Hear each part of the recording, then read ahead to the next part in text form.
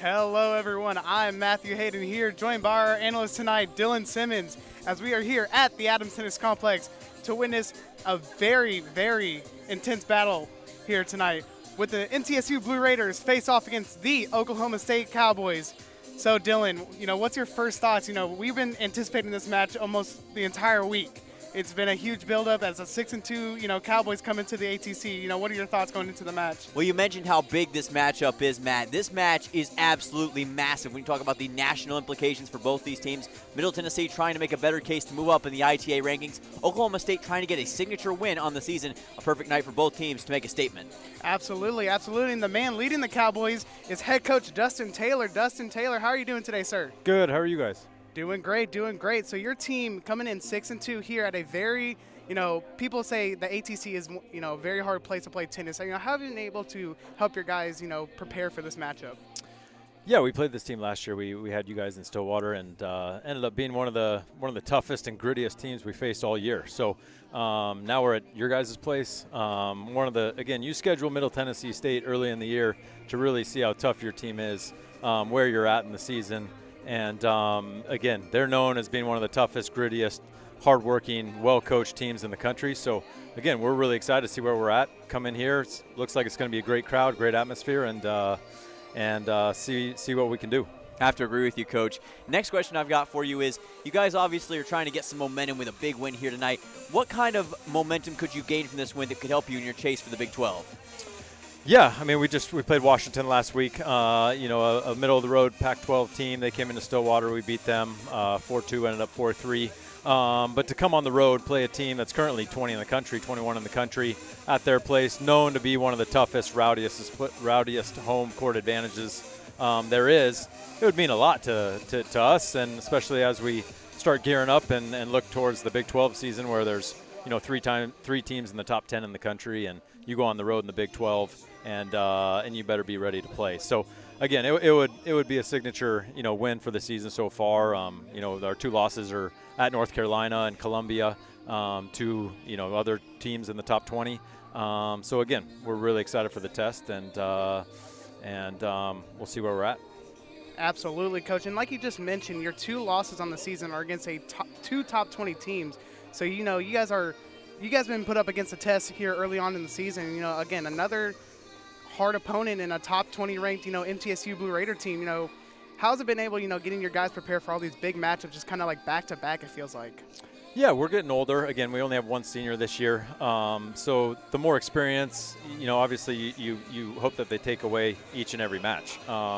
And again, last year we put together a team from one player on the roster that carried over to when I took over in the summer of 2021. So again, we're still fairly young, but with each match and each road trip and each experience, you hope that they're going in the right direction. And again, coming here, this is what we want. We got you guys tonight, and then we play Vandy on Sunday and reassess, and off we keep going with the long season that a college tennis season is. So again, great test, great opportunity for us, and really can't wait to get going. Well, Coach, we love to hear it. Thank you so much for taking time out of your day to come interview, and we'll see you later, and good luck tonight. Thanks, guys. And that was head coach Dustin Taylor of the Oklahoma State Cowboys. And like he was saying, the only two losses they have are against, again, a top 20 teams. Yes. In Columbia and in North Carolina. So just, very big opponents that they've, faced here early on in a, early 2023 season here. Yes, and they're going to be looking to use the lessons that they learned from those games here tonight. This is going to be, they did play those teams in neutral environments, but this is a raucous environment. You're talking the Cathedral of Tennis. There's nothing quite like it. And I'd say Coach Callie would have to agree. Coach, how are you doing tonight? Can you hear me? We can hear you, Okay. Coach Callie. Again, like Dylan was saying, playing here at the ATC is just, the atmosphere is a whole lot. It's a whole lot different. You know that firsthand. Yeah. So your guys have been killing it lately. Just everyone's been coming to the ATC. You guys even took the winning streak on the road to former homeland of Coach Jimmy. So how's your guys been able just to ride the high energy high, even going on the road? Yeah.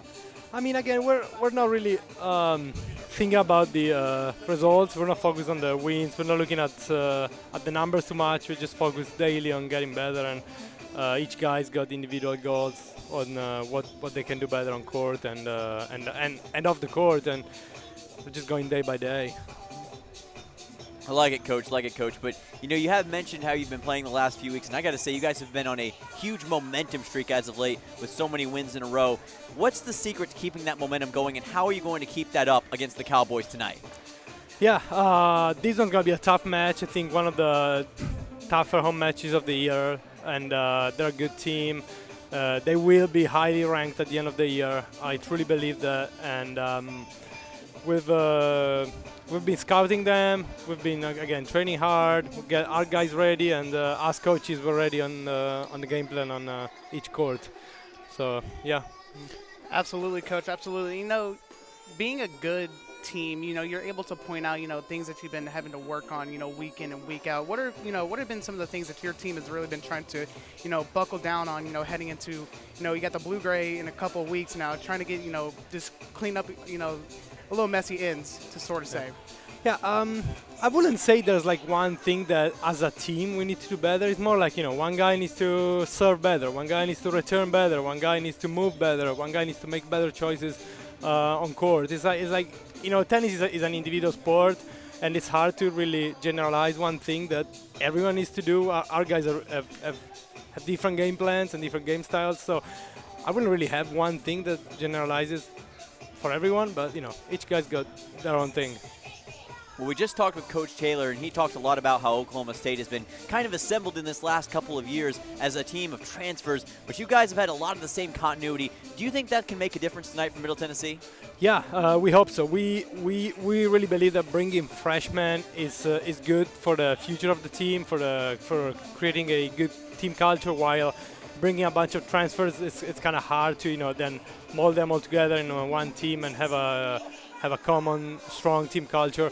So I think that yes, our team culture today is gonna play a good role in the match, and I hope it's gonna help us win. Absolutely, Coach. Thank you so much for your time, and I know you want to get down there with your guys. Yeah. Get ready for a big matchup here Friday night at ATC. Can be an electric night. Yeah. Thank you, guys. Thank you, Coach Callie. So again, that was Coach Callie of your Blue Raiders. As he was saying, the team really is trying to, play it just, year by year. They're not, looking for, they don't look for results at the end of the day. They're just looking to play solid tennis. How does that, help with your mindset going into, these big-time matches, especially against the Cowboys? Oh, it's absolutely huge, because you take your mind out of the implications. It becomes all about this one task right in front of you, focusing and making sure you go out there and perform. That's what Coach Jimmy instills. And we got all the bright lights out tonight and some huge stars as well. Sidney McPhee, the president of Middle Tennessee State University, is here in attendance tonight. There's a lot of pressure tonight for Middle Tennessee, but I've got a great feeling they're going to go out and perform, Matt. Absolutely. The crowd is, building up in here. The choir's trying to get ready. And like you said, President McPhee's here, so some big eyes watching. You could be watching too on CSA.TV or on the MTN Sports YouTube channel. And, here at ATC, we'll be right back after a couple breaks. Mental health affects us all, whether you finish first or last. Whether you win or lose. The stigma around these issues causes those around us to suffer in silence. Mental health is nothing to be ashamed of. You are not alone. You are not alone. As a student athlete, As a teammate, As a friend, we pledge to continue the conversation. because it matters. because you matter. Stand up to the stigma. Stand up. Stand up. Continue the conversation. You are not alone. I have a voice. You have a voice. We have a voice. Our voices can be heard Outside of sports. As student athletes, we have a platform. Now more than ever. it's important that we listen, learn, and lead, and raise our voices for change. We can all do more. Now is the time To make a difference. This is our chance. This is our chance to make a better tomorrow. Together, we will continue the conversation. We have a voice. On June 23, 1972, Title IX was signed into law, and it reads, "No person in the United States shall, on the basis of sex, be excluded from participation in, be denied the benefits of, or be subjected to discrimination under any education program or activity, receiving federal financial assistance." Happy 50th anniversary, Title IX. Thank you for giving little girls like me and big kids like Conference USA student athletes the opportunity to dream big.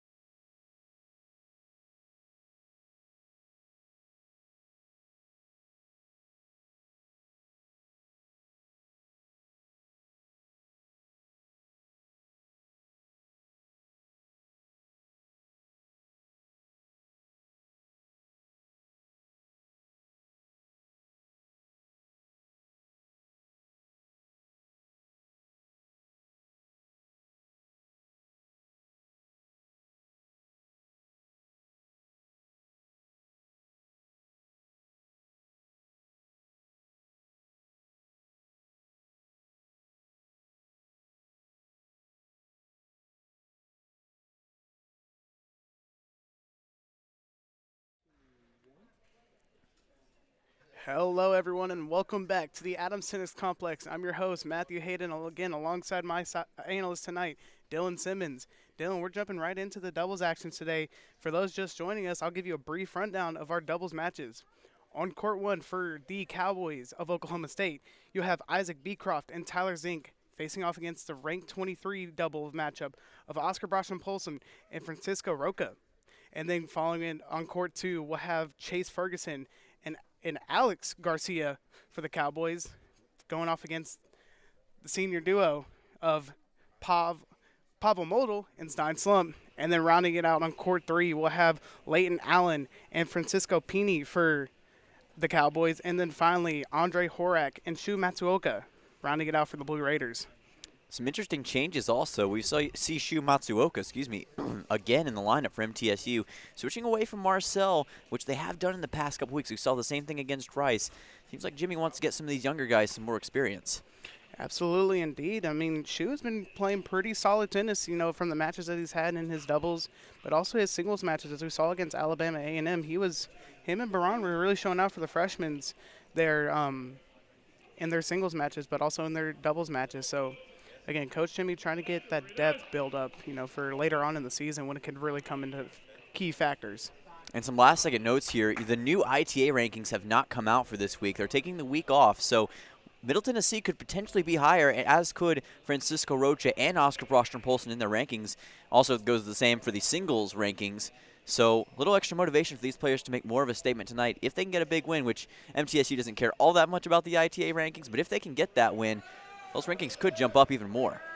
Absolutely, indeed. I know the players might not, look into the ITA rankings, but I know us analysts and us fans, That's of right. the Blue Raiders, we were constantly refreshing the Twitter pages and the websites, trying to figure out if those ITA rankings were ever going to drop. Seemed like they never would. We kept refreshing and nothing happened, and then you get the news that it's not coming out. But I feel like with a win tonight, the Blue Raiders have a legitimate opportunity to make a statement as to it being a top 20 team, Matt. I absolutely agree. I mean, they've just been in cruise control, it feels like, here at ATC, but also, taking it to Blackburg, where they 4-0'd against Virginia Tech. So interesting to see here how they start off the night at the ATC. Your MTSU doubles matches are underway.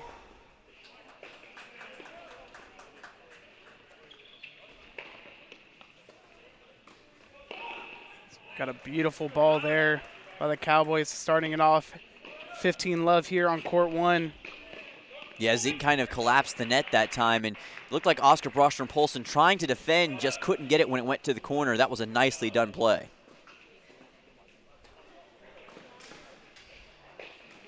Let's watch how he serves this here. That one went right between the legs that time, Matt. Court one the doubles matches has seen a lot of, Dude Perfect-esque, hits. As we saw last week, Francisco Rocha made an absolute SportsCenter top 10 play. For those who missed it, head on over to the MTSU men's tennis Twitter, and you'll see it all up and down the feed. We see Oklahoma State getting off to a pretty good start here. This wouldn't be a catastrophic loss for Brosham-Polson and Rocha, as they are currently watching as Oklahoma State is on serve, but you do want to make sure you can get that next game back if possible. Definitely don't want to take a complete shutout loss early. Absolutely. You want to make them work for it on their serves. That one will squeak in by Oscar Brosham-Polson.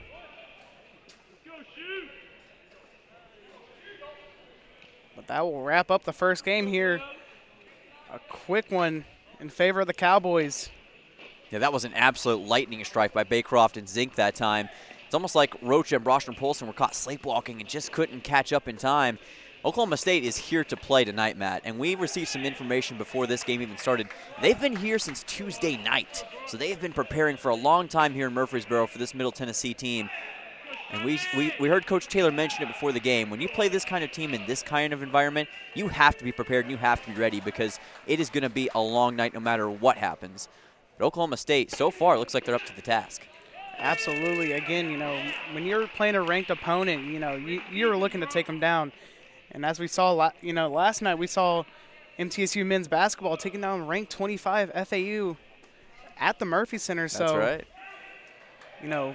ranked opponents have a very hard road when it comes to unranked opponents. So MTSU's got to be on their A game here tonight if they're looking to get a win against the Cowboys. Look at that Cisco spike that time right up against the left side. That was beautifully done. Headband of Doom is out in full force tonight, and you can tell Francisco Rocha feeling it early. Let's see if we get more of that. Ordos have an absolute laser there by Oscar Brosham-Polson. That was laser perfectly placed in that back corner. Really nothing that Baycroft or Zink could do but just watch it fly by. That is the beauty of the serve that Oscar Brosham-Polson has.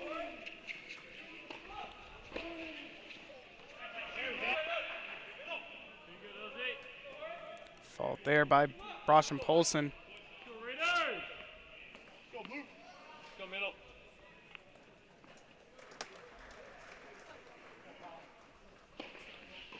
That ball sent to the net by the Cowboys pushes MTSU out to their 40-love lead.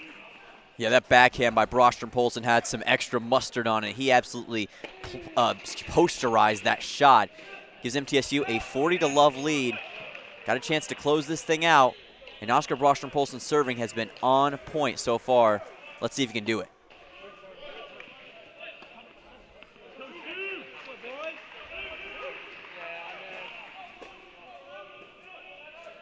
That one sent wide by the Cowboys. And it looks like copy and pasting of the two play styles there, as both MTSU and Oklahoma State easily handle their serves. And Matt, isn't it funny how quickly the momentum of a game can shift? We saw Oklahoma State get a complete shutout victory in the first game. Middle Tennessee comes right back and does the same thing. Shows that these two teams, they don't let the first game or the game beforehand stick in their mind for too long. Absolutely, indeed. So that one just a bit to the left there.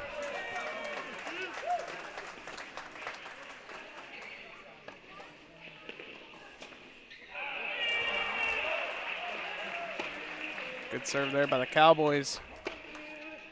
Yeah, I couldn't tell if Rocha just kind of misjudged that shot and didn't quite have the space on it that he wanted. Ends up falling behind 15 Love and kind of saw him shaking his head. He knows that's his bad. Can have a chance to redeem himself, though.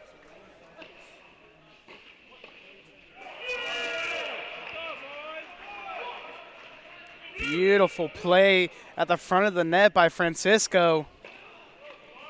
This guy is a human tennis highlight reel, and he just did it again. Very nonchalantly just kind of poked his racket out, took care of that shot right in the corner, and Oklahoma State can just sit and watch. It looks like we made a misjudgment there on that first serve. Looks like that was a double fault there from the Cowboys, resulting in a 30-love lead here for the Blue Raiders.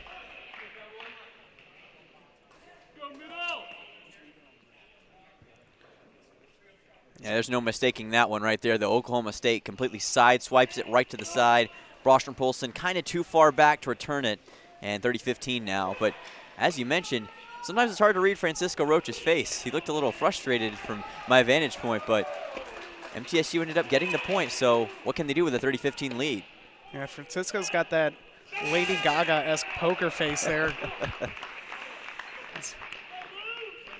Sometimes, but as we've seen in the past, Francisco Rocha, he loves to show his emotion, so he will let it know what he's feeling on the court for the fans in the stands.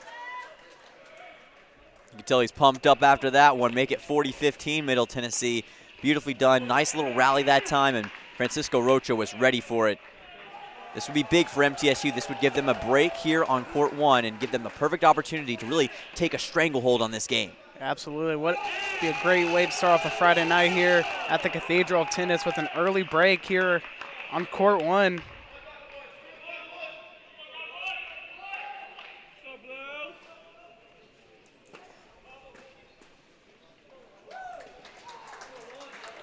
And that is exactly what's going to happen as the boys in blue pumped up about an early break there, pushing their lead now to 2-1 on court one.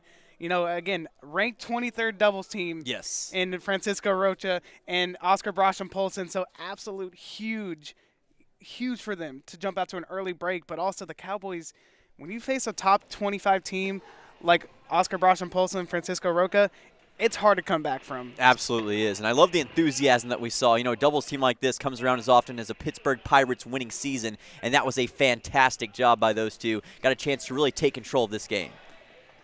Now we'll jump into the action here on court 2 with, again,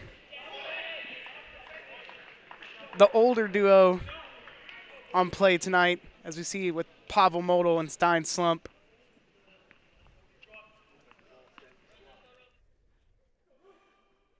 Yeah, 2 fifth-year graduate guys right there trying to make a statement over on court number 2. They've been really consistent, maybe the best record of any doubles team thus far this year, Matt, so this is going to be big for them. Absolutely. It's going to be big indeed. So we see here all knotted up at 1. 15 all. Pav with the serve here.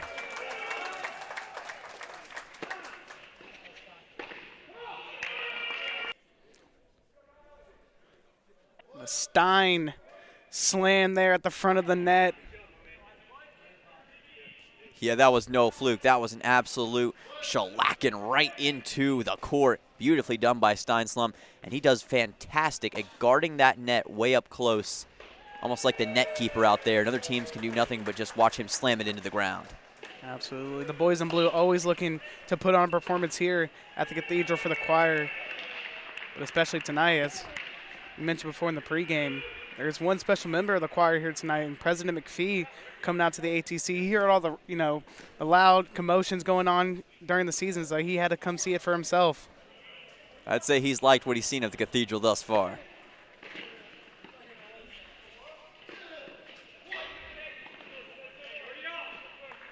So that one will jam Stein there at the front of the net.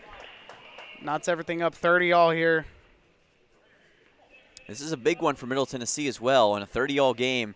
We mentioned the break over on court 1. There's a potential for a break here. If Oklahoma State can get the break back on Middle Tennessee, all of a sudden that puts the Blue Raiders in a very high-pressure situation.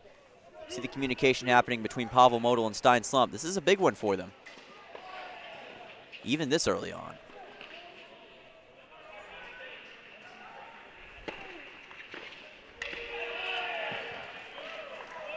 That one will squeak past Stein there.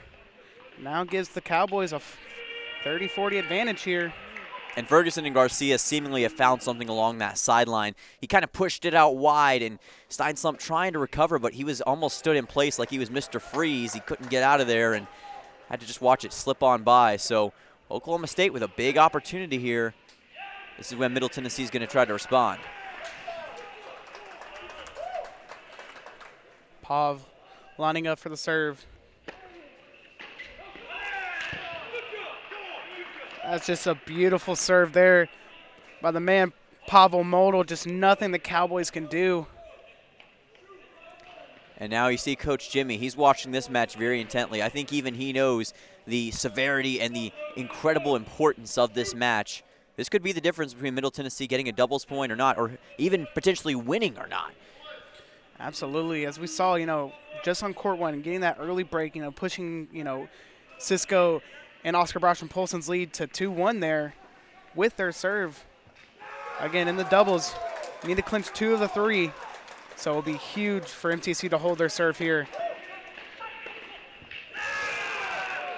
And that is what they will do as Stein annihilates that ball into the ground, keeping it inbounds. Just nothing the Cowboys can do there. Yeah, you put it perfectly. Annihilated that ball, and you saw Coach Jimmy was fired up after that as well. Stein Slump coming in with a clutch decision that time. MTSU was down 30-40, Matt, but they managed to claw their way back in. That's what they've done all year, and they're trying to do that again in doubles. Love to see it. Absolutely, as we'll jump on board here on court 3 with Shu Matsuoka and Andre Horak up 40-30. As that will secure it, as this one will be all knotted up at 2 apiece here. And again, like we stated before, Shu Matsuoka getting some reps here in the doubles instead of Marcel. So interesting, as we've seen, it's paid off for Coach Jimmy, in the previous matchups as he's looking to, see more and more, improvement from Shu, because like Jimmy has said, Shu is a great tennis player. Yes. But when you play on a great team like the Blue Raiders, it's just hard for you when he's only a freshman. Right. And so it's just huge for him to get these early reps here.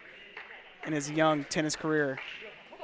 And a lot of people may question the decision to swap out Marcel for Shu, but really what Matsuoka has proven is that he has the intangibles to succeed on this big stage. A lot of players kind of get stage fright in these big moments early on, but Shu Matsuoka does not have that in the slightest. And he and Andre are really coming together well, and that's great recognition by Coach Jimmy.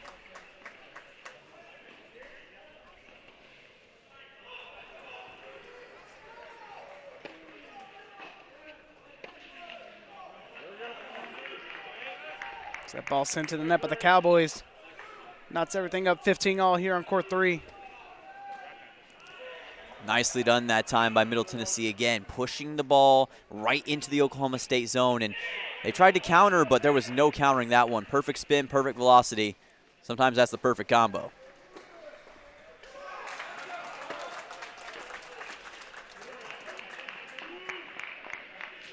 There, Shu Matsuoka showing off the magic he can perform with the racket, as jamming the front man there for the Cowboys. Yeah, he kind of got Allen off balance that time. He was trying to recover and lost control. Had to watch the ball skip into his racket, and he didn't have the angle that he needed of his body to put it over the net, so nicely done. Someone sent to the net by Andre. Gotta say, these two teams early are pretty evenly matched. This is gonna be a fun one, Matt, to see who comes out on top. I think it's anyone's game. This could very well go to a tiebreaker set. Absolutely. As we've been seeing, they just keep going back and forth. But also we've seen early on that some teams can just jump out to a quick lead. As we see here, Pav and Stein up 40-love here. Looking for a break. Push their lead to 3-1 here on court 2. Boy, you want to talk about a momentum shift. This would be massive.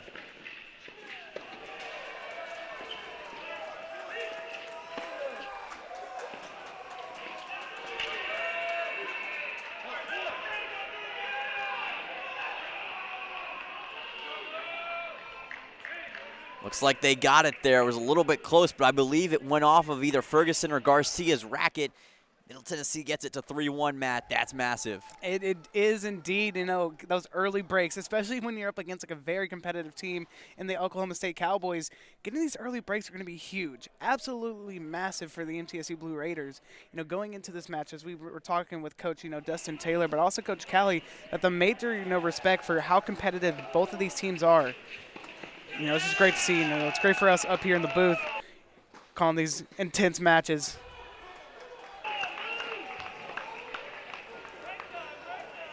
See this one getting to 30-all. And one thing I've noticed about Brostrom, Polson, and Roach's playing style is sometimes they kind of start off a bit slower. It's almost like a feeling out process for those watching at home. They're trying to feel out their opponent, trying to see what their strengths, what their weaknesses are. These guys are master tacticians and technicians, and they love picking apart their opponent.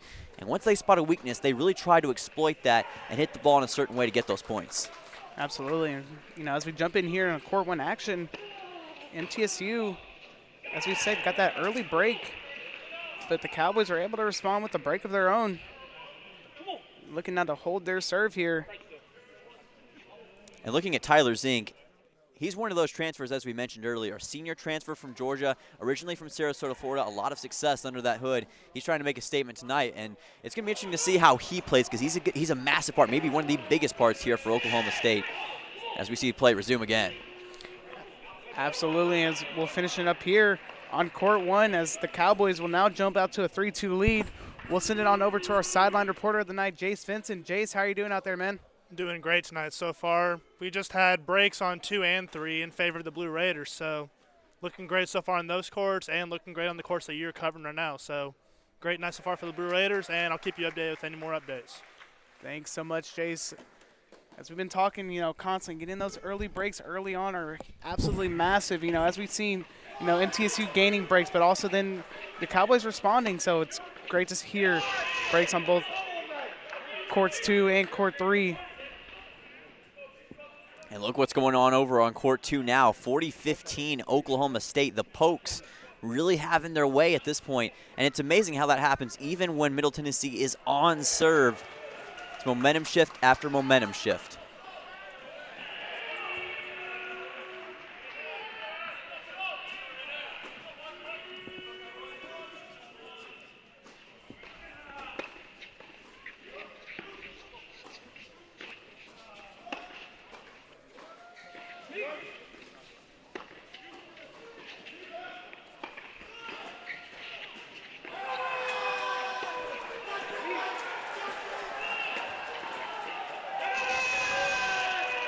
That one will be sent wide by Pav, and Ferguson and Garcia showing off the emotion here.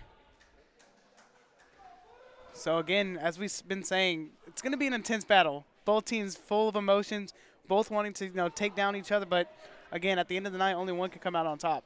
Yeah, Oklahoma State really shifted gears like they were at Daytona that time where they break back, and now they've got a perfect opportunity. It amazes me how momentum shifts back and forth between those two teams. But now we head over to court 3 once again.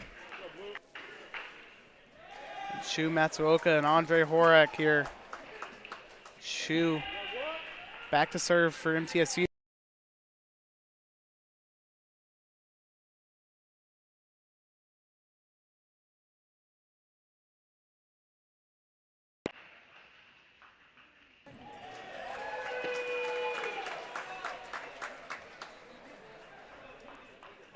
As we wait for the call in there, that looked really close. Boy, that was close. You saw Andre signal out. Kind of tough to tell from our vantage point here through play sight. Almost looked like it may have touched the white line, but I trust Andre's opinion, and the ITA official seems to agree, so point for Middle Tennessee. So that will now push it to deciding point here. Will the Cowboys respond with 2 straight back-to-back clean balls, or will Shu put it away to push it to 4-2? Looked like that one kind of double bounced into Shu's racket that time.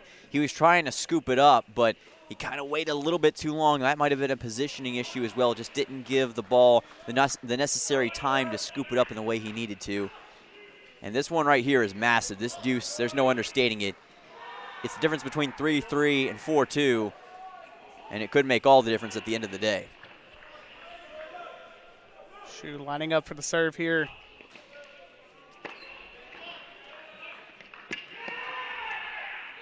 A little miscommunication there by Andre and Shu, as that will now lead to a 3-3 tie here on court 3 with a break from the Cowboys.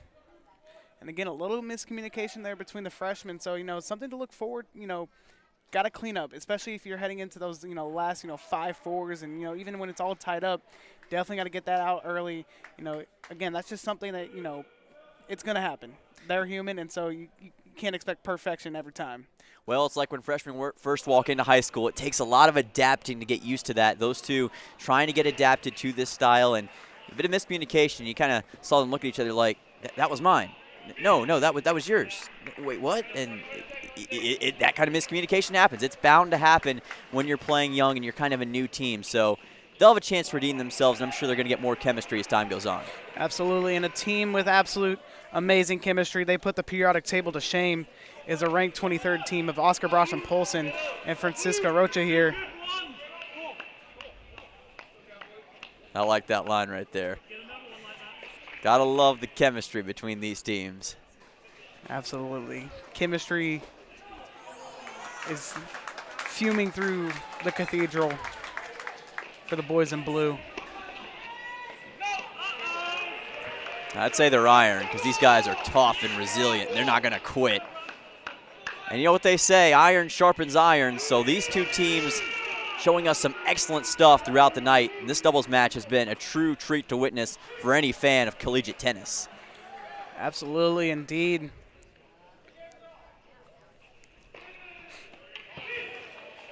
That's Francisco Rocha here and Oscar Brosh and Polson. 30-15 here on court 1. That one will clip the net there.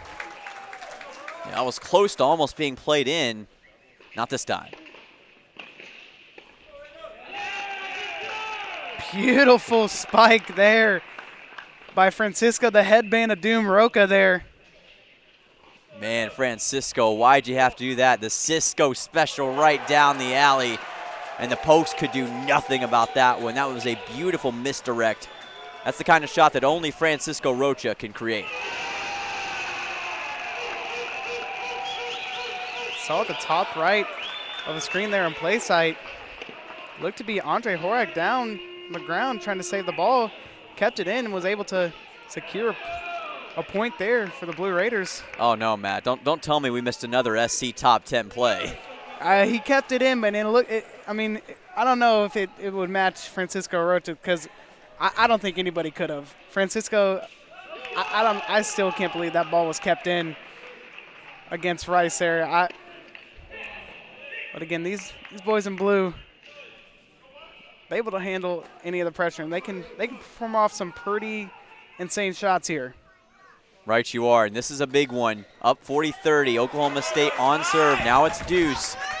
This is going to be absolutely massive between these two, and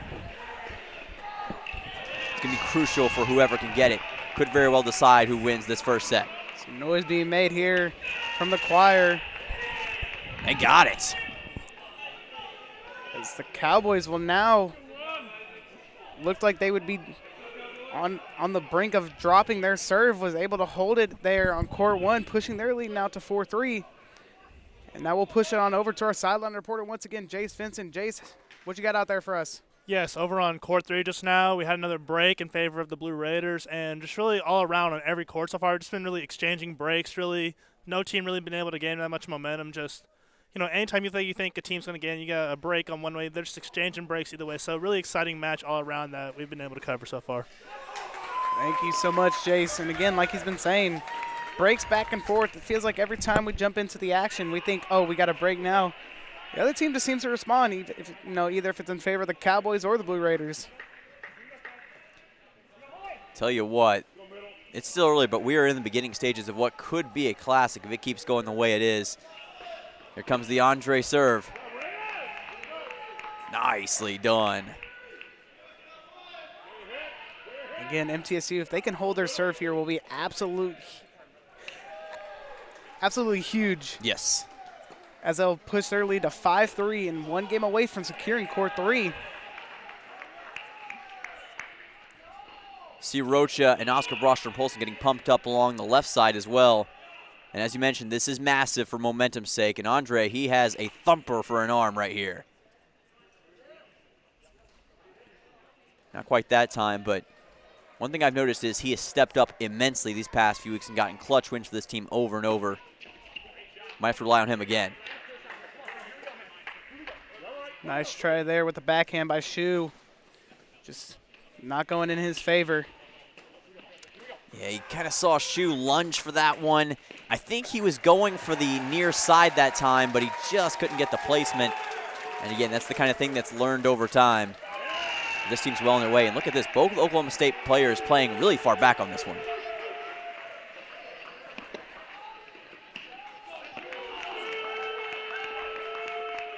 Shu must have been seeing the spikes at Cisco and Steinovitz, and he's like, I could do that on my own over here on court 3 as well. As that one will be sent to the ground by Shu, pushing now the lead to 40-15 here on court 3. Yeah, he hopped on the escalator like he was at Stones River Mall that time, spiked it into the ground, beautifully done on elevating himself. Great job by Shu, and now a chance to clinch. Like you were saying, Andre has a beautiful serve, can put some mustard on the ball. And again, he's only a freshman. So it's just crazy to think that he's going to keep building it, as he gets older. And it's going to be coming in even hotter and hotter. So I'm really excited to see, later on in his career here at the Cathedral, just to see how fast he can clock that serve in. Absolutely. This guy continues to grow his legend as time goes on. Andre is a legend in the making, and he's going to keep playing that way. And I think Coach Jimmy will rely on him as time goes on. I would not be surprised if one day we see him as the number 1. Absolutely, indeed. As we'll jump on here with court number 1. As Francisco Rocha here. And Oscar Brostrom-Polson down 4-3 with their serve, but up 30-15.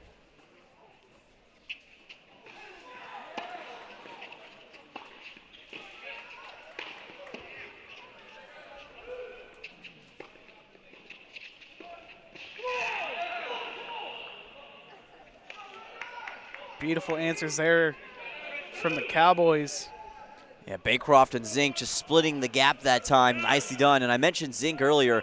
Last year, he was the co-Big 12 Newcomer of the Year. This guy's a former blue chip recruit and was once number 26 in singles and number 7 in doubles in the ITA rankings.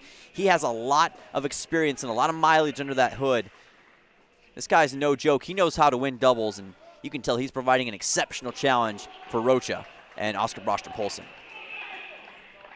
As we see Oklahoma State, both on court 3 and on court 1 here, playing a little bit more defensive style on the serves, playing extra far back.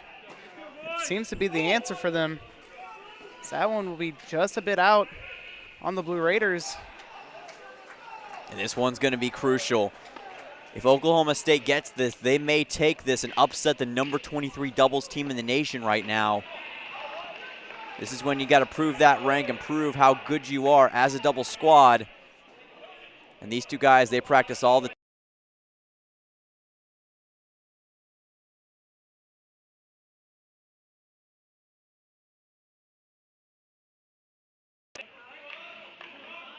We've seen some magic happen here on court 1 with some comebacks, so I wouldn't put it past Oscar Broster-Polson and Francisco Roca here to pull it out.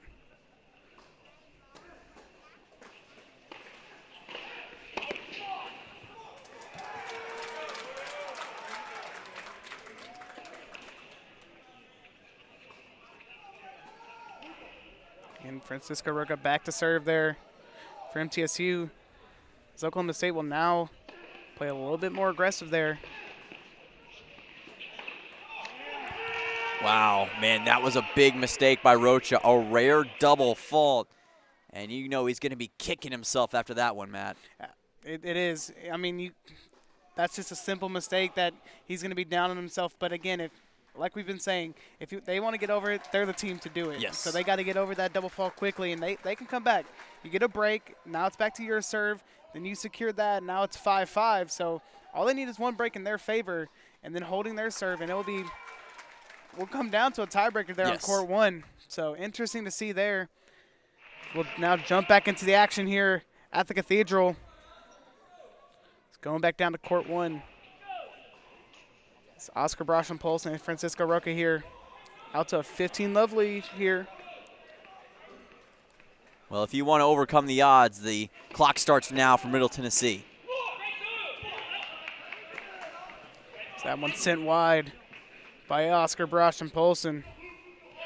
He was kind of going for the misdirect along the far sideline, and he couldn't get it past Baycroft and Zink without putting it out of bounds, and that's the kind of thing that he'll have to work on throughout this game to make sure that that doesn't happen, because they will feast on those mistakes. This Oklahoma State team plays very disciplined tennis, and MTSU is going to have to try to match that.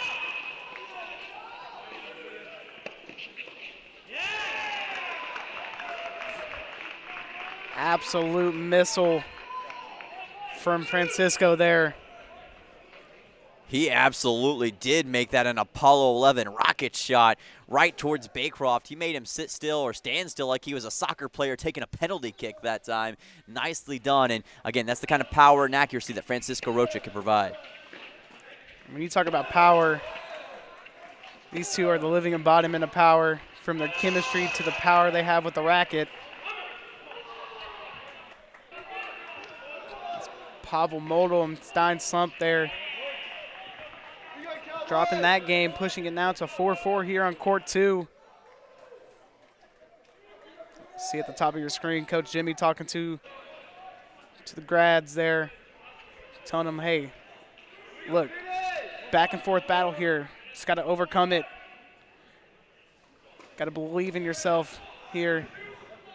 Biggest thing he's trying to do right now is tell them to remember what we practiced, remember what we've gone over time and time again. I think they'll get the message.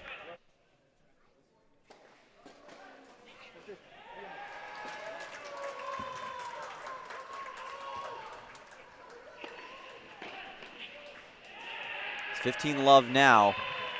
This is a great opportunity for them on serve. This is when you go into attack mode and you put pedal to the metal. Beautiful serve there by Stein. Pushes the lead now to 30 love here. And that serve may have looked slow, but trust me, in real life, that serve is coming at you like an absolute bullet, and there's nothing you can do to stop it. Stein Slump has some real power, and he probably put even a little spin on that for the misdirection. Nicely done. And again, just a powerful serve there by Stein. You know, as a viewer, you know, here at the Cathedral, personally, seeing these boys serve, I'm surprised some of the people can actually react to it, because I know if I was down there, I would stand no chance. These serves come in hot. Well, I played men's tennis for 3 years in high school, and all I'm going to say is if I played anybody like that, I would have just forfeited the match and gone home immediately, because there's nothing you can do against that kind of speed that these guys have. But that just shows the excellence on both sides between these two. To be able to return serves like that takes hours and hours and hours of dedication. And we're seeing the best of both teams right now. And here's a chance for Middle Tennessee to lock it up. And that they'll do, as a crowd here at the Cathedral will erupt, as that will now push Pavenstein's lead to 5-4 here on court 2. And again, teams are on the brink of completing a huge clincher here. Yes. Early on in the doubles. As you hear going on in the background, the crowd is erupting.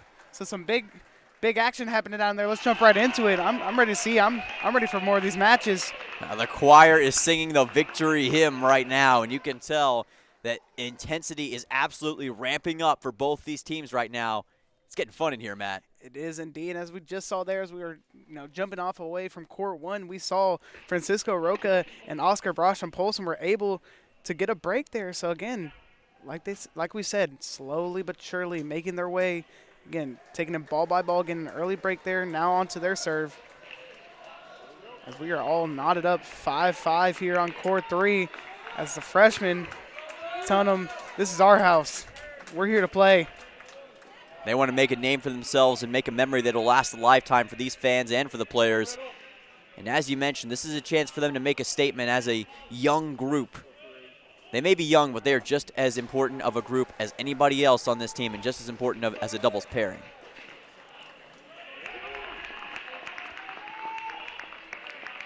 That's going to be 40 love. Now if you're Middle Tennessee, all you got to do is get it to 6-5, and you're in the perfect position on a serve to close this game out.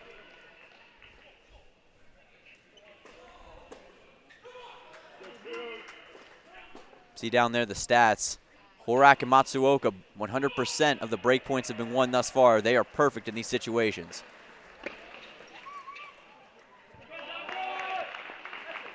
That one will be sent long by the Cowboys.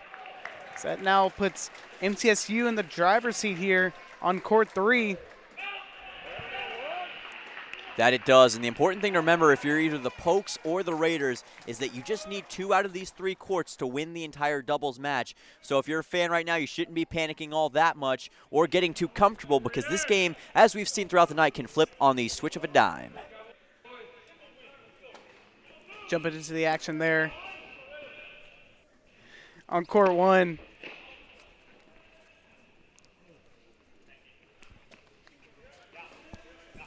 $15 advantage here for Brosham-Polson and Cisco. Yeah, you saw Francisco kind of slip that time as he was trying to get the ball back under him. I think he kind of lost his balance and kind of like falling off the balance beam in the playground. You just can't keep it up, and he watches the ball flutter past. Now it's 15-all. And this is a chance for Middle Tennessee to nod this up after a 3-5 deficit early on.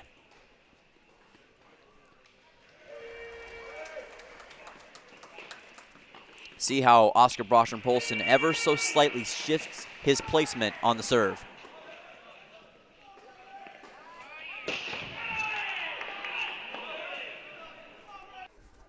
Looked like deja vu was going to occur there, as we had Francisco Roca looking like Willie Mays at the Polo Grounds for a second. Yeah, he was trying to chase that one down, looking for a replica of the SC top 10 play we saw last week. Just couldn't chase it down in time. But he's still Francisco Rocha, and he's still got that headband of doom. And the important thing is right now, just keep moving one step at a time. Don't look at this as a game to win it or a game to tie. Look at this as an opportunity to just put one foot in front of the other and get a victory that you need. You see Brosham-Polson there, a little flustered.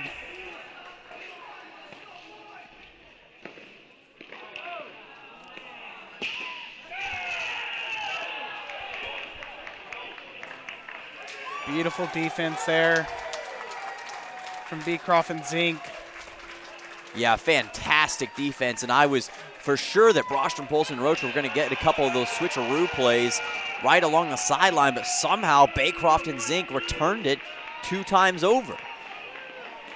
And now, even if you know what you need to do, you almost have to wonder, what do I have to do to beat this team? But it's all about maintaining your composure, even for guys who play with a lot of emotions. That's one way to start it there. Again, just trying to play it one ball at a time here.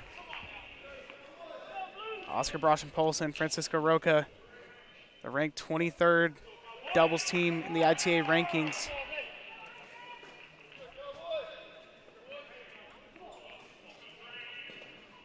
Brostrom Polson lining up for the serve.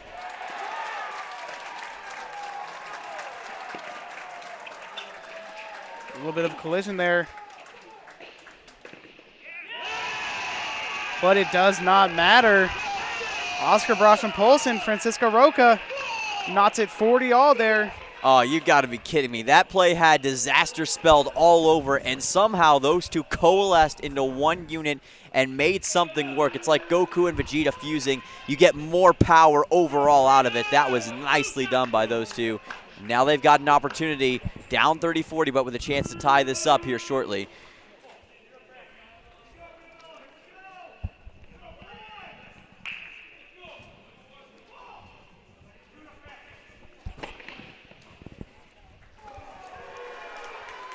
Second serve here coming up. Let's see how Oscar Brostrom Polson delivers this one.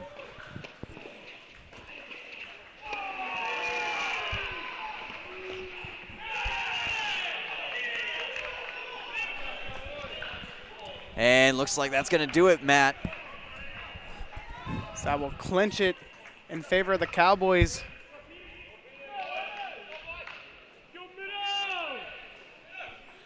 Well, tough loss for Middle Tennessee there, but while we got a moment, let's send it over to our sideline reporter, Jace Vincent. Jace, what's it looking like? Yeah, a tough break there on the court 1 there, but then over on court 5, MT evens it up, takes that court with them just taking the 6-4 win over there. So even up, all coming down to court 3 over here. So I'll come down to the wire here in the doubles point. Thank you so much, Jace. As he reported there, Pablo Model and Stein Slump clinched their court. So all even 1 court apiece here in the doubles. All comes down to the elusive third court. Yes. So let's jump straight into the action there with the freshman duo of Andre and Shu.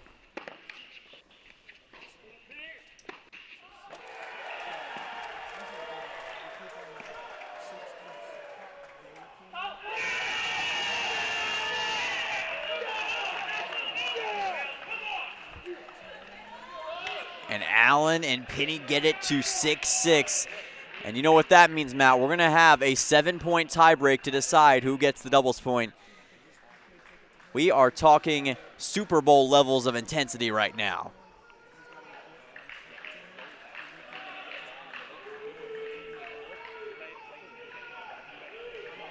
And you got to wonder, going through the minds of both these teams, whether you're the Pokes, whether you're the Raiders, how do you decide this? And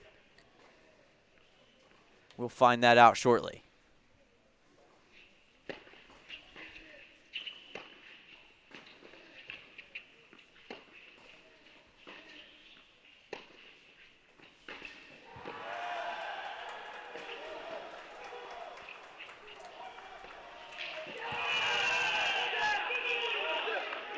Missile sent in there for the Cowboys. Andre tried to lunge for that one, and he just couldn't reach across in time. And Oklahoma State, the Pokes, finding themselves in perfect position again, Matt. That is indeed. I mean, again, like we've been saying, how crucial this doubles point is. It's going to be absolutely massive heading into those singles, because going in 1-0 into the singles is absolutely it's huge. Yes.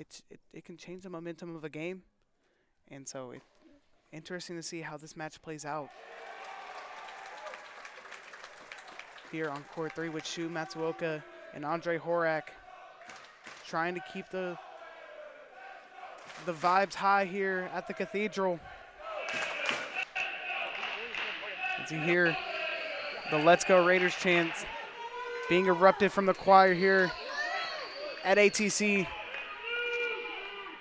The choir at the Cathedral is louder than they've been all night. And now, again, it comes down to these fantastic freshmen to see if the Raiders can pull out a victory. And you got to wonder if they're ready for the occasion.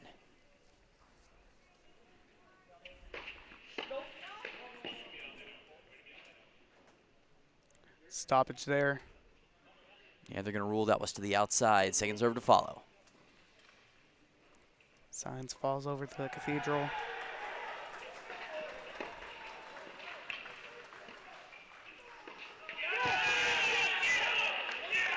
That one sent long by Shu.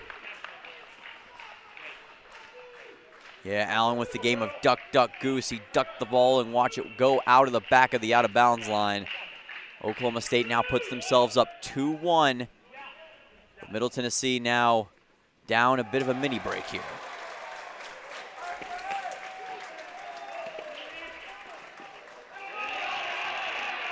And they'll get that mini break right back. Andre, when the phone rings, he answers. That he does, and now it's a 2-2 game once again. And the intensity between these players just continues to ramp up. This is when you got to keep a clear mind as a player and don't let the moment overtake your playing ability.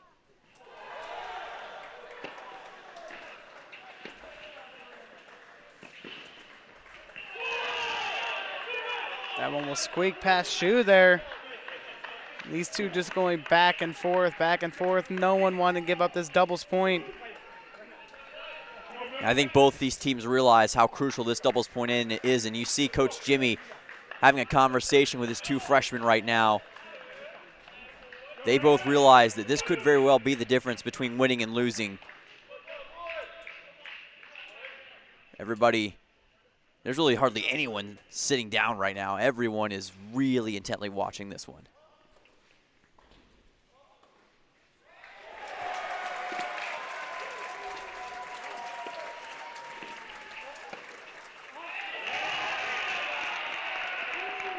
That one will be sent long by the Cowboys, and with every ball, the crowd here erupts.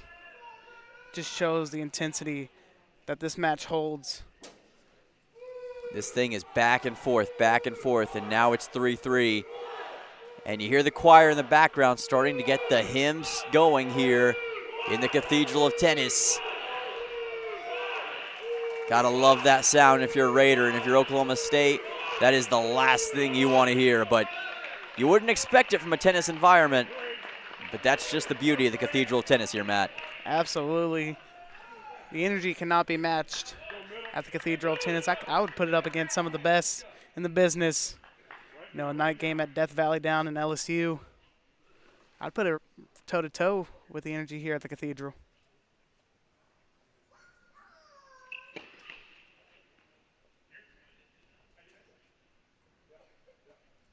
Missed that first serve. Let's see what Andre's approach is here.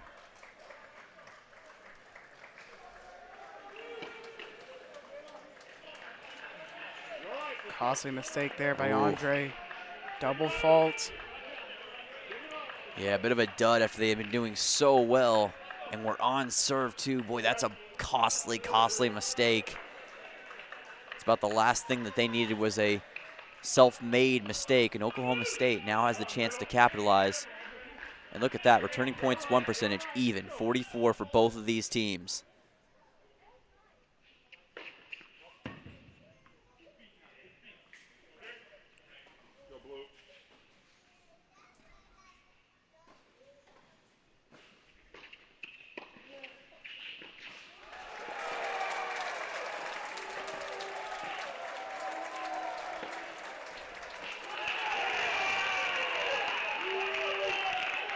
Beautiful response there from Andre and Shu. Beautiful response indeed, and you saw Allen kind of backtrack. I think he almost whiffed it a little bit, didn't get quite enough clearance on the ball when he hit it with his racket, and it didn't quite get over the net. And you hear the Ole chants breaking out in the form of Let's Go Raider chants.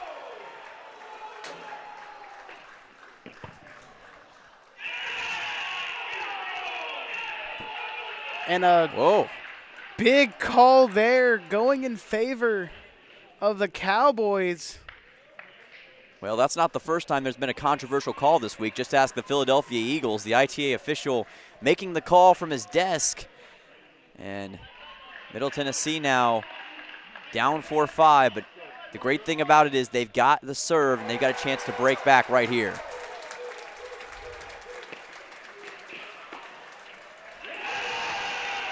And answer back they will. Now pushes it to 5-5. It's one of those matches, just who is going to blink first? No one is wanting to give this point up.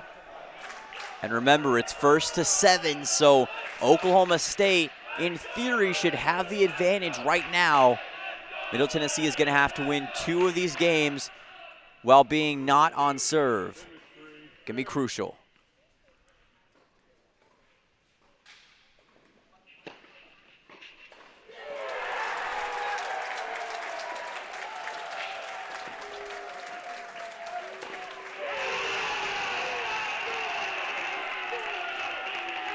Huge spike there at the front of the net by Shu. The crowd here at the Cathedral getting pumped up alongside Andre and Shu and Coach Jimmy as well. Shu slammed that one down with some authority that time. You love the enthusiasm from the freshman. And now the ball is firmly in Middle Tennessee's court. But Oklahoma State does have the serve. This one coming down to the absolute wire.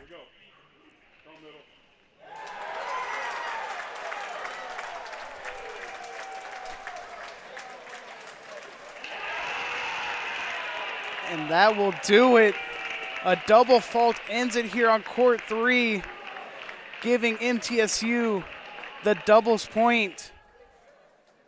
One of the best doubles rounds I've seen in a long time, Matt. And you got to feel for Oklahoma State after all that intensity, all that back and forth, it ends in a double fault. But it goes back to the fundamentals, right? You've got to perform in those moments and make sure that you get even the basic things down pat. Sometimes you overlook those and it ends up biting you.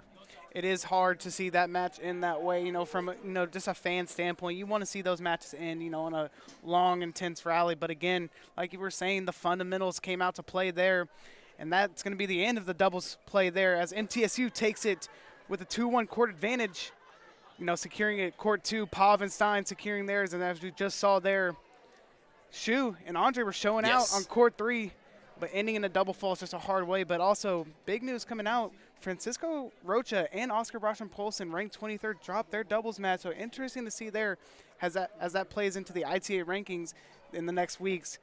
And we're going to take another short break here. You are when we return, we'll have our singles matches. You are watching Middle Tennessee State University Blue Raider Tennis here on CSA.TV and MTN Sports YouTube channel. This is MTN Sports. Mental health affects us all, whether you finish first or last. Whether you win or lose. The stigma around these issues causes those around us to suffer in silence. Mental health is nothing to be ashamed of. You are not alone. You are not alone. As a student athlete, As a teammate, As a friend, we pledge to continue the conversation. because it matters. Because you matter. stand up to the stigma. Stand up. Stand up. Continue the conversation. You are not alone. I have a voice. You have a voice. We have a voice. Our voices can be heard Outside of sports. As student athletes, we have a platform. Now more than ever. It's important that we listen, learn, and lead, and raise our voices for change. We can all do more. Now is the time To make a difference. This is our chance. This is our chance to make a better tomorrow. Together, we will continue the conversation. we have a voice. On June 23, 1972, Title IX was signed into law, and it reads, "No person in the United States shall, on the basis of sex, be excluded from participation in, be denied the benefits of, or be subjected to discrimination under any education program or activity, receiving federal financial assistance." Happy 50th anniversary, Title IX. Thank you for giving little girls like me and big kids like Conference USA student athletes the opportunity to dream big.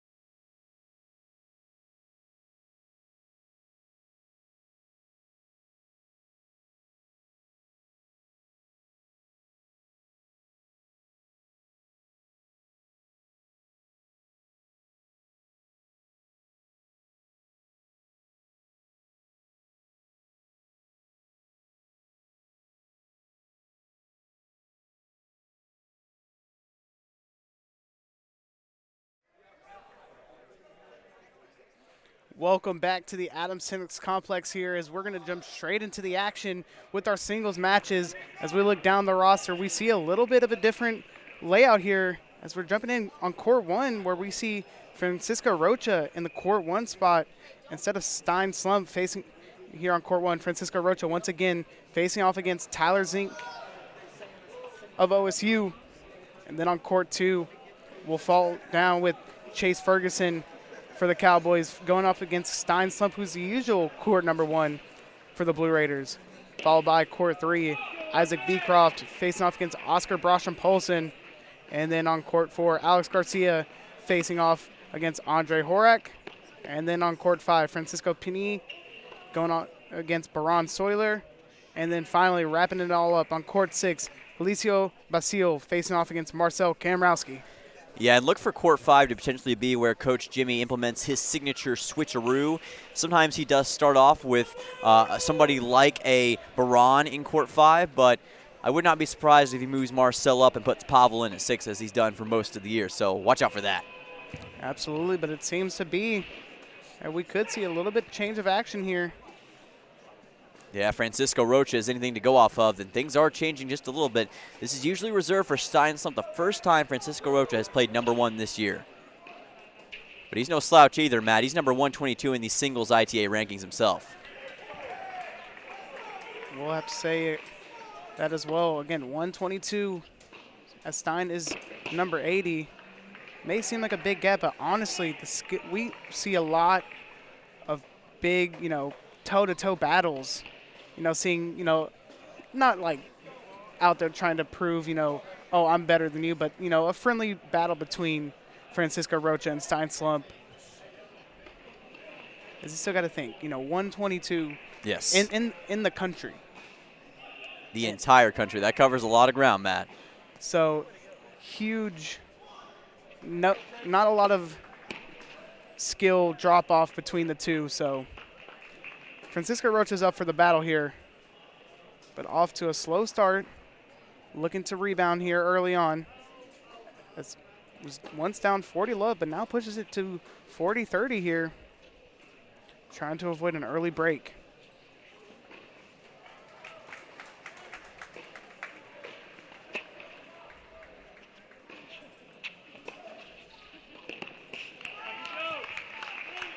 Beautiful misdirect right there.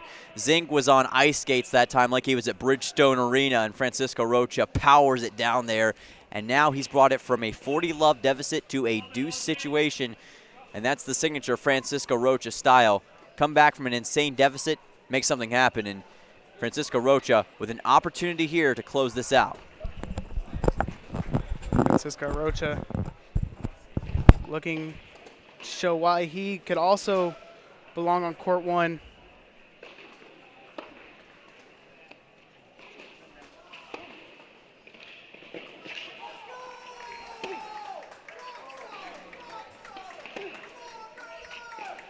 Long rally here in between Francisco Rocha and Tyler Zink as stoppage of play, as we'll now shoot it over to our interviewing cam. We'll have President McPhee making his debut here at the Cathedral in the 2022-2023 season. President McPhee, how are you doing tonight? I am fantastic, particularly after that nice win in doubles. Absolutely huge win for the Blue Raiders there in the doubles match. Again, like we stated, your first match here at the Cathedral this season. How was it, that doubles match, just introducing you to the atmosphere here at the Cathedral? Well, it was sweeter than sweet, let me put it that way, because I actually got my doctorate from Oklahoma State and taught there for 7 years. But I'm true blue. I'm all blue, and I was glad we pulled that out. Absolutely, Mr. McPhee. And, we got a couple questions as well going back to this. And you've seen the continuous rise of this Middle Tennessee men's tennis program over the past few years, taking out teams like Princeton, Michigan State, Indiana, and now they've got an opportunity to do that again against a very good Oklahoma State team. What does that mean, and what does that display for the entirety of Middle Tennessee State University? Well, I think we are telling the world that this is the place. We're no longer as some would call that small institution in Murfreesboro.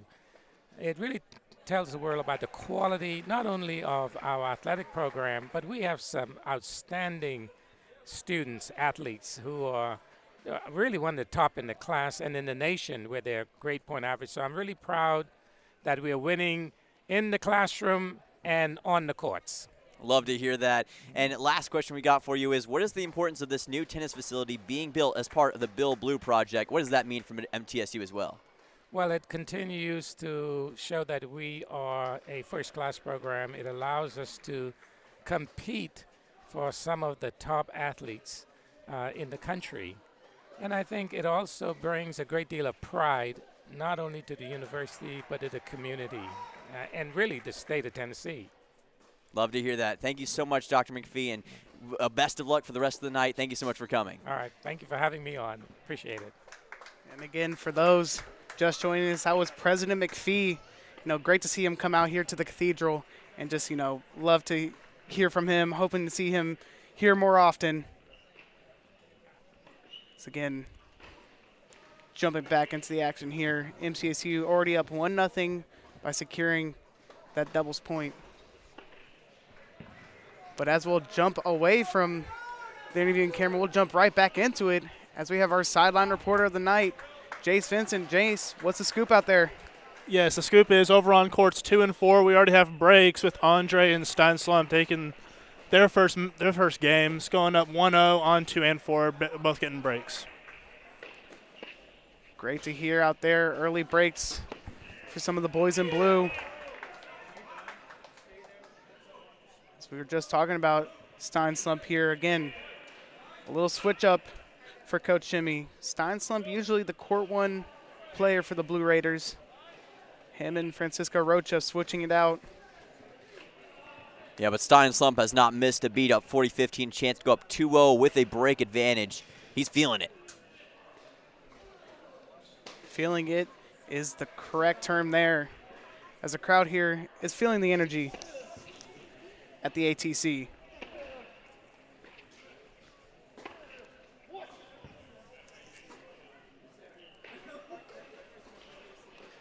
That ball will squeak in there in favor of Ferguson. Ferguson, an integral part of this team. In this fall in the SEC Big 12 Challenge, he was 3-0 for the team, and he's the lone fifth-year player on this team. He's had a lot of great history. As a sophomore, he was the number 121 player in the ITA preseason singles rankings. He's been as high as number 45 in the ITA singles rankings, so Stein Slump's got a legitimate challenge here tonight. And he just says, I'll take care of that with that shot right there. Beautifully done by Stein Slump on that serve. Stein Slump, again, ranked 80th in the country. As just ranks are building up here. Absolutely. At the ATC in favor of the Blue Raiders. Again, ranked 21. Again, ITA rankings did not drop this week, taking a little bit of break there. So interesting to see how this Oklahoma State game plays out for them. Maybe it plays out into a higher ranking for them, or maybe it could affect their ranking by a sloppy performance. Just depends on the outcome of the matches here. I'm not a prognosticator, but what I will say is if Middle Tennessee can beat a very good Oklahoma State team tonight, I think that only enhances their resume for the future. And if they can add a couple more wins against SMU and Austin Peay, I'd say we're going to see them in the top 20, maybe even breaking close to top 15 conditions for ITA. Because you got to take into effect, that even though these teams they don't have that ranked beside their name, these are still high-quality opponents. As we were talking earlier on, Oklahoma State is 6-2. And their two losses are against at the time, a number 17 UNC squad and then a number 21 Columbia squad. But other than that, they've been playing flawless tennis. And so it has not been an easy path for the Blue Raiders this year. And Oklahoma State is looking to put a halt in that path with the win here. We see Oscar Brostrom-Polson taking on Baycroft over on court 3. Some things do stay the same when it comes to Middle Tennessee tennis, and that's number 90 in the ITA singles rankings, Oscar Brostrom-Polson, defending his corner on court 3. But Baycroft has presented a legitimate challenge, and he's got a chance to take a 2-1 lead. Let's see if Brostrom-Polson can fend it off. A little tad bit of information here. As we've seen before, Coach Jimmy likes to insert, make a last-minute switch here. As we stated earlier, we originally had Braun listed on court 5, but like we stated, Marcel Kamrowski pushed up to court 5. Pavel Model is now on court 6. So interesting to see how that plays out later on into the night. Yeah, we call it the Coach Jimmy signature switcheroo, and that's exactly what he did there. It's almost like a misdirection. Just like how you have a misdirection on the court, you have a misdirection on the sheet. That's what Coach Jimmy just did, and trying to spill it over into the game.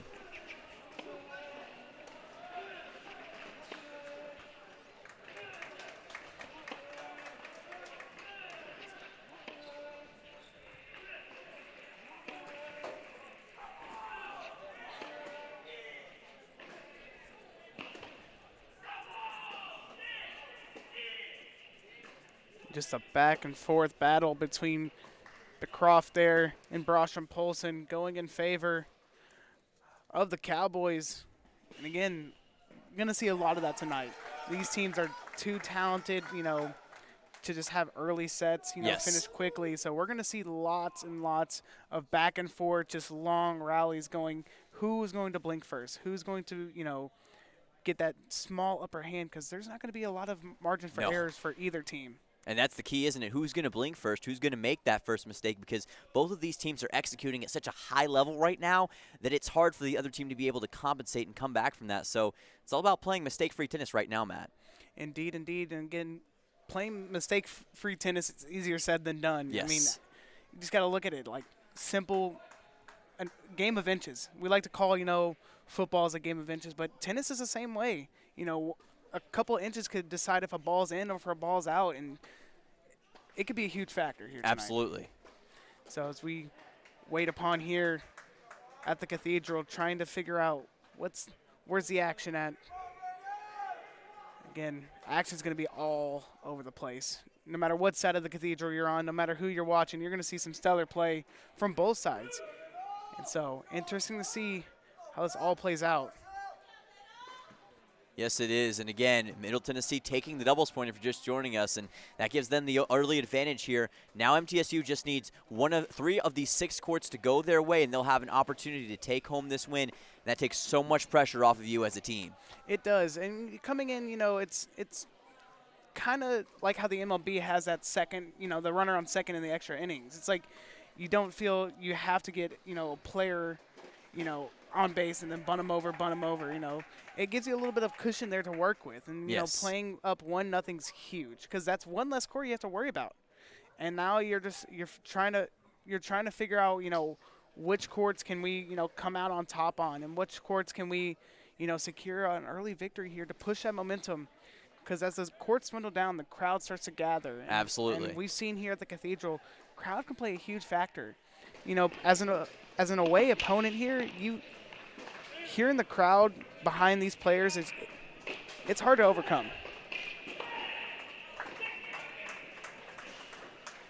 We apologize for the technical issues we had for a second there. Back on court 1 now with Francisco Rocha taking on Tyler Zink. Deuce situation, and for Rocha, this is going to be big. He ended up winning the toss, and if he wants to really take control and have the advantage in this early set, he's going to need this on-serve shot right here.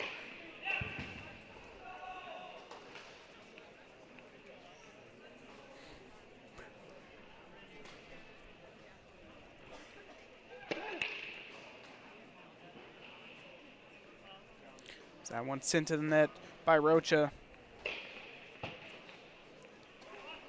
Let's see how Francisco serves up this windmill. Really close to the center line here.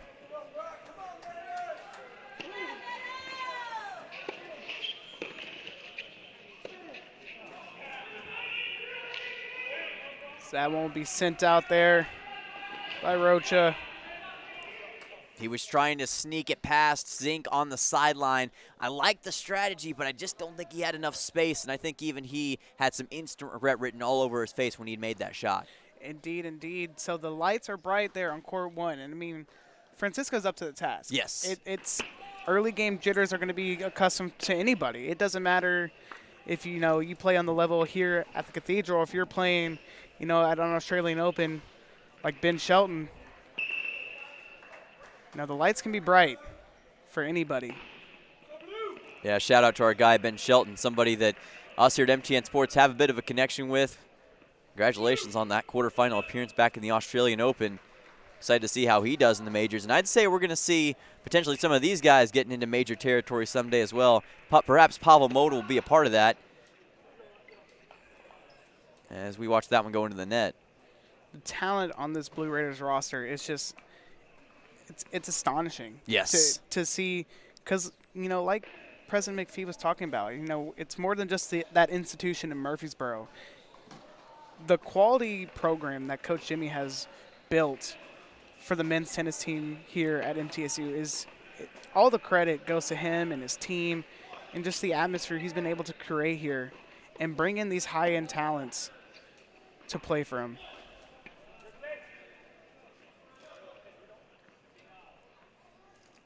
Looks like they're going to rule that one out, but you saw what Pavel was looking for that time as he kind of watched it go to the outside. And one thing Pavel Moda has been great at thus far this season is being the closer. He loves to close things out, be the deciding factor. And when it comes to court 6, he does that all the time. Pavel Moda, the Mariano Rivera of the Blue Raiders. One to close out the competition here.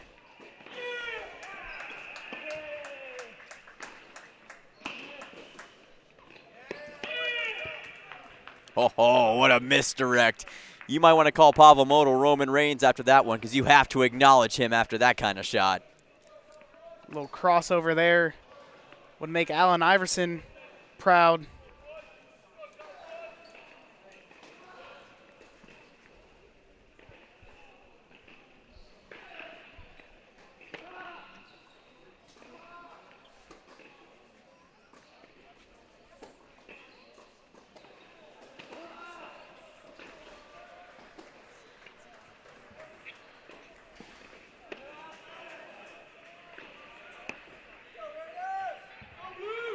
One sent to the net by Pav. Yeah, and Pavel got extremely lucky that time. He was trying to skip it across the net like he was at the lake skipping rocks, and he just couldn't get it to the inside of the shot, and it didn't quite work. And we're going to have some more stuff coming to you shortly as we get ready for the next serve here.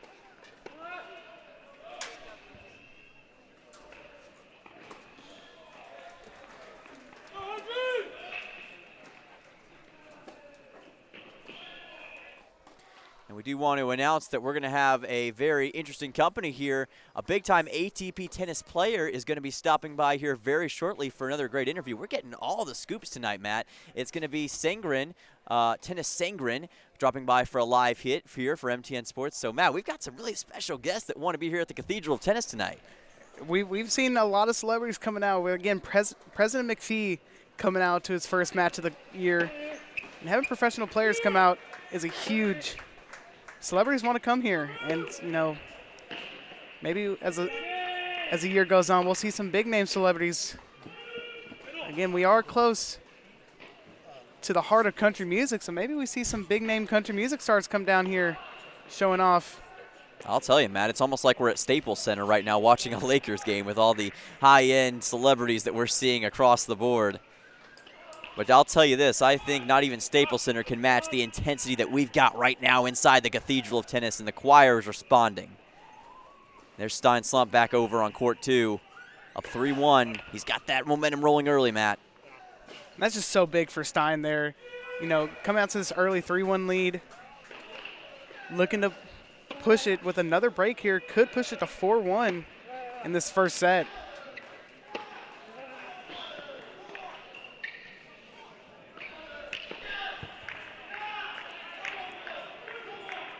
As we watch that one kind of skip by Stein. Tennis Sangren, as we mentioned, one of the ATP tennis player. He's worked out with numerous players of ours right here. He lives in Nashville, we do believe. So this guy is local. He's got a lot of incredible talent, and he's going to be a very interesting interview for us, Matt. I'm excited. I'm really excited. The homegrown, just right down I-24 here, knows the talent level here. You know, he works with these guys and just knows that they have some unbelievable talent. Yes. You know, they go toe-to-toe with some of the best players. And, you know, fighting for possibly the best team in Tennessee for men's tennis. I put the boys in blue up against those boys in orange down in Knoxville any day of the week. That would be a match as we see Andre Horak's up 4-0 early on. And tell you about a guy who's feeling it. He's feeling it right now. We've talked about the fantastic freshman this team has. Andre Horak adding to that time and time again. He was part of that doubles team that clinched the point here for us against Oklahoma State. And now he's got an opportunity to clinch a singles point if he keeps playing like this. He's looking for that bagel. So he's got that bagel connected to him as, again, for those that have been keeping up with Andre, he is still undefeated in singles matches.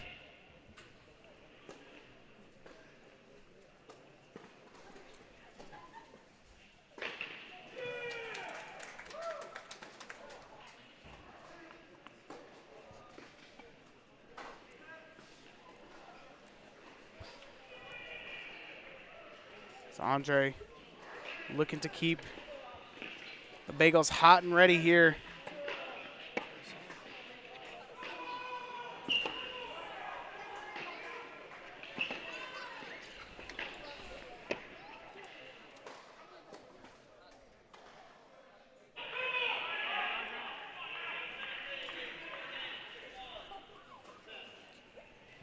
As we watch that one skip in, and now we see Andre going to have to deal with this new score. And we'll wait to get the official results on that. And now 4-1, so Garcia starting to put a little bit of the pressure on him now, but Andre, I think he's content with where he's at right now, still in the perfect opportunity to pounce. Indeed, so we just see, you know, up 4-1 is still a huge, you know, can't get too comfortable though. Yes. You got to keep your, you know, foot on the gas here. As we see another 4-1 favor the Blue Raiders with Pavel Modal here. But down 40 love.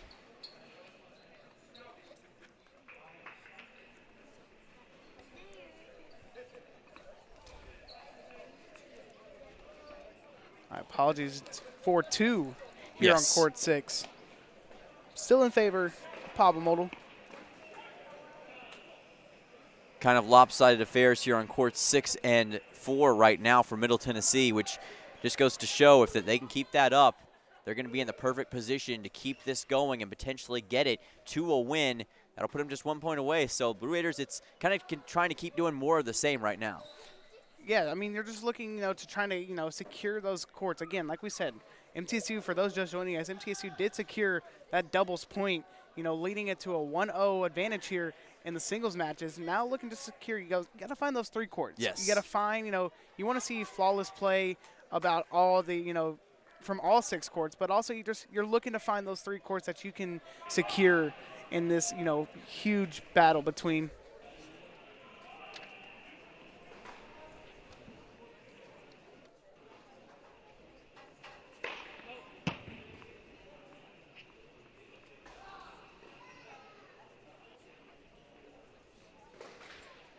So we'll jump on board here with Francisco Rocha.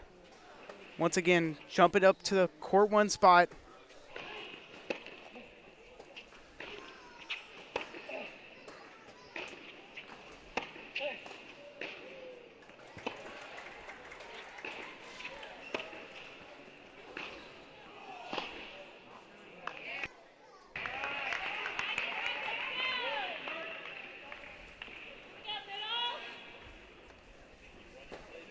Francisco down early here, 3-1.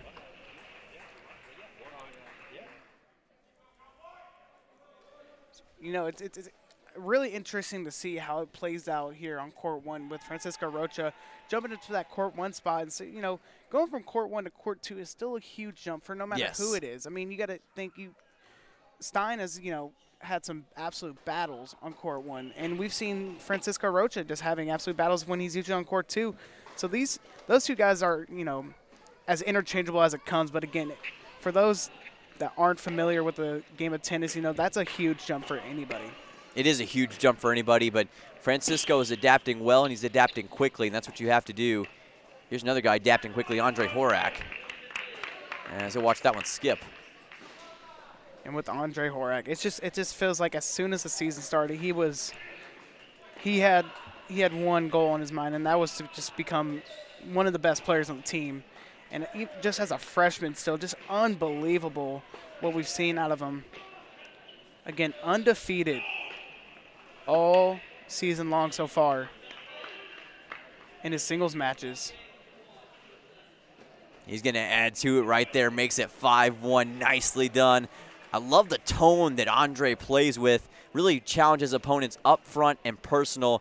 That's the kind of play style that Horak has, and just did a fantastic job of stepping up to the plate once again and kind of puts Garcia on the ropes here for the future. Andre Horak is becoming better and better at applying the pressure.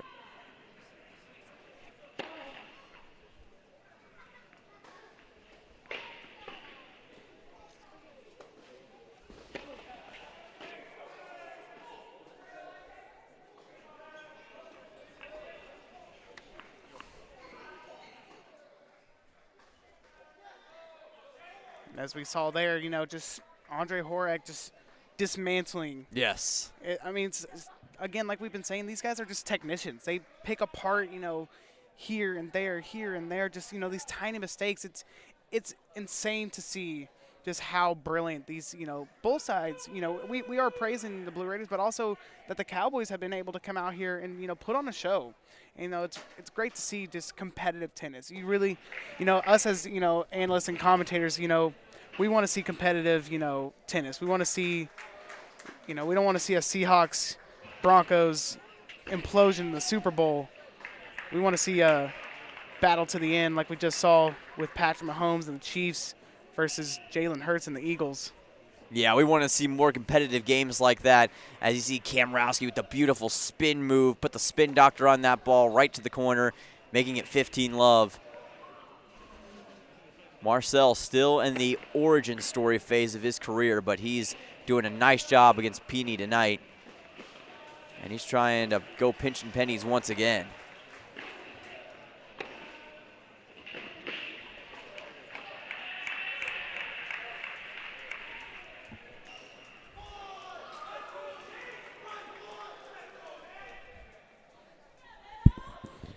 And we've been giving praise to the freshman Andre Horak, but another freshman that's been showing out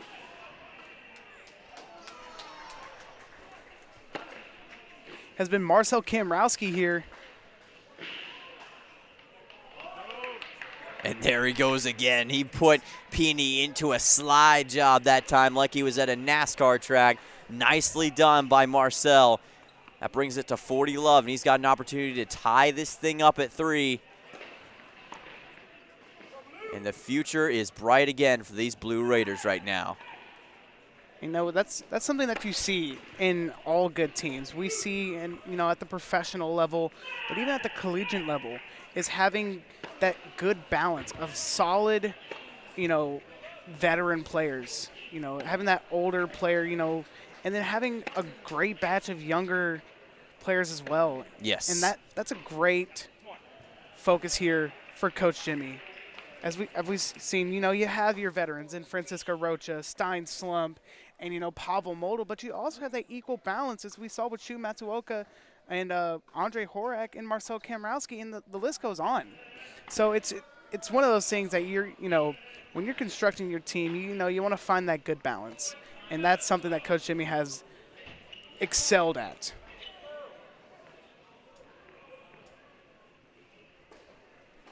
That one just a bit outside that time for Andre, but I like the idea. Put the spin on it. Almost got it on that white line. But he's going to have another opportunity here. Looks like he double faulted. We kind of cut in late on that. But still 15-all, up 5-2. I think Andre is in pretty good straits right now.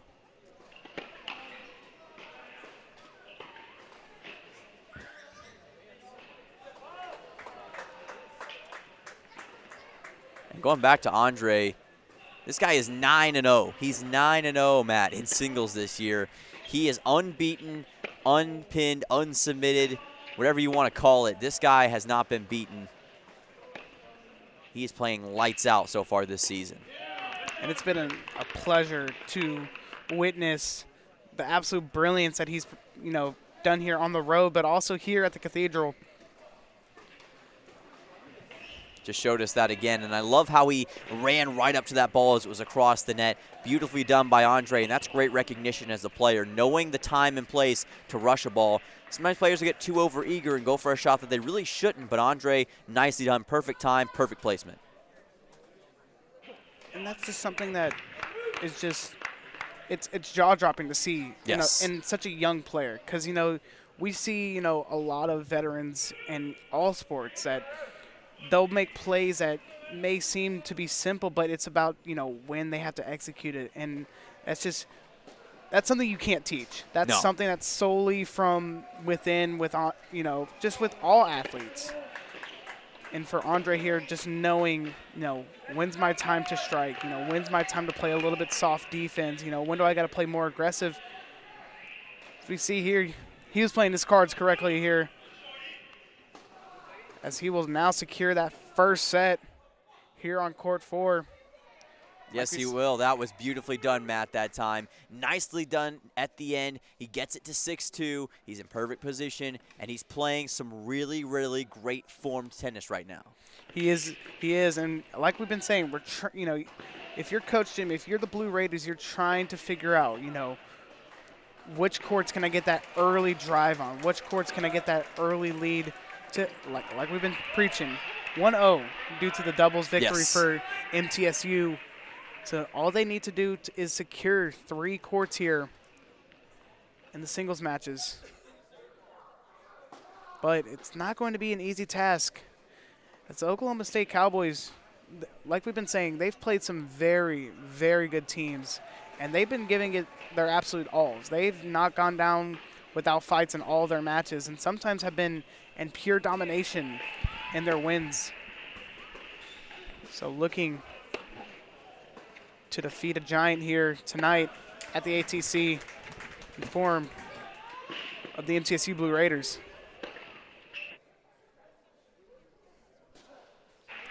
Oh, that was a lights-out move by Marcel Kamrowski that time. He was waiting on it, and when the time came, slammed it to the ground. That's what you like to see. That kind of aggressiveness is what a player needs every single time. And Marcel, he is coming back like the Bragg Pod is right now. At least I hope the Bragg Pod's coming back, but that's a story for another time, Matt. It is indeed. For all MTSU viewers out there, figure out a way to sign that form, getting back the Bragg Pod, but we'll talk about snacks and drinks later, as we're in for a treat here tonight. We already saw absolute electric play from both sides in our doubles, but also here early on in the singles matches.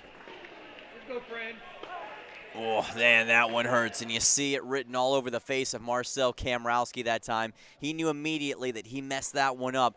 The great news for him is there's still plenty of time to redeem himself. And that's what you just got to keep going through your head, is you got to, you may go down early on, but you have plenty of tennis still to play. Again, Yes. Almost all these games besides Andre, because Andre's looking to finish up early here. But all these games still in that, first set. And, no matter how big, you feel like you're down, you just got to remember that you can do this. You can start off slow, but also be able to rebound.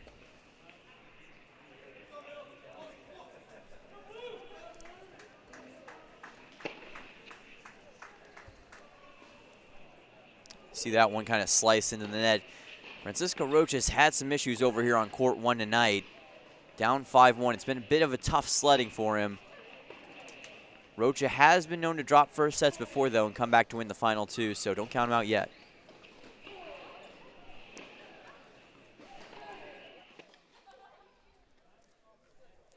And as we'll jump back into here, going around the horn here at the Cathedral, I'm really curious to see jumping in on court 3 as we see Oscar Broschen-Polson down 5-3 here in that first set. And like we've been saying, again, you just have to play one by one. You got to play it one ball at a time. And it's just one of those times, these guys have been taught, day in and day out, that you can't get it all back in in one swing of the racket. So you got to play smart tennis. You just got to play your brand that gets you here.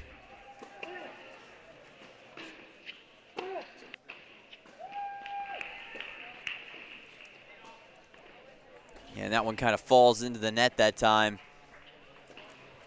Baycroft is going to take a 30-love lead now. Oscar Broström-Poulsen still with plenty of opportunities. Biggest thing for him is he wants to play that up-front game right up against the net. That's where his strength lies. And, excuse me, actually it's 15-all now, Oscar Broström-Poulsen up against Baycroft. Still with a big opportunity here, though, for Oscar Broström-Poulsen. Baycroft waiting in the wings.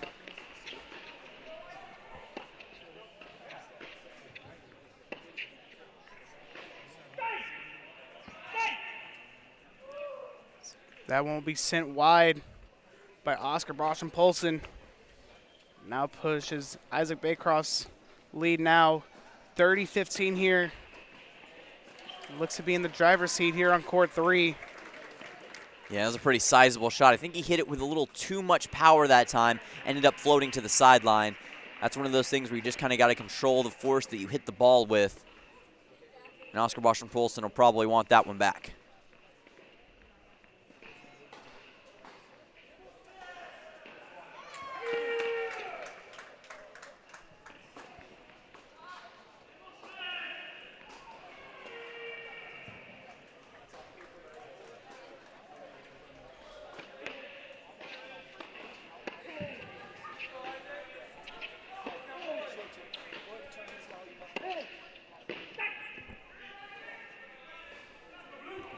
Beautiful ball there by Isaac Baycroft.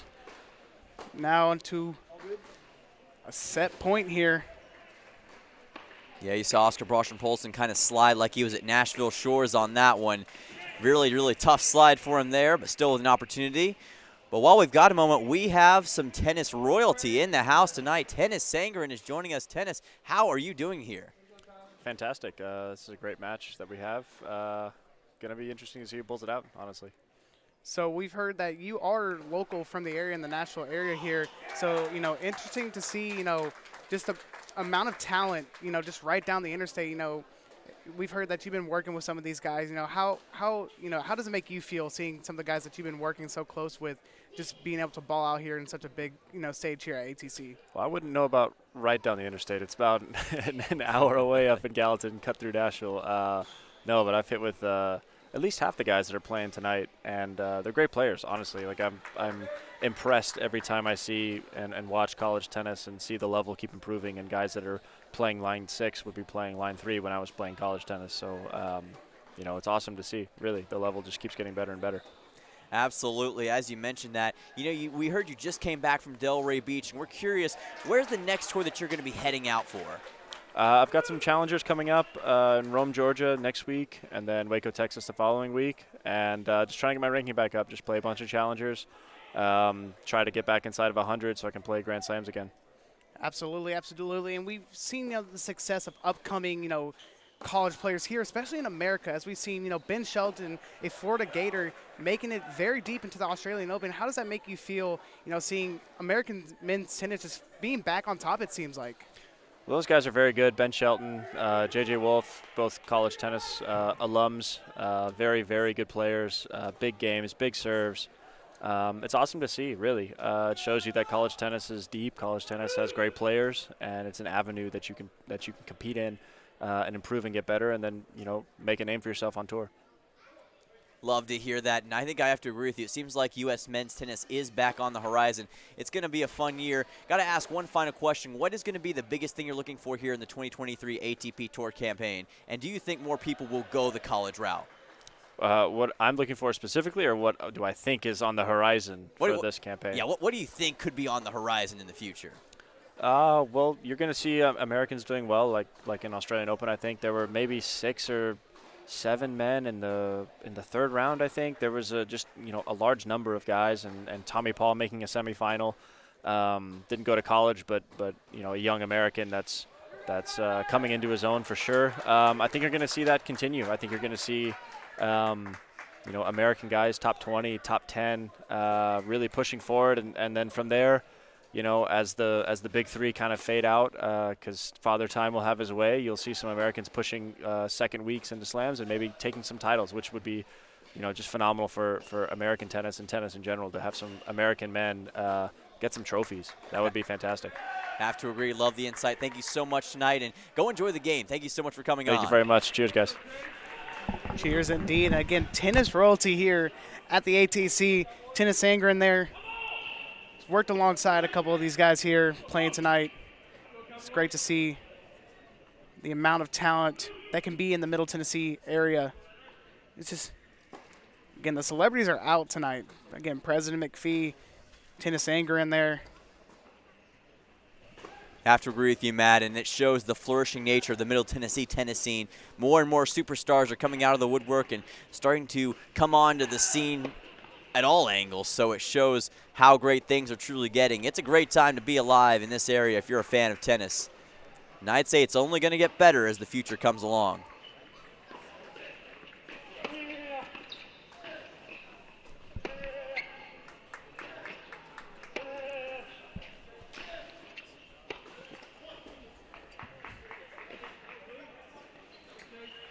That ball will be sent to the net there by Stein Slump.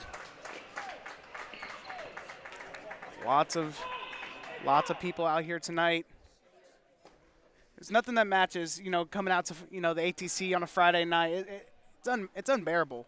It's unmatchable. It's just not much better stuff to do here in Murfreesboro than come out and see the boys in blue just, you know, play brilliant tennis.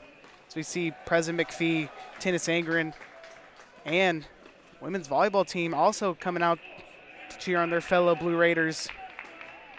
You know, for Blue Raiders fans, they know the volleyball team very well, being led by freshman sensation Adri Rhoda. But just as much as she's a freshman sensation for the volleyball side of Blue Raider athletics, we've got some freshman sensations here in men's tennis. Yes, we do. Here's a guy that's a sensation, but he's got a little bit more age on him, Pavel Model. Chance to potentially take this first set up against Basile. See him on the bench kind of wiping the perspiration off of his face. Shows how quickly players can start to feel it, but there's one thing I know about Pavel Model. It's like Eminem. He's got enough air in those lungs to keep going as long as he needs to. And he's going to try to do that here, and we'll get the official confirmation on the play site scoreboard in a moment. It says 6-5, but I believe that is incorrect. And no, actually it is 6-5. So the scoreboard took a second to update. So Pavel Model is in league with a chance to close this out here, Matt. See, he is on serve, so he is much in the driver's seat here. As that one just won't squeak over the net for Basile. Yeah, Basile's in a really tough predicament right now. When you're not the one on serve, you're trying to anticipate your opponent's moves, and you're almost at the mercy of whatever he decides to do with the serve, and that's a really high-pressure situation to be put in. Aliso Basile for the Cowboys here was at one point down 4-1 to Pavel Model, but has been able to climb his way back to push it to 6-5 now. But Pav is looking to put an end to this comeback here in the first set. Yes, he is, and Pavel Model has done such a great job here at the number 6 position all year long. He's 8-2 overall in singles, which just follows Andre Horak for overall record.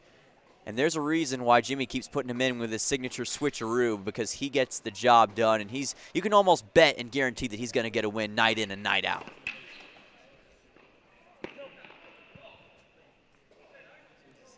So that one seems to be just a bit out there. Basile. Boy, that was close. It almost looked like it had squeaked in. That's not what the ITA official ended up seeing. And see Pavel motioning for the balls to come back his way. And as you mentioned before, Matt, it really is a game of inches.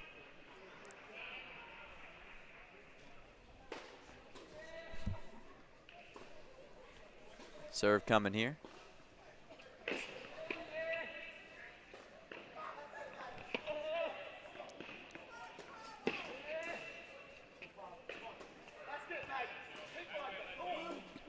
Beautiful play there by Alessio Basile.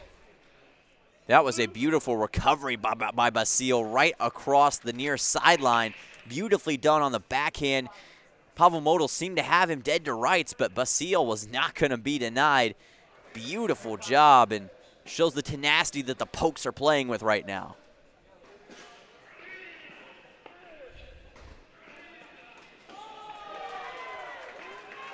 Pavel Modal still with the keys in his hand for the drive here on court 6, though.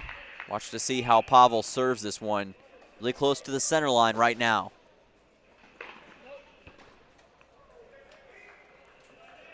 A little bit too wide that time, but I still like the power that he put under it. I think Pavel will want more of those.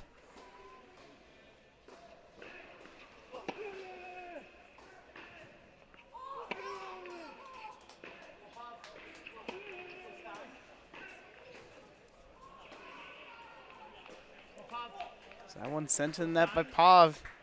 Basile not going away here in the first set. And you know, that one comes back to positioning with that backhand. He was going for the slice that time towards the left. He had his footwork down correctly, but he couldn't get the angle he wanted on the ball. It's almost like he stopped too quickly and it ended up backfiring on him. That's one of those things that's a split-second decision, and it can end up coming back to bite you any moment. But Pavel had the right idea that time.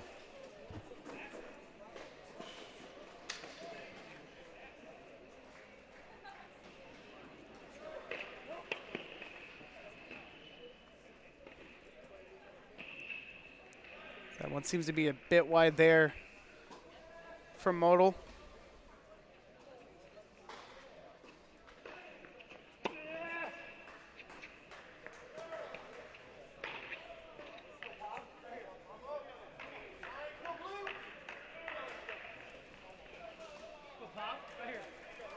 That one's going to sting for Pavel Modal. He kind of just got it caught up in the net after what looked like such a promising 6-5 lead. It's kind of starting to get away from him, especially when he was on serve to begin with. Not out of the woods yet, but you got to think that it's go time for Pavel Modal here.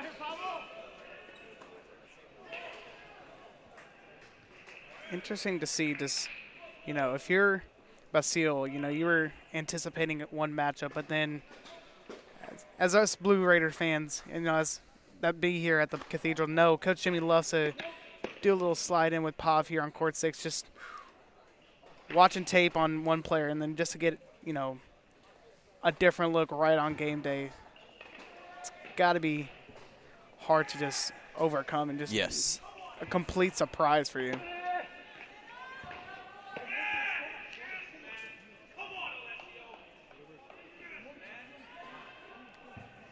But Basile looks to be up for the challenge here. He's giving it all he got here in the first set against Pav. Yeah, and look who's by both Pavel Modal and Basile. The head coaches for both teams are watching this game very intently. You see Jimmy on the far side. You see Coach Taylor on the near side. They are very intently watching. I think they realize the significance of this one, and they're in for a treat. They may not like the drama as coaches, but as fans, you got to appreciate the effort that both of these guys are putting in right now. It just shows, you know, how even, you know, by definition, court 6 is the last court, how powerful it can be for a momentum change for a team. Nicely done by Pavel Modal in that back corner. It's like shooting the 8-ball into the hole. Beautiful job. And again, that comes back to that beautiful backhand that Pavel Modal has. That is real Pav power. And we've entered the first set tiebreak here, Matt. So this is going to be first to 7. Going to be very crucial for both of these players to perform. And you saw there at the top of the screen, Coach Taylor talking to the ITA official. Believed to see that ball was out on Pav. The ITA official says no, it was in favor of the Blue Raiders. So now gives Pav a 1-0 lead here in the tiebreaker.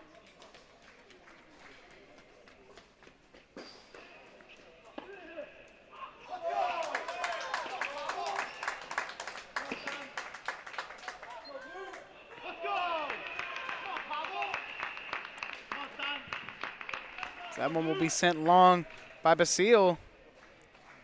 And that was a fortunate break for Pavamoto, because if that ball had somehow got in, there was no way that Pavamoto probably could have reversed that unless he had a Francisco Rocha kind of moment, because it was trending towards that back line, kind of squeaked out. Pavamoto, lucky break, but now you got to take advantage of it.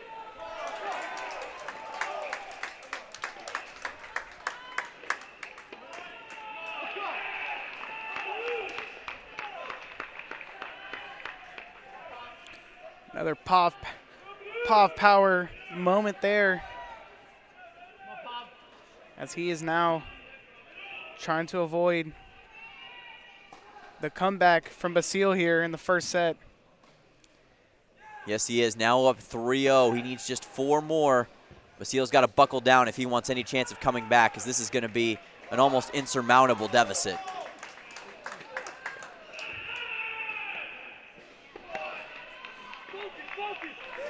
Frustration going on for Basile there. Basile was not happy about that one, and I could see why. He tried to slice it again right over that net, didn't get the angle he wanted, and I think that if he had had a little bit more fluidity in his shot, he could have gotten what he was looking for, just didn't have it that time.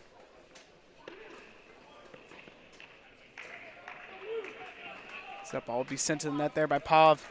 And something that, you know, I've realized that's been a little bit unnoticed is courts 2 and court 6 sit right next to each other.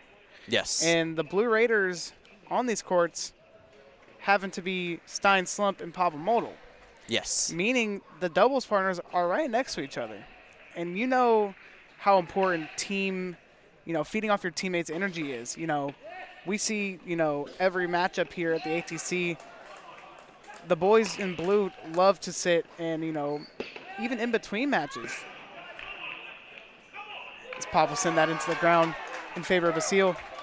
But just, you know, just a quick, you know, pump up from your fellow doubles partner right next to you can just push you over that edge. So interesting to see, maybe a little, you know, foreshadowing for future battles here on courts 2 and 6. And these players, they are in many ways a family. They feed off of each other's enthusiasm for Middle Tennessee, and I'm sure the same goes for Oklahoma State. They feed off of each other right now, and they're trying to use that to the best of their ability.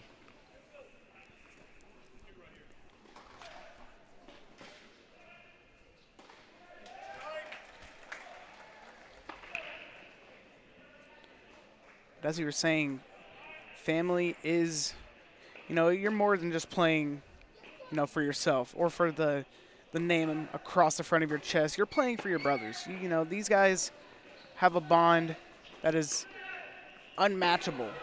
You would think they were all raised, you know, together in one household ever since they were little, but that would not be the case, as they just have grown more and more as a team as the seasons go on.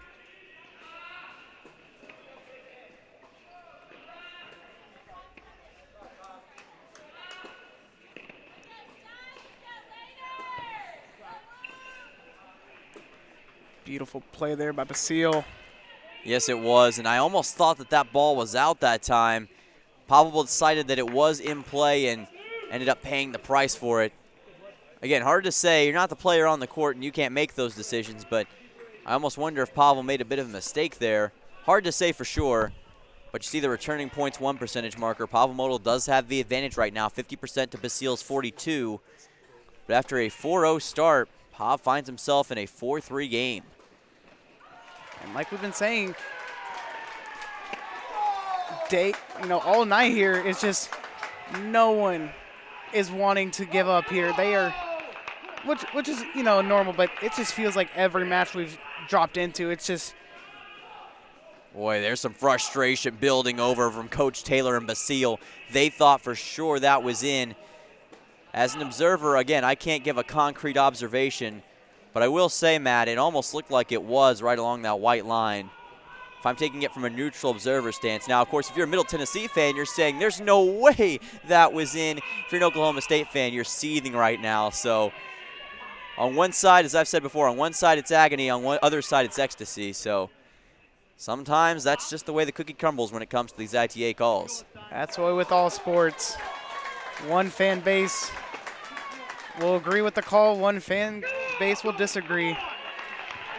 That was pretty much concrete evidence there, as that will go in favor of Pablo Moldo and the Blue Raiders. So we have a stoppage here on court 6. The man that's never stopping is our sideline reporter, Jace Vincent. Jace, what you got out there for us? Yes, we have a break over on court 2. It's Stein Slump. He goes up 6-5 now at the end of his first set. So one more away from taking the first set there. So Stein off to a good start there. Awesome scoop indeed, as we've seen doubles partners playing right next to each other, doubles partners both in back-to-back battles, just going day and night comparisons there. Yes. Nearly every game is coming down to the wire, Matt, which means that the longer and longer that these teams play and these players play, the more and more the conditioning and the endurance is going to come into effect. We're going to really test the limits of these players here tonight, and that's where we see what they're made of.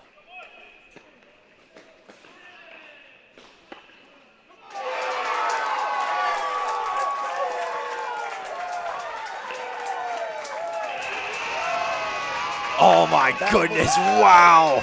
Pablo Moldo right there, Matt. Incredible. The crowd here at the Cathedral erupting for a huge set 1 victory there in favor of Pablo Moldo on court 6. Absolute cheers filling the Cathedral from the MTSU choir. And the cheers will now head over to the court just right next door. That was a sweet, sweet sound from the choir that time. That sent chills down my spine. And now Pablo Moldo finds himself in the driver's seat over on court 6.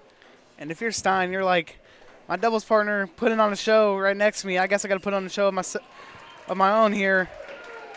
As he's looking to do that. Up 6-5.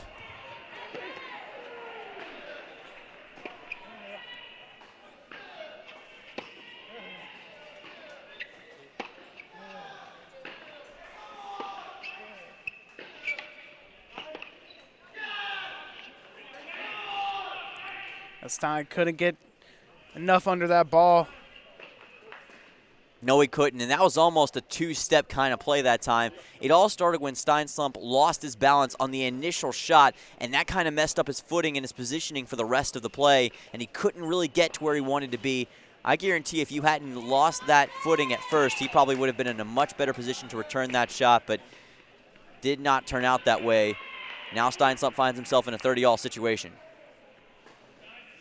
The thing Stein has going for him now is that it is his serve here.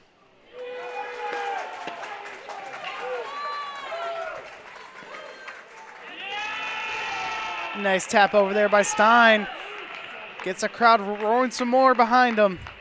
Yeah, he took full advantage of that, and let's not forget that Stein Slump is the current Conference USA Athlete of the Week, the third straight Blue Raider men's tennis player to receive that honor, and he proved why he got it with that kind of play right there. Beautiful misdirection right to that right corner, and now Stein Slump wants to deliver the final shot.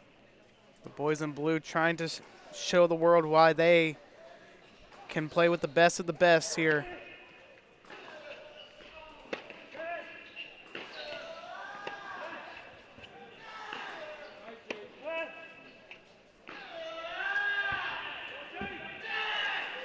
That rocket there by Chase Ferguson. Not much Stein can do.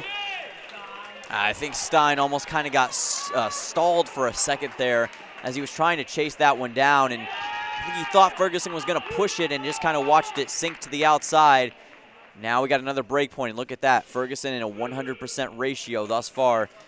Stein's been in these situations more, but Ferguson's been picture perfect whenever he's been in this spot. Let's see who takes it.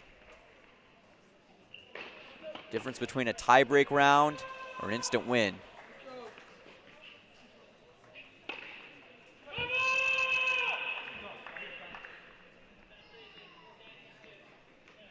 We've been hearing all night here at the Cathedral, both sides showing every ounce of emotion. That's just the nature of competitive tennis here at the collegiate level. That serve sent a bit long there by Stein.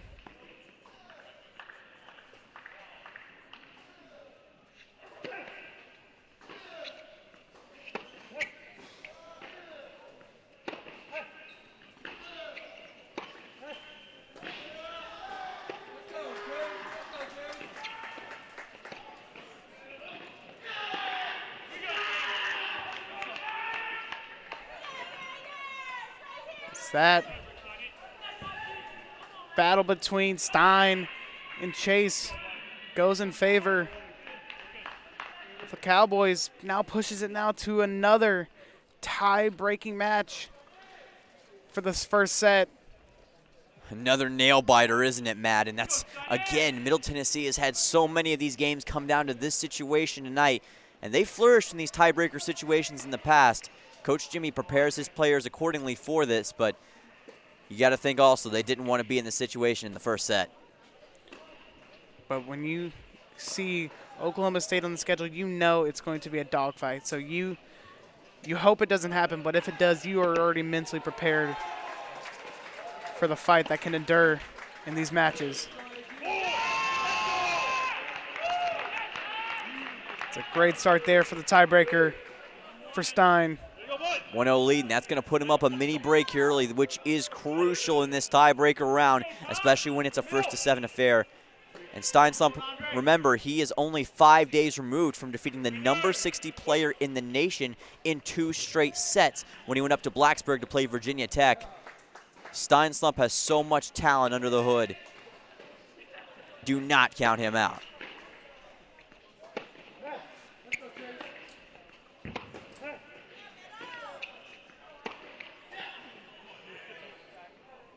But another man you cannot count out is Chase Ferguson here, as he will go toe-to-toe. Just a cat and mouse game right now between these two. Matt, you've mentioned it throughout the night. It's who's going to blink first. We saw Stein Slump blink for a second there and went it straight to the net.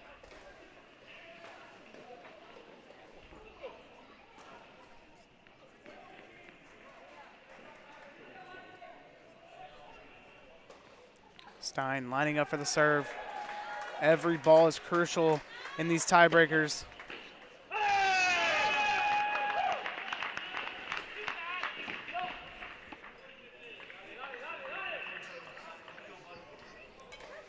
That was nicely done that time by Stein. Just let the ball go into the out-of-bounds marker, get out of the way, and get your points. That's what Stein Slump just did. Sometimes it's the easiest plays.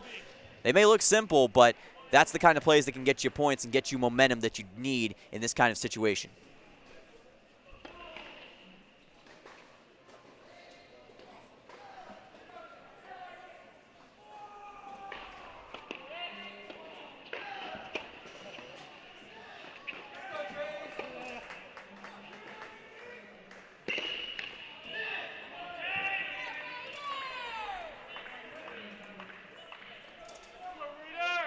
That one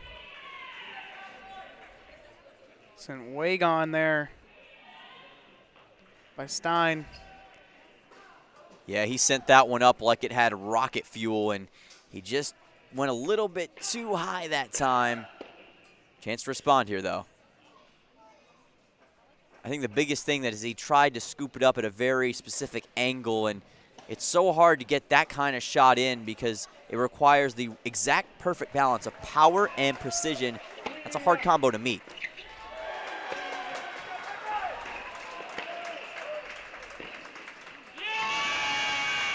But the man that has that combo is a man on the screen right now, Stein Slump. What a shot that was by Stein Slump. I love the corner variety that time.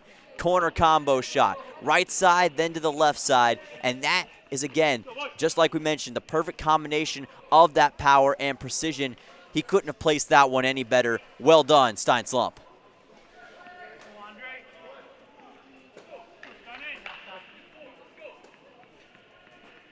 And Matt, how many times has Stein Slump been in these tiebreaker situations? Seems like every single time he finds a way to come out the winner. Gotta agree there. A man that is always up for the challenge.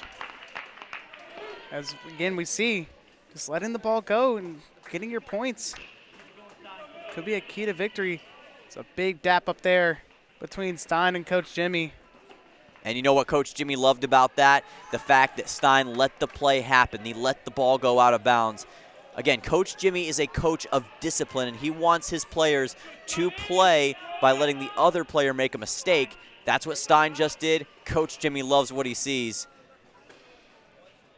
And some people want to say that maybe tennis coaches don't have enthusiasm. Coach Jimmy is as fired up as anybody is right here in the Cathedral right now.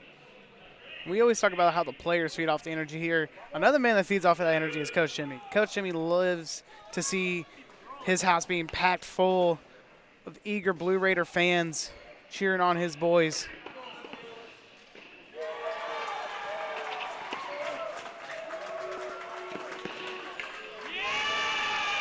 Oh, break his ankles, man. What a play. Talking about the combo of power and precision there. One of the best combos in the country, up there with a 10-piece nugget combo at McDonald's for some of the best ones. That's a pretty good combo right there. I'd say KFC tenders and macaronis on the same level, but whatever your preference, you can't deny that Stein Slump has got it all right now. He needs 2 more points to get this tiebreaker victory, and Ferguson is on the ropes. What's he going to do when backed up into a corner?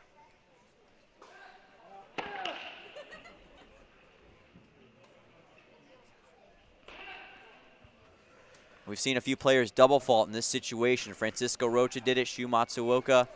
Ferguson's got to be careful to avoid this. Last thing he wants, another mistake. We've seen double faults, like you said, play a big factor here. So we saw that was the ending of the doubles matches, resulted in a double fault by the Cowboys. We've been talking about Stein letting those balls just go out, but Ferguson answering the same way. And Stein did everything that he could that time. He did everything right to chase that ball down. It was just a little bit too far, but to be honest, I don't know what more Stein could have done at that point. Sometimes the ball just doesn't bounce your way. And that's why in the game like tennis, you just got to have, let those bad plays just go off quickly. You can't keep your minds on them the whole time.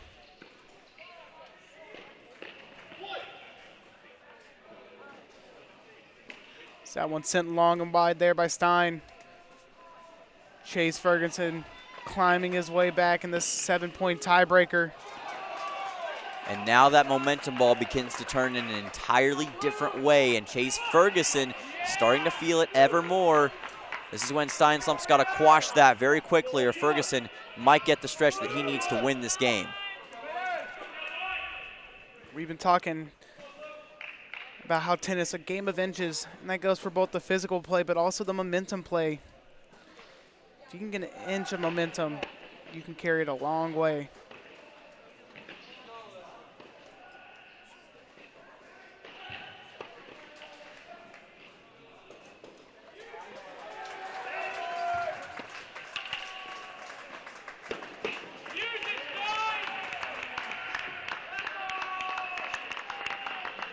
That was massive from Stein Slump right there. Dynamite that would make BTS proud.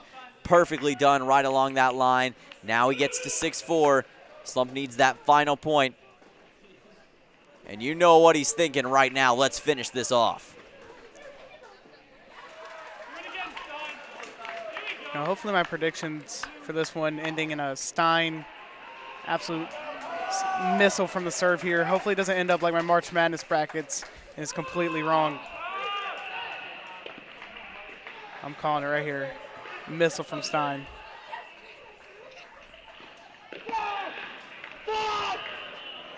I think you gave him the old announcer's drink there, Matt. I believe I did there, but I think Stein could still bounce back from my announcer's jink. There's one guy who can overcome the odds. It's certainly Stein Slump.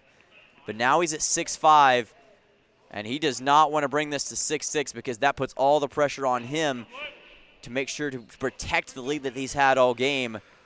But Ferguson is on serve. This is an absolutely crucial one right here.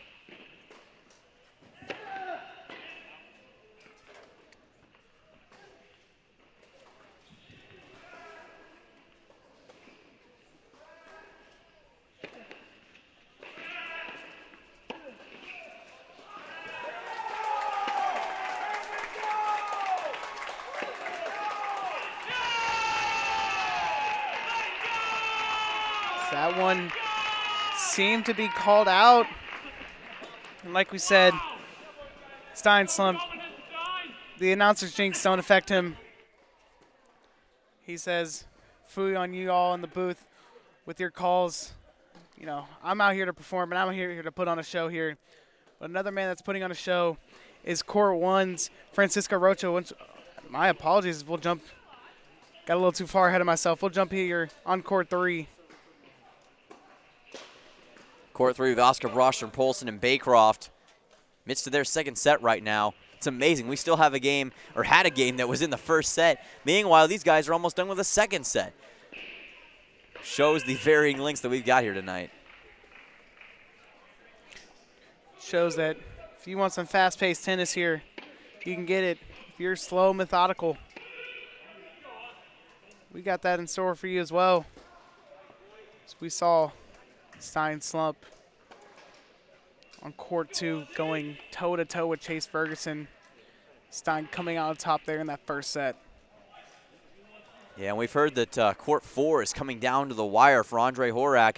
He's got a chance to close this thing out currently in a 5-4 game. So I'm going to be interested to see how that game's going to shake out here, Matt. And looks like we might potentially be going to it. That is indeed, as we've been saying, all night long. Andre Horak again, 9-0. Yes. In his singles matches as a freshman. It's just some stuff you just can't explain. It's Patrick Mahomes-esque dominance as he, entering the league. We've seen with Mahomes just MVPs and Super Bowls. Mahomes not even past the age of 30. And Andre here, he's still taking general education classes, at the wonderful campus of MTSU. Andre Horak is all about getting the job done.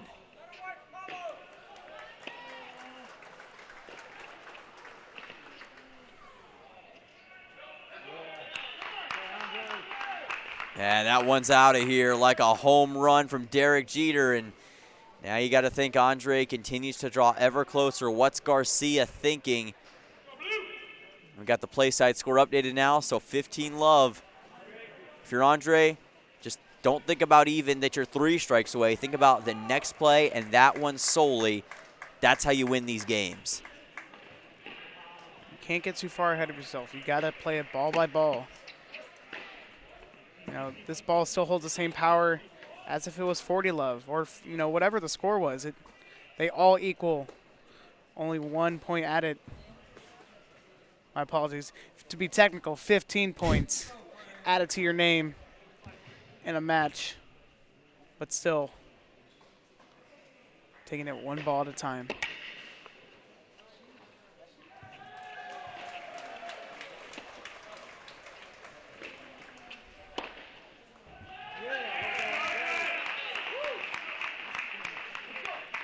Too far by Garcia, and Andre, he just continues to take what the opponent gives him. It's like Tom Brady on a touchdown drive, Matt. It's all about letting the defense do what they're going to do, make your own plays, and when a mistake happens, take full advantage of it. 2 strikes away for Andre now.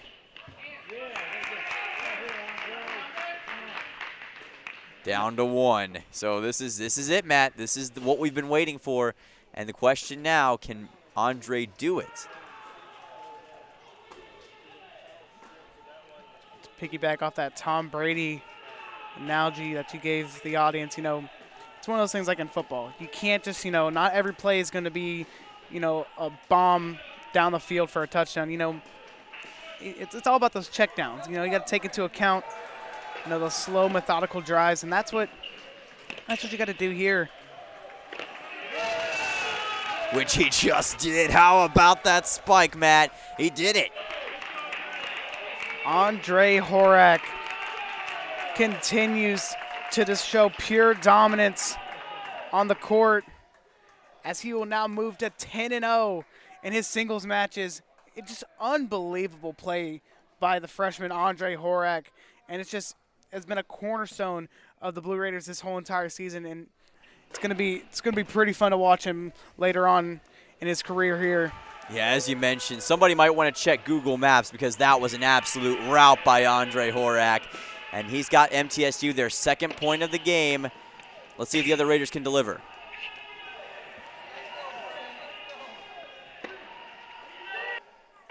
Let's go, Fred. Let's go. Different story over here on court 5. Peony starting to have his way. That's going to bring him to 4-2, I believe.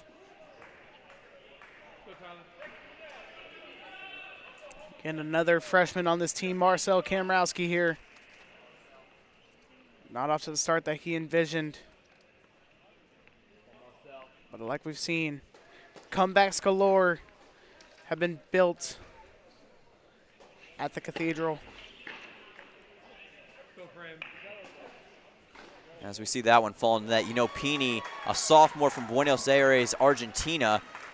He came here with a number 12 ranking via Universal Tennis. And this guy's represented Argentina in the U14 World Cup. Has a lot of experience. Was one of the best you could find back in his home country. No question, Marcel is taking on a Goliath right now on the court.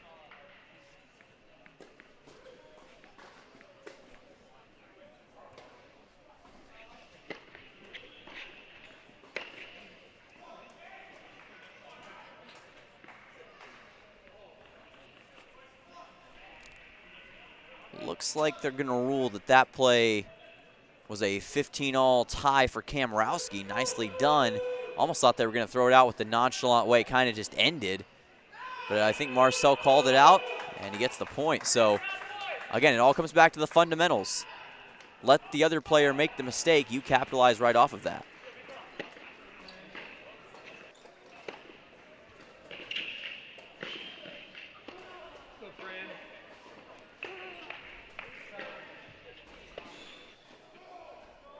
Peony there had Kamrowski slipping out of his shoes there. Just not much Marcel can do there. Yeah, not much you could do there. As you mentioned, he kind of slipped there, had to just kind of watch it go by. He was stuck on the ground like he was in quicksand and just couldn't get out of there in time. And Peony's on the move once again.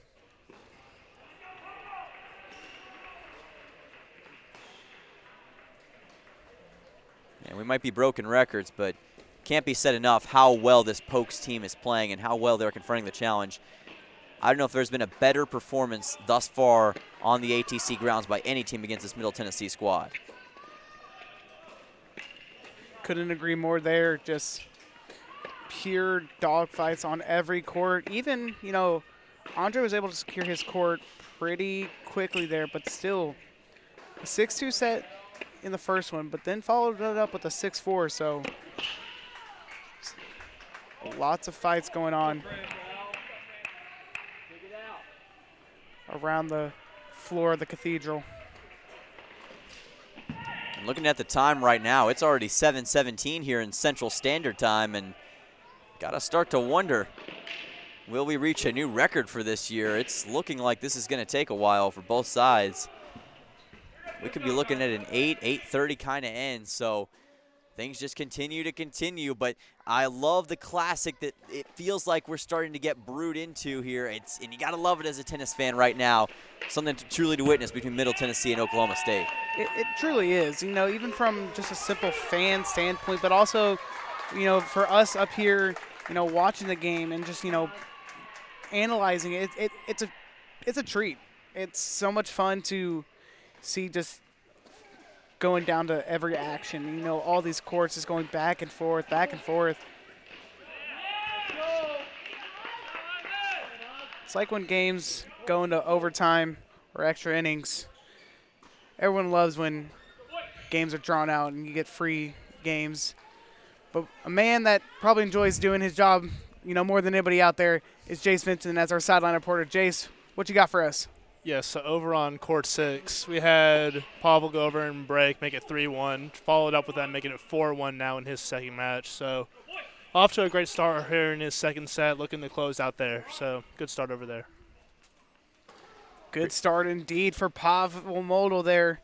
And again, for those just joining us, as you can see, MTSU up 2-0 after securing a doubles point early on in the night. And then Andre Horak, the freshman, pushing his flawless streak to 10 in his singles matches, pushes it now to a 2-0 lead for MTSU. Pav looking to push it to 3-0 over on court 6. Yeah, Pav with the Pav power right now. And we heard Jay say it's 4-1, which means if he can clean that up, it'll be 3-0 MTSU. Unless Baycroft can beat him to it first here with Oscar Brostrom-Polson, which is going to be close.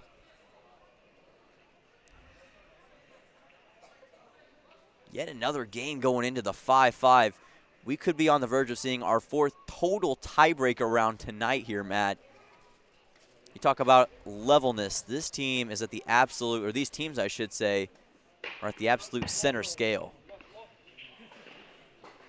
Like we said before, you know, as a player, they can be exhausting. They've got, you know, you're giving it your all out there. But for us, you know, for the fans in the stands and for announcers all around, you love to see these long, drawn-out battles that have you on the edge of your seat. Yes, you do. And you saw Baycroft returning that. He was out of the picture when he was trying to return that first Oscar Brostrom-Polson serve. Take a look at this. Let's see how Brostrom-Polson serves this. You can't even see Baycroft right now. You don't know where he is. He could be in another dimension for all you know. That is how deep he is playing these serves, and that shows he's found something with Oscar's serve that he's trying to capitalize on. Now you see him move up. That's an in-game adjustment at its finest right there.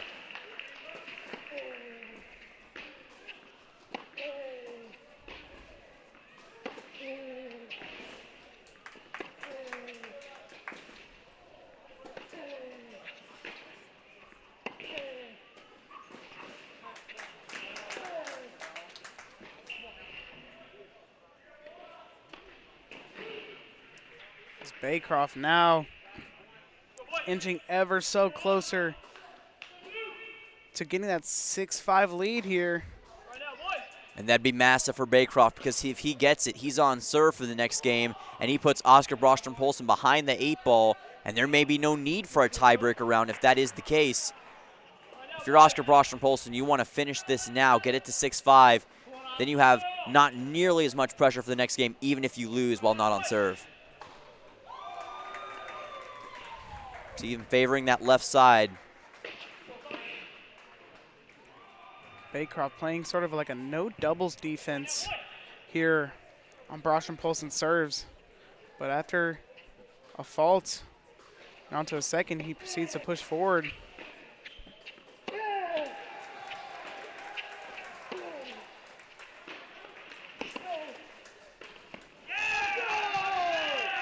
Nicely done there. Love that misdirect, Matt. Brostrom-Polson looking to add some more tiebreakers left and right here.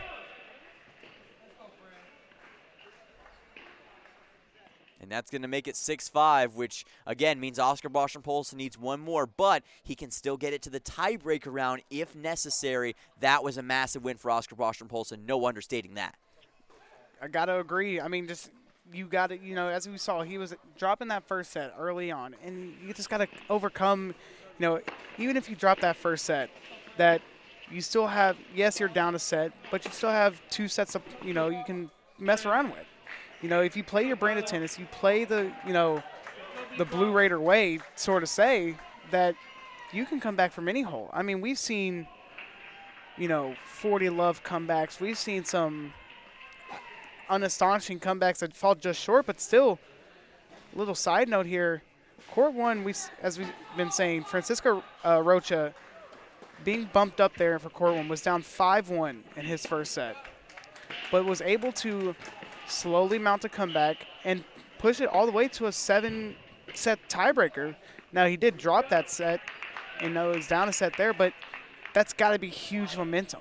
Like, yeah, you fell just short, but you were able to overcome 5 flawless sets, you know, back to back to back, 5 flawless matches to push it there. So you got to look at the positives for every, you know, all your situations that you're put into. That you do. That was fantastic by Rocha, as you mentioned. And, you know, he may not have won the first set, but he still put himself in position to get there. Shows the resiliency he plays with, and that he maybe found something with Zink that he can use for future matches. There's still 2 more sets if needed for him, which is going to help him out tremendously. Marcel's had a bit of a tough night as well, but maybe he's starting to brew a comeback. He does get the win there. We'll see if he can do it. That is indeed, as we've seen, Marcel, alongside, all the other players, just kind of been playing, at one point they look sharp. At one point they look like they could take on anybody. But also, we've seen a lot of, flaws being, shown from both sides. We've seen, double faults for both teams, just simple mistakes. But again, one of these, matches that you've got to slowly but surely buckle down, and you just can't allow your teammates to get any momentum.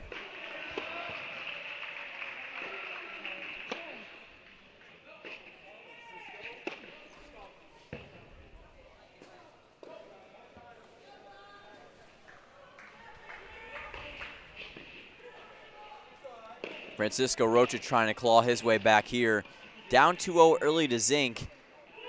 He struggled early in both sets tonight, and he did end up losing his doubles match. So Rocha's trying to get a bit of redemption here. He's still got an opportunity to do so, but he's got a bit of a mountain to climb. He does indeed, but again, no mountain is too big for Francisco. As like we were saying, his first set down 5-1 was able to push it all the way to a tiebreaker. So it seems like Cisco is up for the challenge there. Another man that seems to be up for the challenge is Marcel Kamrowski. What a beautiful return that was by Marcel. He had Peeny doing the splits there, trying to go underneath his own legs to hit the ball back. And I'm not a scientist, but I don't think that kind of formula is going to work. Didn't have all the quite all the elements that time. So that brings it and pushes it to 30-love, and Marcel finds himself in position to make it a 4-5 game.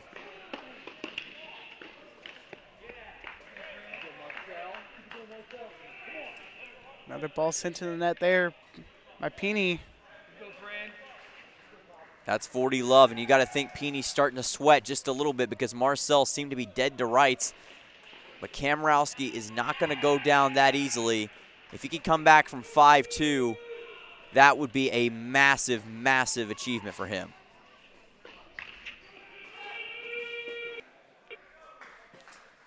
And if you're Peeny, you got to be thinking just don't double fault right here.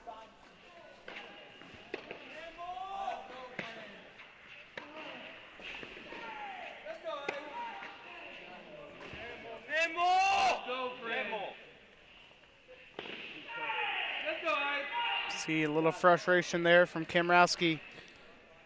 Yeah, you did. It looked like he thought that was going to be in, but it just missed the white line.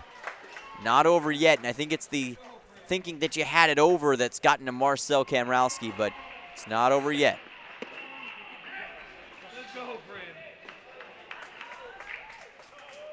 And maybe that's a direct result of that frustration. Getting mad, kind of letting the emotions get the better of you. As a young player, you got to learn to rise above those emotions and just play your style of tennis regardless of the circumstances. And that's something Marcel's going to learn over time.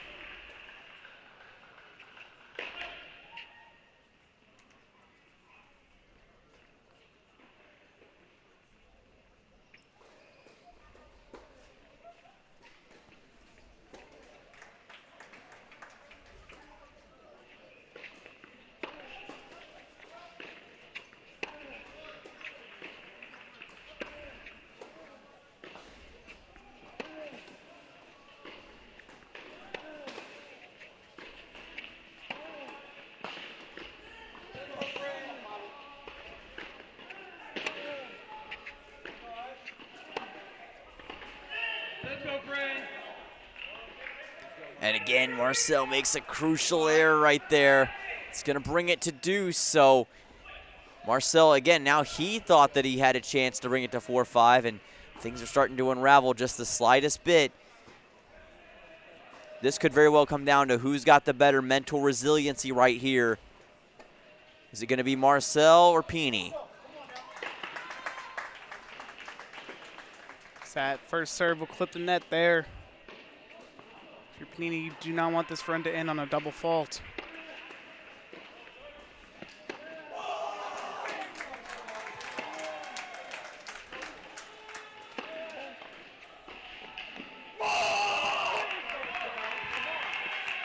And How about that from Marcel?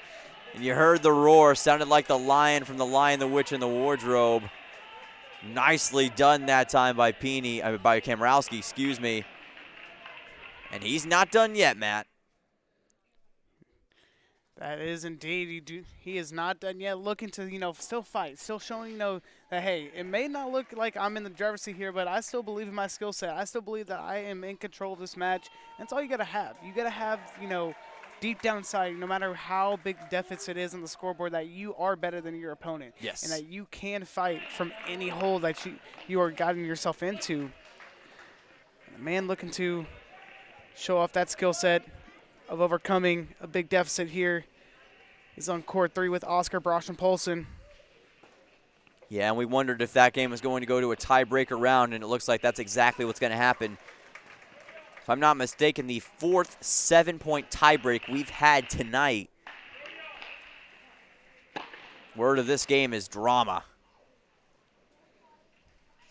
Boys must have heard about the list of people joining the choir tonight, ranging from President McPhee, Tennis Royalty, and Tennis Sangren joining the choir tonight. So they were looking to put on a show here.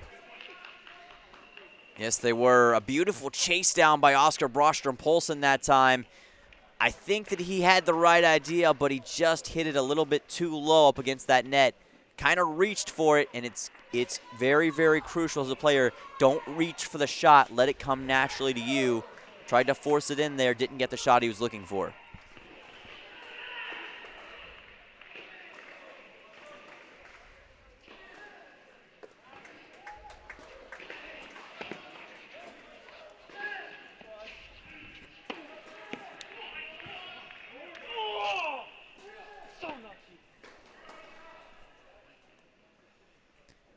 And it looks like Oscar Broström-Poulsen is going to head towards the sideline. 3-3 tie. This one is close right now, Matt. It's going to be anybody's game. Anybody's game is an understatement. As we've seen the momentum change on all courts.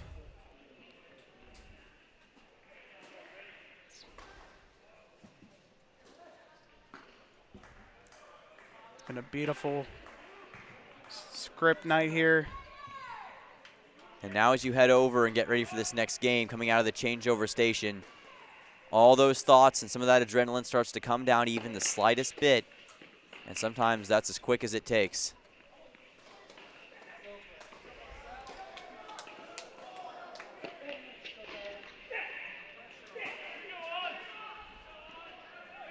And you hear a little bit of the frustration from Oscar that time, Matt.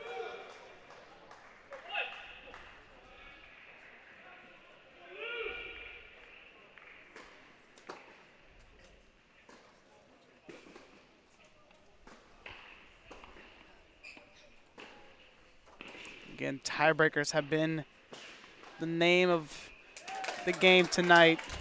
We saw in the doubles, they were pushed at some tiebreakers. Yes, they were. And again, both teams trying to fix it up like it's handy-manny right now.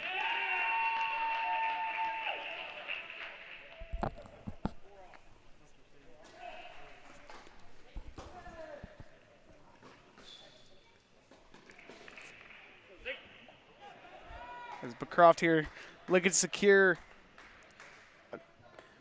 a point here for the Cowboys. Oscar Broschen-Poulsen looking to play the role of Dikembe Mutombo with the finger wag. No, no, no.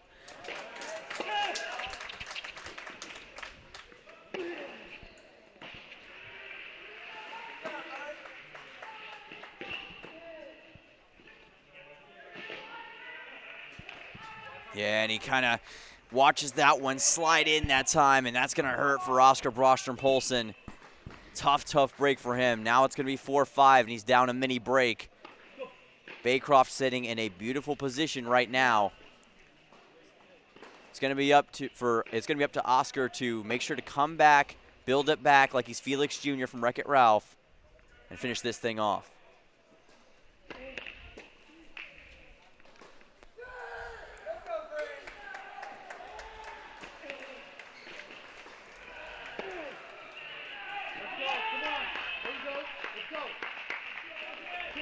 And that's the start of it. Nicely done by Oscar Broström-Poulsen. Let it go out of bounds once again.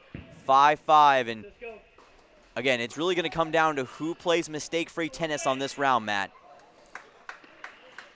Yeah, it's who, again, another match of who will blink first. And as we look around the scoreboards here, little breaking score update.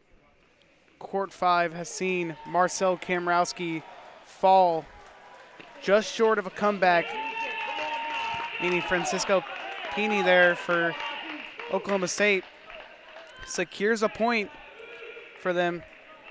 Now pushes it to 2-1, still in favor of the Blue Raiders. And that just shows that the Cowboys are starting to build their own momentum. The Pokes are feeling it right now, and sometimes when one court falls, others begin to fall. It's up to Middle Tennessee to tighten things down in a hurry and make sure they don't give up any of these other courts.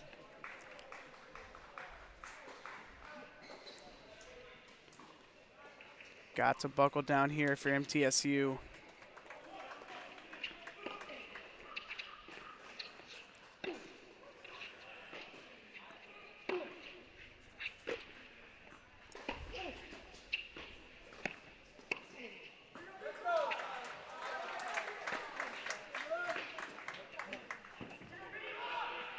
That one sent wide by Broström-Poulsen. Matt, that means it's all or nothing right here. It's either Oscar Broström-Poulsen survives or Baycroft takes this entire game. Talk about intensity. This is intensity right now. You know, this is the kind of tennis that you live for. You win, you keep playing. You lose, you're done for the night. Oscar Broström-Poulsen looking to keep playing just a little bit longer. Right you are, and almost seems as if that this game has borrowed the NFL script writers for a night, because you could not write a better script for a finale than this one right here between Oscar Broström-Poulsen and Baycroft. This is it, so buckle down, everybody.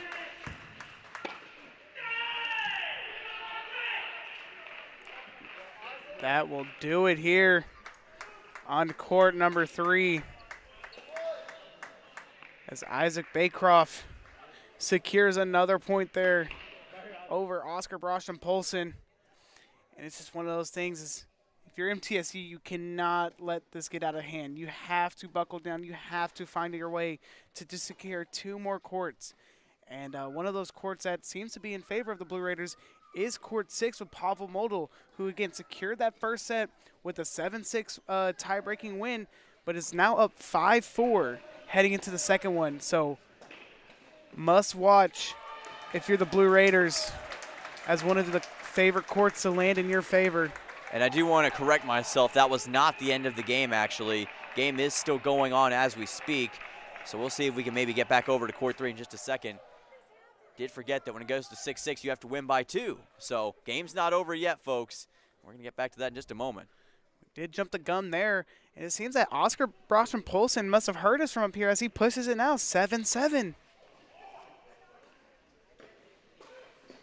Man, who is going to blink first right here?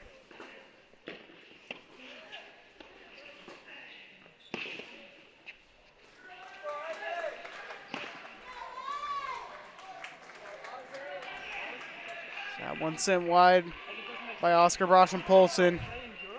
Yeah, I don't think Oscar was too happy about that one. Definitely some frustration on his side, but again, you just have to keep playing your brand of tennis. Broström-Poulsen, again, he's the number 90 singles player in the ITA rankings. In many ways, that ranking is on the line with this one right here. Now 8-7 Baycroft. If Baycroft gets this next point, then it will be over. Unless odd circumstances do occur, which it is the Cathedral of Tennis. Odd things do happen from time to time. But let's see if Oscar can extend it for just a little bit longer.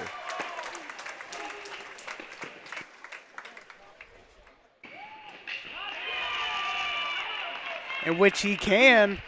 Oscar Broström-Poulsen. His pulse is still alive. That was a beautiful shot delivered right towards that back line. Perfectly done on the corner execution. And that is practicing for Oscar Brostrom-Poulsen. It's cliche, but as Allen Iverson said, practice makes perfect. That's what Oscar Brostrom-Poulsen just proved right there. And he's got a chance here. Can he do it? Can he end this? Baycroft's had his number in these situations, though. Oh, what a call there by the ITA official. Yep, Baycroft called it out, and the ITA official agreed. Oscar Brostrom-Poulsen thought he had it.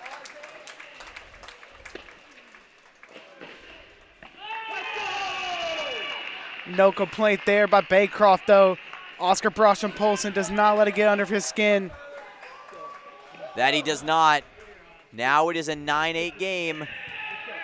And Oscar can finally finish it with a point right here. This is when we truly see what players are made of. And a reminder, that would not end the entire match. That would just end the second set. Oscar Brostrom-Poulsen is simply fighting to stay alive right now. As you see,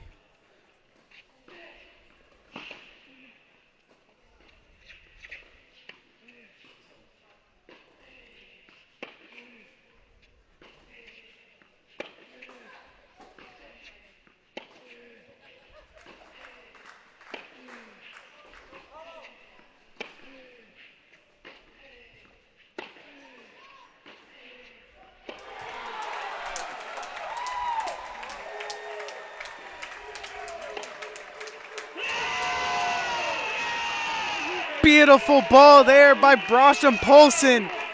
What an unbelievable fight in the second set. And he says, see what I'm thinking? I'm thinking I just got a victory. Beautifully done by Oscar Brostrom-Poulsen. Middle Tennessee lives to fight another day on court 3. And I understand that Pavel Modl's closing in on a victory potentially as well. Absolutely. As we jump into the action there, I do have a little bit of an update. Court 1 has fallen as well. Francisco Rocha dropping the second set 6-0. Now pushes it to 2-2. But Pavel Modl on the brink of pushing it down to 3-2 in favor of MTSU.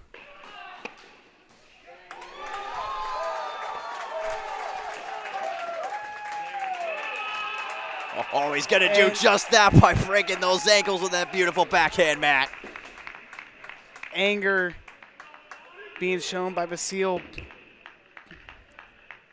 Not the way he wanted that match to end, but just a beautiful play by Pav.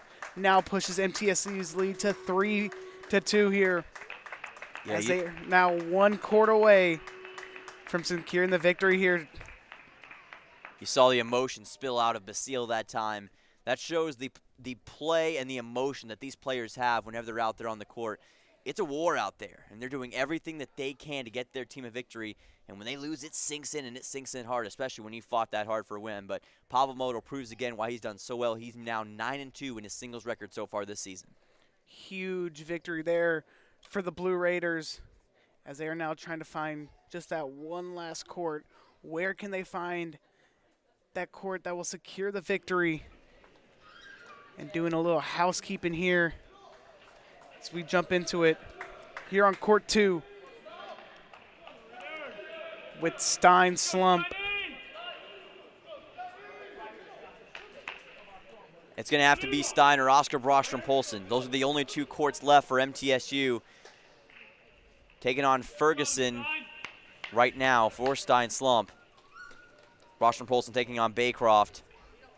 And look at the reversal of fortune there, Matt. Slump had a 7-6 tiebreak set win and then drops a 6-1 game in the second set. It's amazing to me how quickly things change. Crazy is the word to use there. That's a little housekeeping around the cathedral. For those just joining us, court 1, we saw Francisco Rocha being pushed up there, seeing what he's got there, but unable to secure a court, as that will fall in favor of the Cowboys. And now as we're on to action in court 2, Stein Slump looking to secure the victory here for MTSU as he's talking to Coach Jimmy. Yes, he is, and You know, Stein Slump has been in these positions before. He's taken down ranked opponents all year, whether it be Princeton, Virginia Tech. He knows how to get it done against the toughest opponents. That's what he's looking to do right now. I think for MTSU, they feel very comfortable having Stein Slump with that much pressure on his shoulders. I wholeheartedly agree. The matches that I've called here at the Cathedral, the matches I've witnessed here at the Cathedral as a fan, is just Stein Slump comes out when the lights are the brightest. We've seen, the first game of the season, his match was neck and neck there on court 1 with the 5-star blue chip from Michigan State. But Stein was able to come out on top. Hopefully to see Magic once again at the Cathedral. To finish up the score recap really quick, court 4, Andre Horak keeping his winless streak. No. His win streak alive, 10-0 in favor of Andre Horak there for his singles record. And then on court 5, we saw Marcel Kamrowski fall. Yeah, speaking of falling, Stein Slump took a bit of a dive that time. That was a bit of an awkward landing. Glad to see he's okay. With the injuries that we've seen here take place recently at Adams Tennis Complex and the Cathedral of Tennis, it's good to see Stein get up from that. On court 5, Marcel Kamrowski fell his game to Oklahoma State's Francisco Pini there. And then we just saw a little bit ago, Pavel Model securing that 3rd point for MTSU. But like you said, have seen some injuries occur at the Cathedral, as we've seen fellow Blue Raiders fall victim to some bad injuries. MTSU's very own Ratuja Chapelkar there for the women's team, out for the season with a torn ACL. It's got to be heartbreaking for just a team and her, but hopefully they're watching here as their fellow men's tennis team puts on a show. You're talking about putting on a show. Stein Slump put on a show right now, but I don't think Ferguson likes the show. Neither does Coach Taylor, but Middle Tennessee, that's exactly what they needed from Stein Slump. He is playing with that aggressive attitude that the Blue Raiders need to win.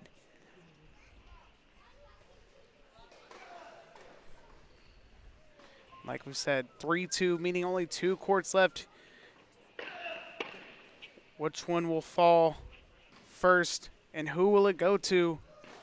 As court 2 sees Stein Slump and Chase Ferguson. And then on court 3, Isaac Baycroft for Oklahoma State facing off against Oscar Broschen-Polson.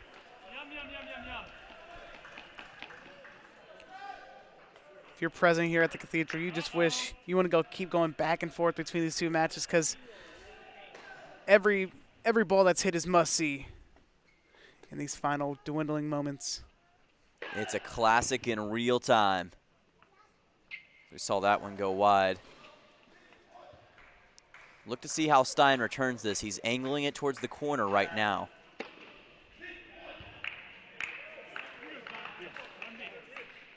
Too much pop on that from Stein. Now gets to 40-30, and we see how Stein Slump dropped the second set 6-1. This is a big win that he needs to establish momentum early and kind of reverse his fortune. This is going to be big for Middle Tennessee. And that first match will be huge in this 3rd set. Not this time. Not the time for Stein to secure it. Pushes it now to deuce. Another reason this would be big for Stein. Ferguson currently on serve. This would give Stein a break early.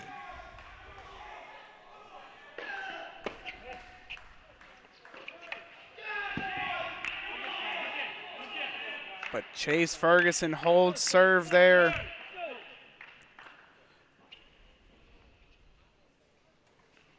Yeah, tough one for Slump, and now he watches it fall behind the 8-ball, 1-0. But the good news for him is he'll be on serve next, and they'll have an opportunity to fix what he started and continue on. But Ferguson is proving to be a tough opponent, and he is giving Stein Slump a run for his money right now. There's a thing for Stein. Again, it wasn't the break. It wasn't his serve. So you still got to look at the positive. Hold your serve. You just got to find that one break that goes into your favor, puts you in the driver's seat there. So it's, be so big for Stein. But again, like we've been saying, play it one ball at a time. Cannot get too far ahead of yourself. You got to play, slow. You got to play, know when you got to play aggressive. Know when you got to play, your defensive kind of tennis.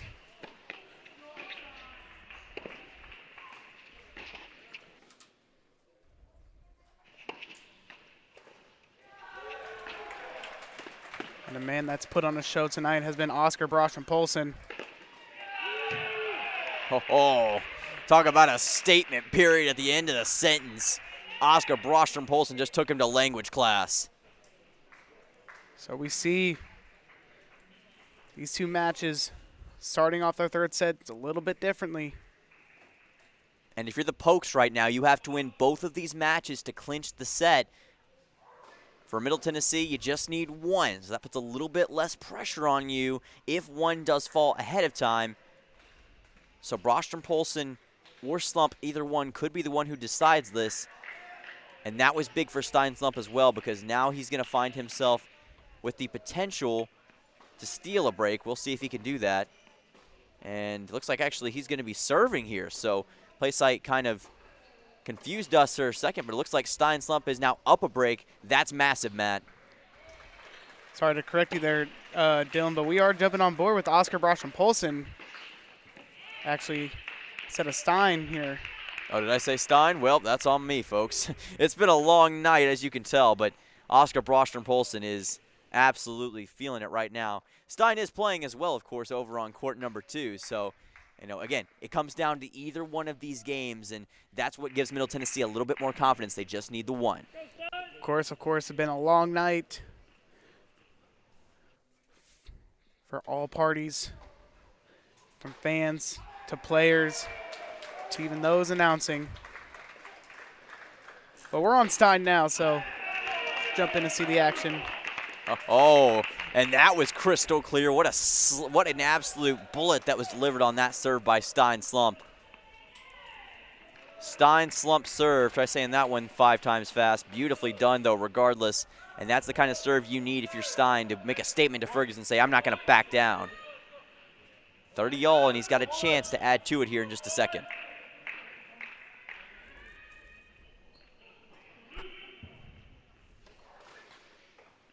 Stein Slump looking to secure a lead here. Again, trying to hold his serve.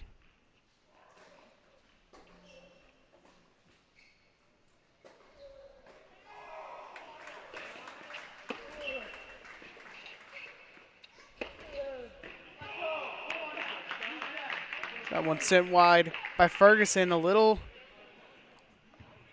discussion there between the ITA officials. Head coach Taylor, as we've seen throughout the night, little disagreements from the Pokies here. Yeah, disagreement from the Pokes and the Raiders and the ITA officials, but you just got to let that get out of your mind and play your own brand of tennis. Don't let the decision of the officials or your other players get in your own head.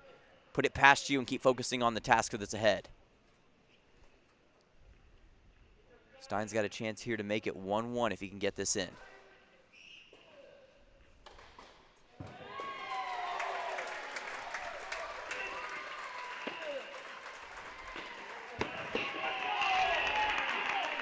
That one seems to squeak in there.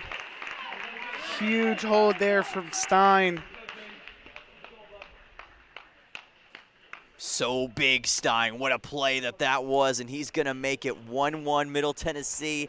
That was a beautiful shot delivered right along that near sideline, and now he finds himself in the perfect position to make this a game once again and kind of get some revenge for that second set. Absolutely. Another man looking to push it.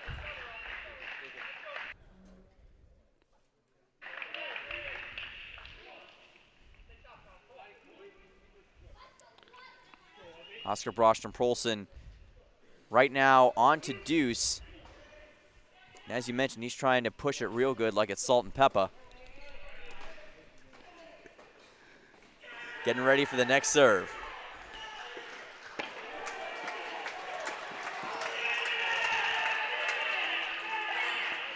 Frustration there by Oscar Brostenpolson. He had it right there. Just too much. That's gotta sting. Yeah, that has got to sting for Oscar Brostenpolson. He almost had it. If he could have just delivered it a little bit less so, it'd have been a potential chance for MTSU to take a 2-0 lead on court 3, but not to be on this one. And not to be. Exchanging breaks. A little bit different story here on court 2 as both teams have held their first serves.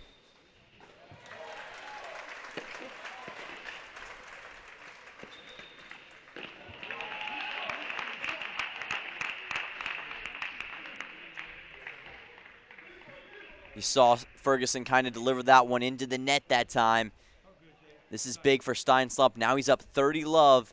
If he can get a break back on Ferguson, this would give him the momentum he needs to potentially drive things forward and clinch this.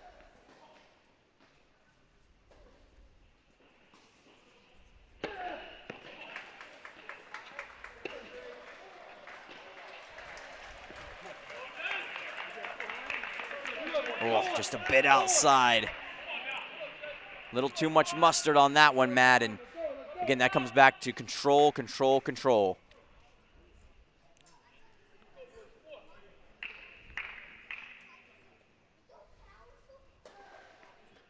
Stein Slump, double S here.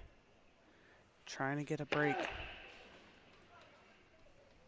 So that won't be sent to the net by Ferguson. Silence covers the cathedral.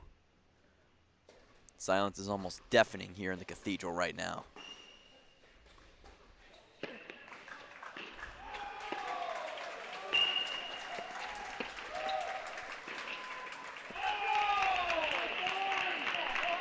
As that one will clip the white line there.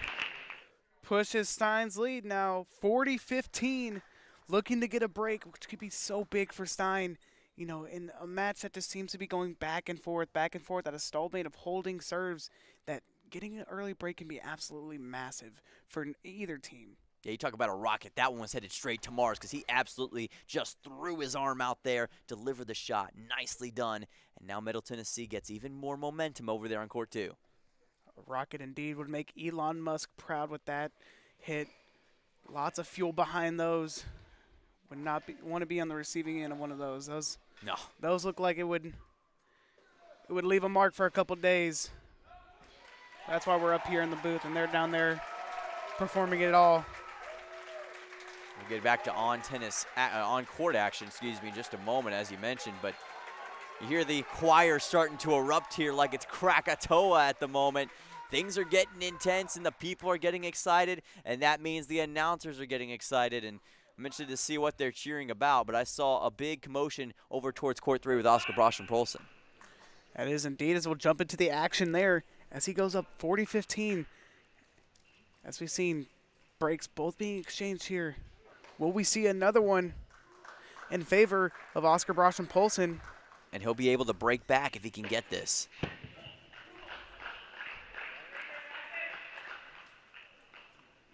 That one winning and rolling there. Nothing you can do about that one. Baycroft just absolutely delivered that one inside the box. And if you're Oscar, you just got to let that one go and move on. Talking about breaks here, a little update court 2. Saul Stein complete the break there. Pushes it now 2-1 in that third set in favor of Stein. Another serve that you just cannot do much with if you're Brostenpolson. Baycroft has delivered 2 absolute dimes in a row, and you gotta think that disappoints Oscar Brostenpolson because he thought he was in the perfect position. Now let's see, actually, he's gonna take it from the left side for Deuce.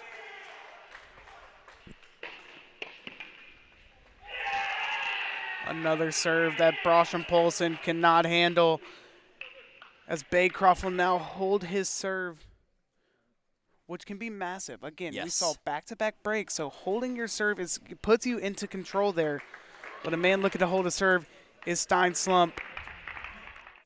As he goes up, as he's up 2-1 here on court 2 again. MTSU up 3-2. They only got to secure one of these. And if you're Oklahoma State, you got to secure both of them. So, you know, you're in the driver's seat on one, but also you're a little bit behind on the other. You're really wanting to see, you know, your players jump out to that early lead. But Right. Stein Slump looking to secure the deal here for the Blue Raiders. And there's almost another game going on right now. It's the mental game between these players. Are you letting the pressure of the win or the potential win get to you if you're either one of these players right now? That much will come in time as we get a split screen for the first time tonight. And it looks like we're going to ride with this towards the end. And oh boy, Stein came up a little bit slow after falling. Might be from disappointment more than anything else. See him having a conversation with Coach Jimmy. I'll be trying to coach him up. Tell him we know what to do in this situation. Stein is on serve right now. This is a perfect opportunity to get it to 3-1.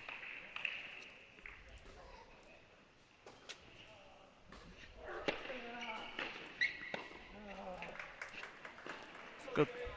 Like Dylan said, first night double screen here. On your left side, court 2, Stein Slump facing off against Chase Ferguson. And on your right, Oscar Brostrom-Polson versus Isaac Baycroft. And, you know, going back to Polk's head coach Dustin Taylor, as we see Oscar Brostrom-Polson drop another point right there. This is a guy who was the head coach for the 2011 Pan American Games, led the 2008 New York Sport Times to the semifinals of World Team Tennis. He is no stranger to these big moments, and you see the kind of team that he's recruited and he's built up in his short time as the head coach. Seems to have another break on the left side, if I'm not mistaken, as that now will knot it all up 2-2.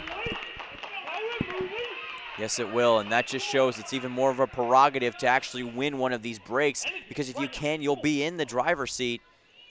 Stein still has the advantage, but Ferguson's got it up to potentially 3-2 if he can score, but for some reason it seems like being the server has been the kiss of death in the short term, hasn't it, Matt?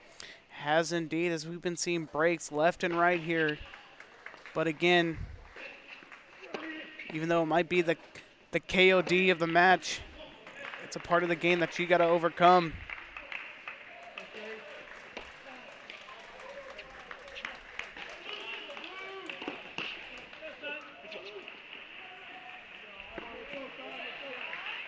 Boy, nice placement by Oscar right there. That was a beautiful short pass, bounce ball, whatever you want to call it.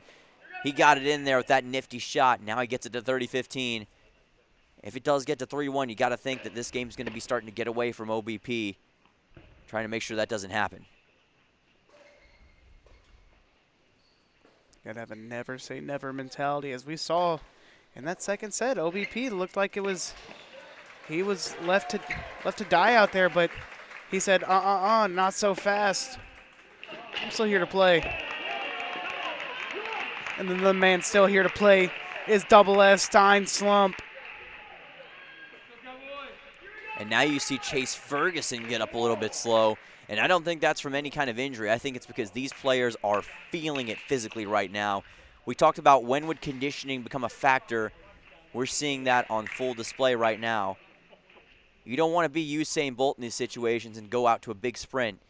You want to have the conditioning and endurance to finish this. And that's what it's going to take as this game moves forward. And I know Coach Jimmy, he prides his players on doing that. He wants them to run a 5-minute mile.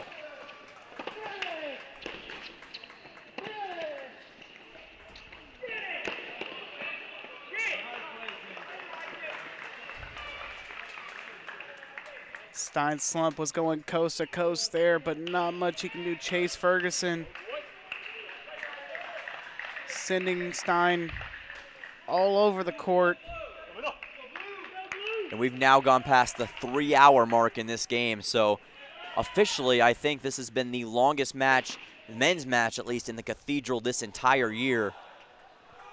Such evenly matched opponents we've got right now.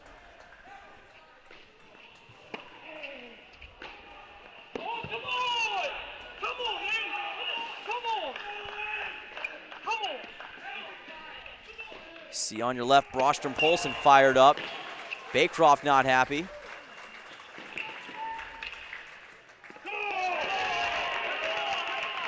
And on your left, the moon ball from Stein goes out. Ferguson now finds himself at 30 all, Matt.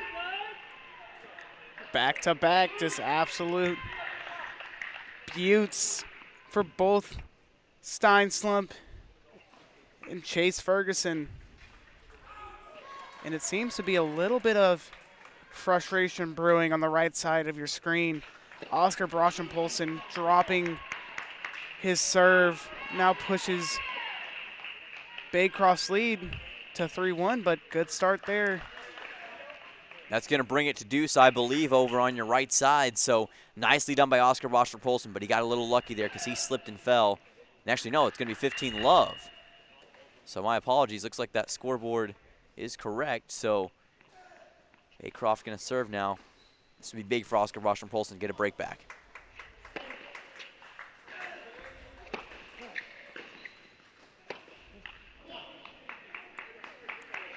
MTSU looking to keep their home winning streak alive this season, as they have gone.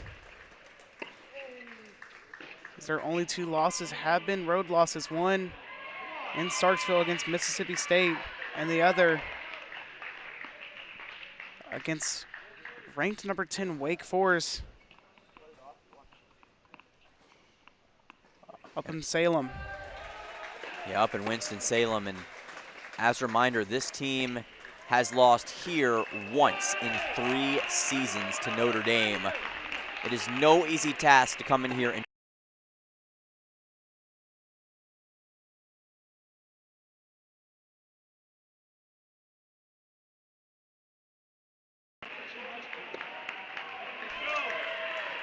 as they don't want to let down the Blue Raider faithful. watch on your left here. This match is about to go to deuce with a 2-2 game. Ferguson is serving, so Stein can take full control of this game if he can get this break back. Also on your right side, Brostrom Polson, 40 love there with Baycroft serve. Looking to change the momentum there.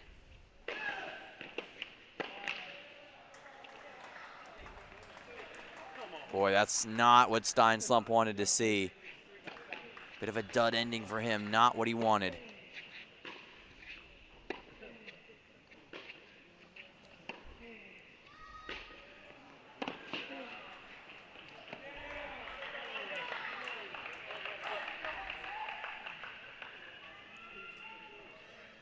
Just not enough for Brostrom Polson there.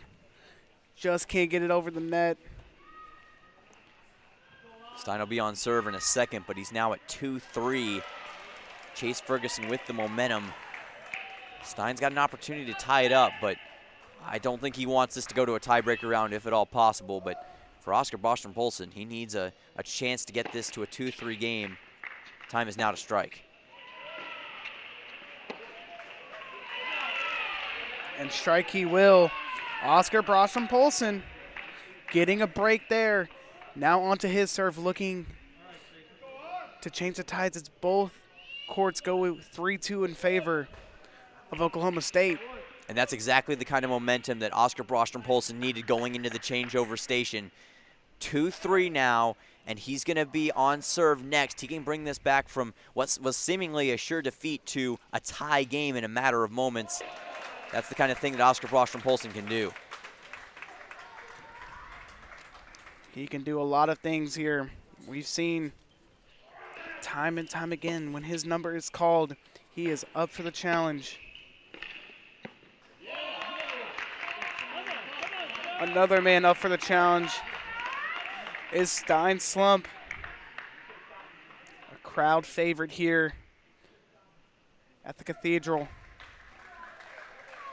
And the choir at the Cathedral has not left at all. They have been sticking around all night cheering on this team. Maybe some had to go home, but for the most part, these hardcore fans are not going to leave. They want to see this one out to the end. And they may be waiting a bit. It's one of those games that you definitely, if you can say you do not want to leave, until it's officially over, because anything could happen here. Beautiful from Slump right there. Put it right on that right line. Nicely done. Kind of got the double hop on it, and Chase Ferguson lost his balance and could only watch as the ball went by his head.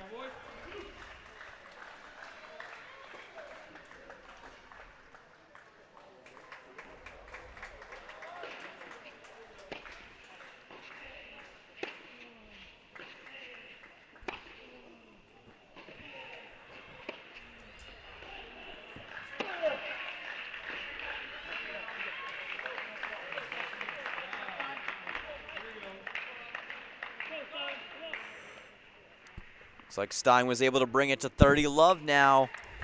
Ferguson a little bit too much power to the outside. No, actually 30-15.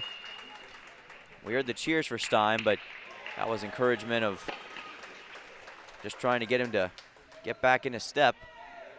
Meanwhile, Oscar Brostrom-Polson down 15 love on the right side. So that one sent it to the net there by Ferguson. Pushes Stein's lead now 40-15. This would be big for Stein. He can get it to 3-3. While he wouldn't be up a break, he'd get this game tied, and he could have an opportunity to bring it back in his corner.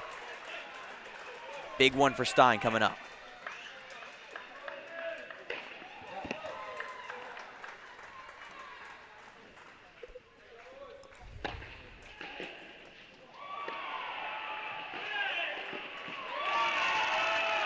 Beautiful ball placement there by Brostrom-Polson.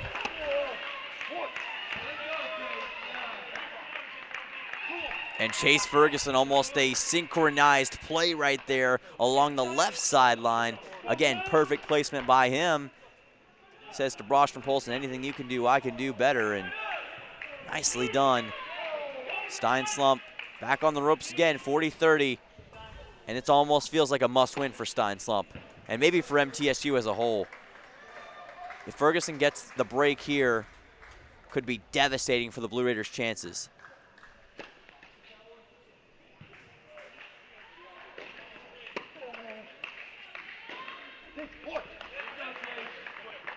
So that one's sent long by Stein. Pushes it now to Deuce. If you're Stein, you've got to buckle down here. Yeah, I think the accuracy of Stein's arm starting to take a hit as well. He's been playing for so long that it's beginning to get to him just a little bit, I believe. It's so hard as a player to get your arm back where it was earlier in the game, and maybe Stein's starting to lose some of that. This is a Deuce situation. It's a big one.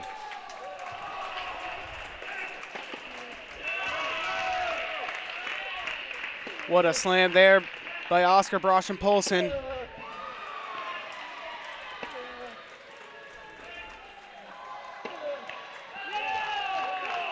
That ball will be sent it to the net by Ferguson. Sorry to cut you off there, Simmons. Stein Slump holding his serve. Notches it 3 apiece now. No need to apologize, Matt, because that was absolutely exciting for anybody. And now it's 3-3. And meanwhile, Oscar Brostrom-Polson delivers a dynamite serve on your right. And the choir coming out of both ears right now. Absolutely, the Aussie chants filling the cathedral. Both games are at 3-3 now, Matt. The Raiders chants echoing throughout the cathedral.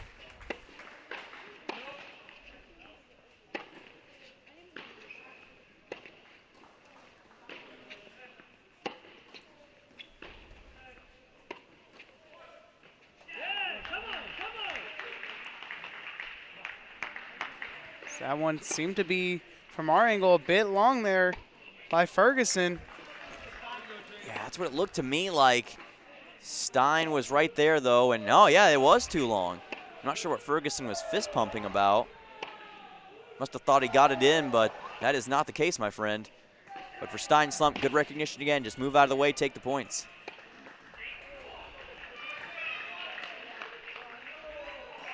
That ball sent to the net by Brostrom-Polson there. And both Oklahoma State players, Baycroft and Ferguson, are on serve right now. This is big for both Oscar Brostrom-Polson and Stein Slump.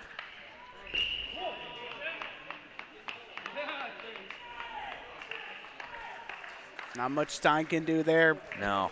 15 all now.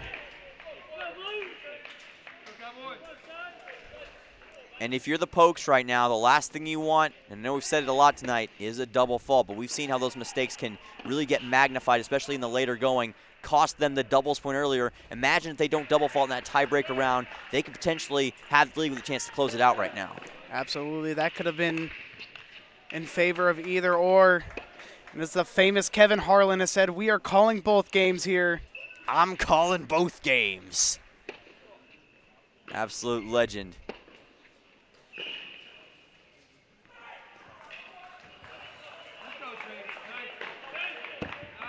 Boy, that was a weird stoppage on that left side. But it looks like Oklahoma State and Ferguson scored. I don't know what happened, if Stein just kind of stopped in his tracks or what. But that was not what they were looking for.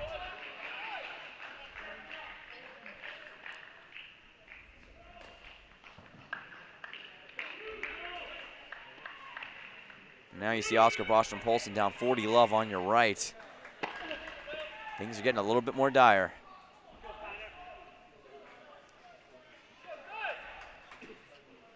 Play site there. A little misleading, not a break point opportunity as Bearcroft is the one serving.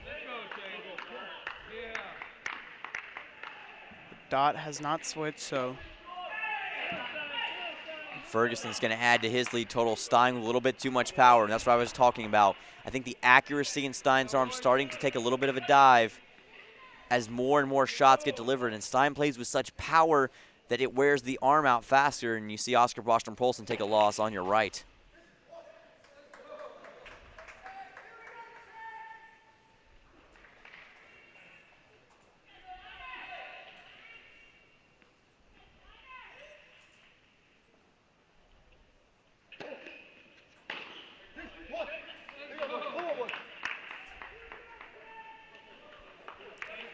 Now we will see both courts falling 4-3 in favor of the Cowboys. And there is no hiding, in a way, the desperation factor. Maybe not to that level for Middle Tennessee, but you can feel the need for speed, the need to succeed for Middle Tennessee is at an all-time high. It's not very often, Matt, that the Raiders get pushed to these conditions. And when your back's against the wall, that's when we find out what's truly deep inside your soul, what is inside your tennis playing ability that you can bring out to make yourself a legend here at the Cathedral. That is indeed. If you're a Cowboys fan, you're looking for your team to secure the victory here at the Cathedral. But if you're a Blue Raiders fan, you're hoping to see some Dallas Cowboy-esque performance. And what a big win. Let's not lose sight of the big win it would be for the Pokes if they could pull this out. It'd be a signature win certainly in Coach Taylor's tenure, and for the Cowboys this season. Have yet to have a ranked victory. Already lost a couple of ranked matches too, as we mentioned before, Columbia and North Carolina in Chapel Hill for both games. This would be the win they'd be looking for.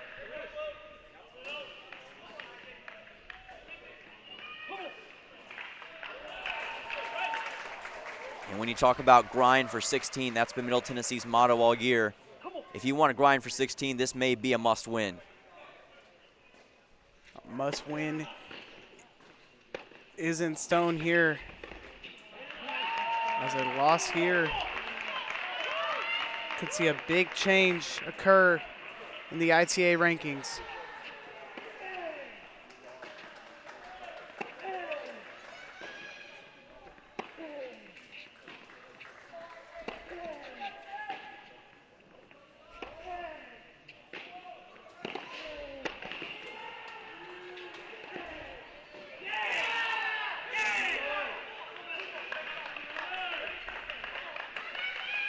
That one on the right side falls in favor of Baycroft there.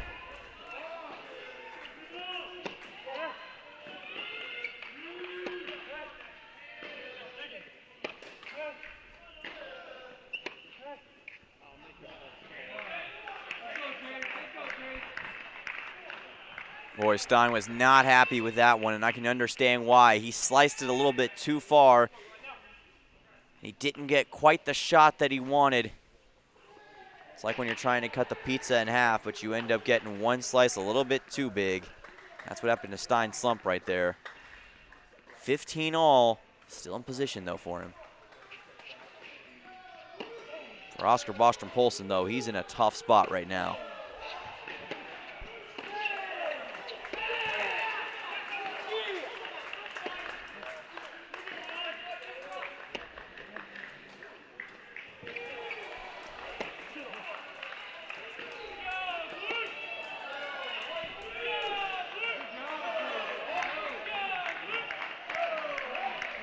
Make that 15-30 on the left, Matt, and now you see Oscar Bostrom-Polson down 40 love. He may be on his last stand right now. That's a good start, though. A nice serve. Beautiful serve there by Oscar Bostrom-Polson. If you're MTSU, you're just looking for any answers that you can have. Start it off.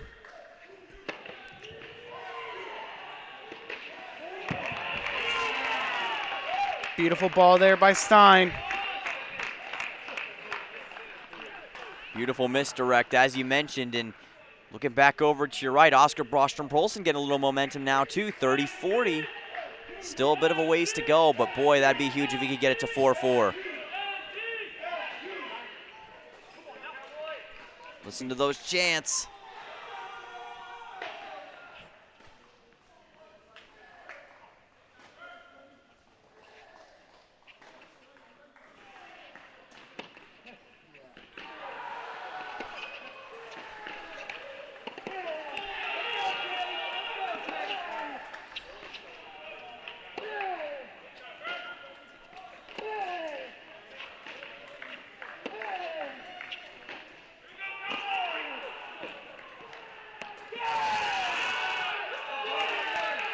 That ball will just be out, falling in favor of the Croft there. That's going to bring it to 5-3. Oscar Bostrom-Polson's in a tough way. It's Stein time, though.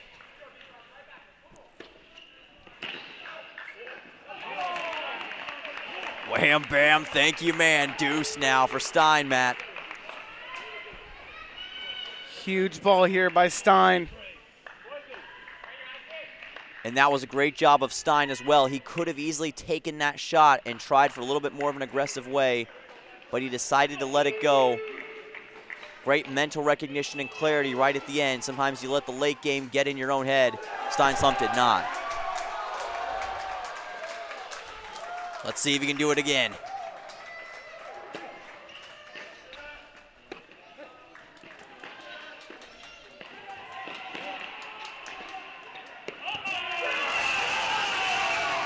What a play by Stein. Now fire up the crowd. What a play by Stein Slump. The reverse Euro-esque backhand right over the top. And now it's a tie game on court 2.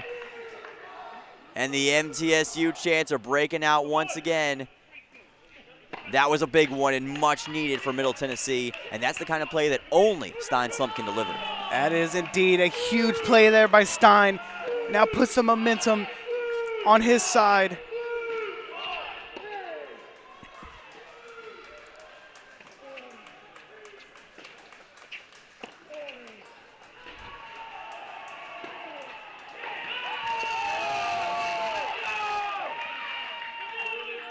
And Bostrom-Polson's going to call it out on the right. That makes it 30 love. And if you can get it to 4-5, he can at least give himself a chance, even with Baycroft serving. We've seen how he's been able to take breaks back throughout the night, so this could be big.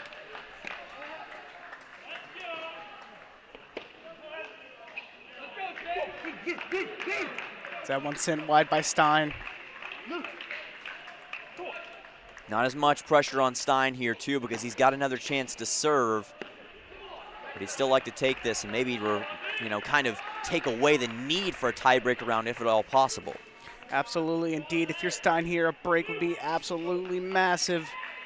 Gives you the serve and the chance to secure it.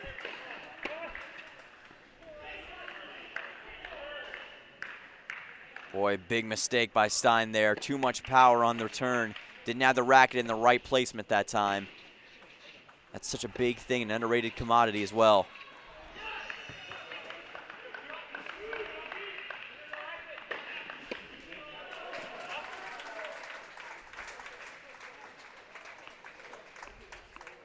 That one called out there by Stein.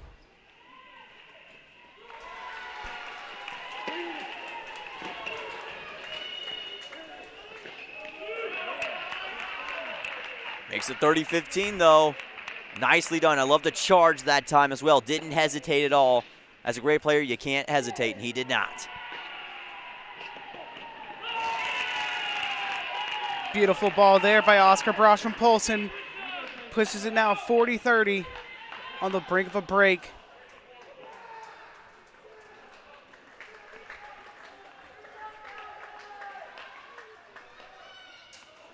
Let's see how Stein returns this one. Oh, I think I saw it right there, that exhaustion. Stein didn't have anything left that time, and all he could do was watch it go by. Meanwhile, on your right, Baycroft makes it deuce. This could be for the third point for the Pokes, Matt.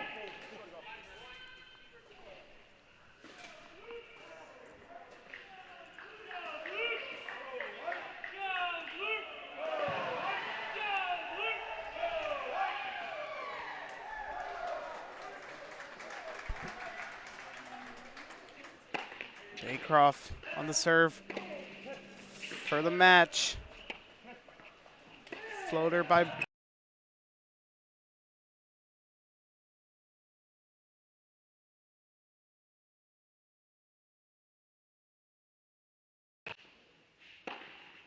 three.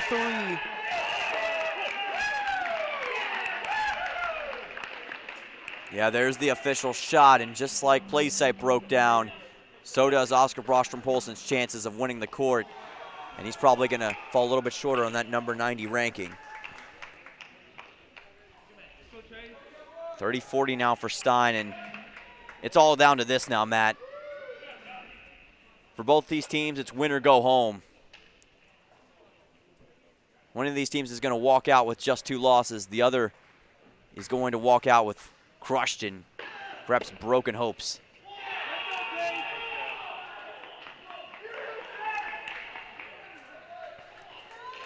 That one will now push it to 5-4 in favor of Ferguson.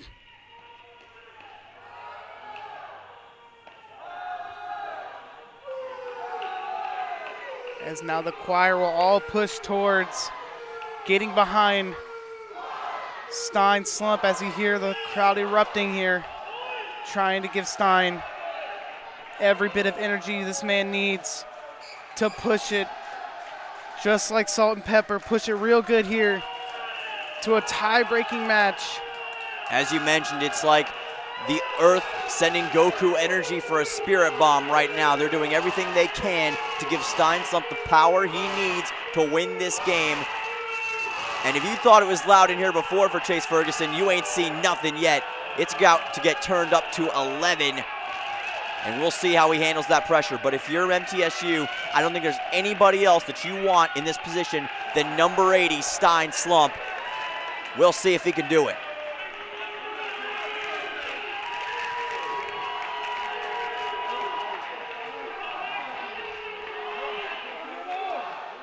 If Chase Ferguson can win this, in a way, an era begins to shift.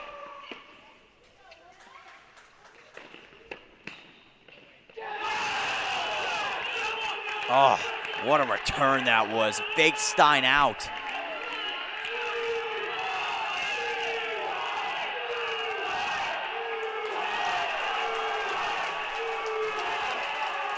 Now Stein's going to have to respond. Oklahoma State is 3 strikes away. Can Middle Tennessee capitalize, and can they find something deep inside with Stein Slump?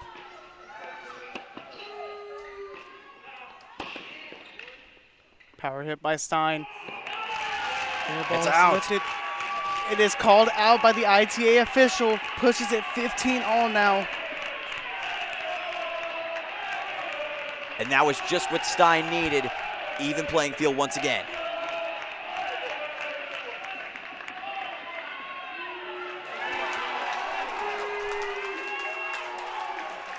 And now if you're Stein, it's all about delivering that dynamite serve.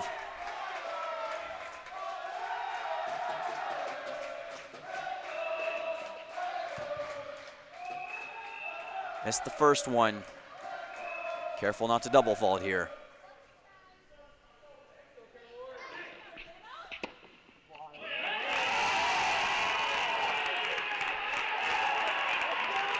And it is wide. What a play. 30-15 now, Matt.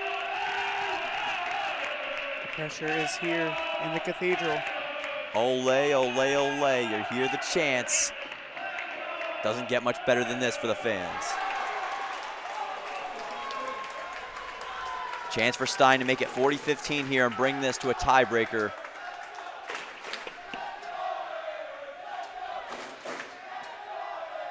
Second serve coming up.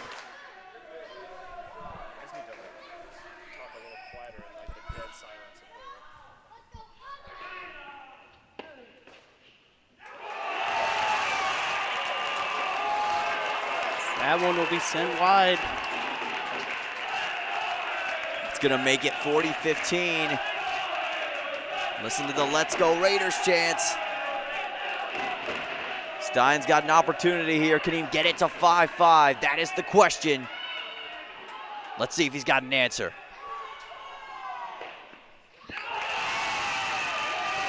Oh, what a dynamite serve that was, Matt. This guy's answering the call.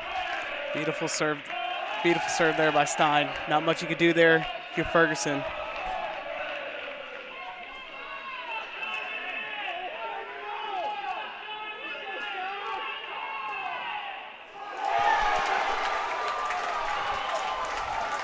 Now it's Ferguson's turn to respond. Let's see if he can do it.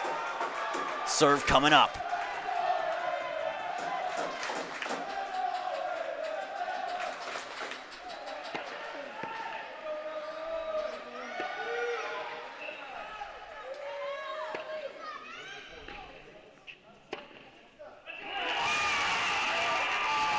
Got it.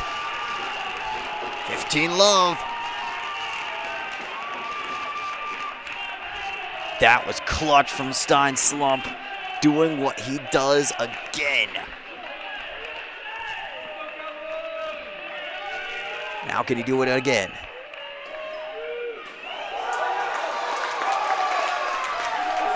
Stein looking to push it ever so slightly into his favor.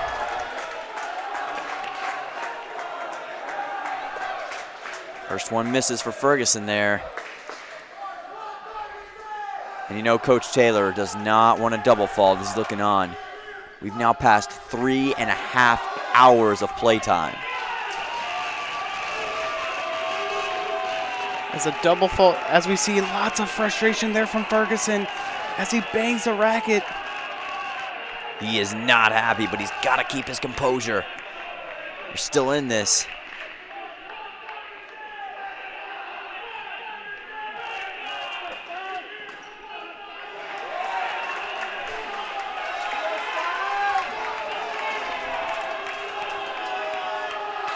And a long waiting period between these two. Ferguson trying to recompose himself. This game is full of emotions, and you know both these players have got to be feeling the emotions and the adrenaline right now.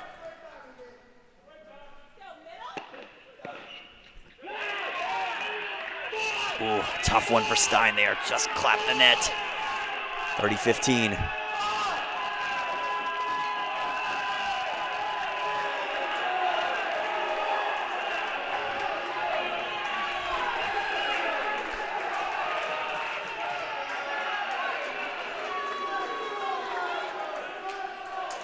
Ferguson with another shot here. Look how he closes in on the center line this time. Stein missed the last one. Chance to redeem himself. Oh, too far out.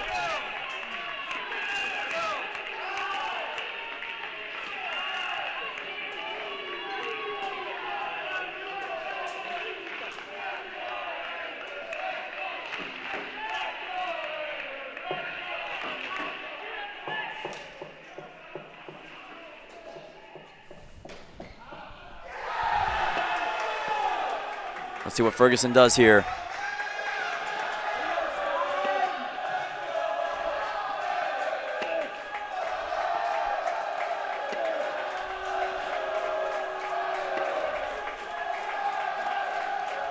Ooh.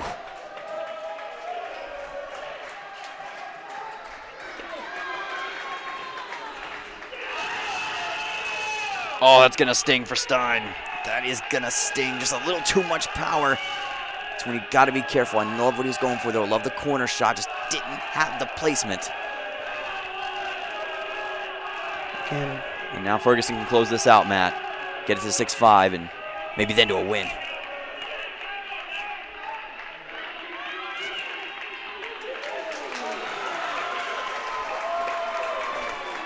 Ferguson looking to push it to 6-5 now in his favor. Into a decisive, again, win by 2 situation here. We're good on the first one.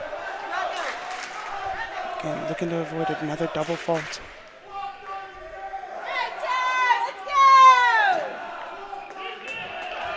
Oh, that's going to sting. Oh, the worst thing, the last thing that the Pokes needed there. It's what Taylor told him to avoid, was the double fault. Now can Stein finish it off.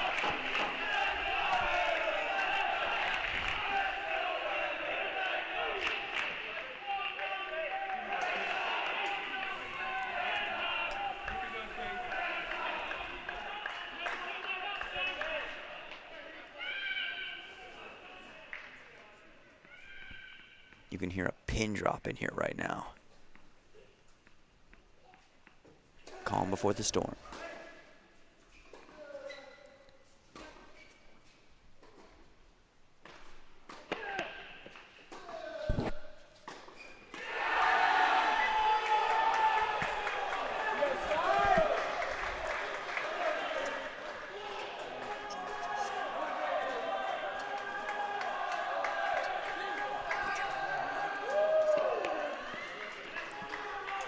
Serve coming up here.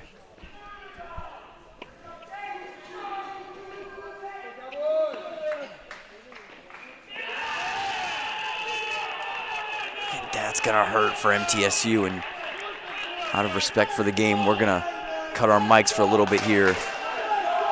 But that is gonna hurt for Stein Slump. He had that thing and he had a chance to close it out.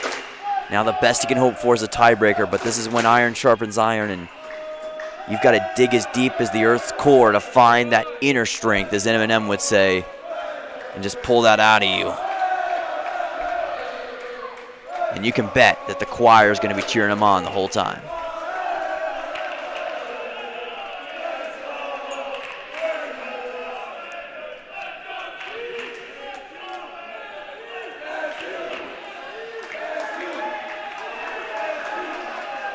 It's a weird feeling, folks. One that I, and I'm sure many others, have rarely felt inside the cathedral.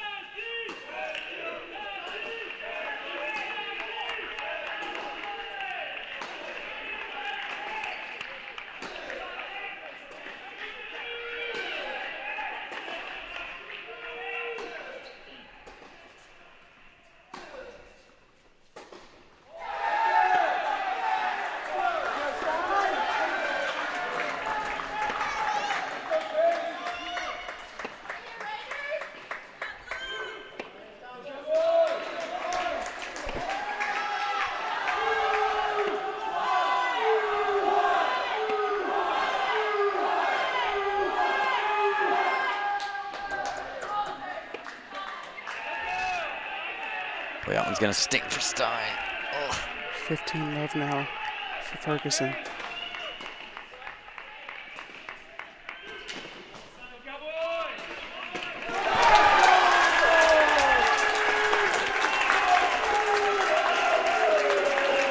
Let's see what Stein can do with this opportunity here. Coming up on a serve, down 15 love.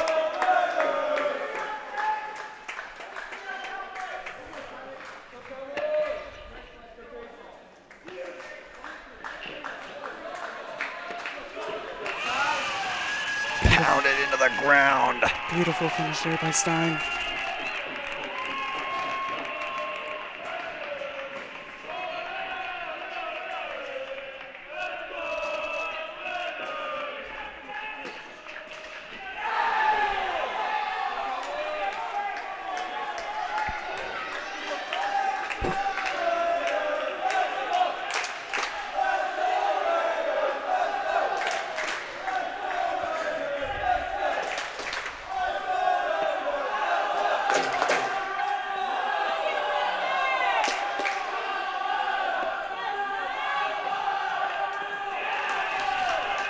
Oh, missed on the backhand. Another one sent to the net by Stein.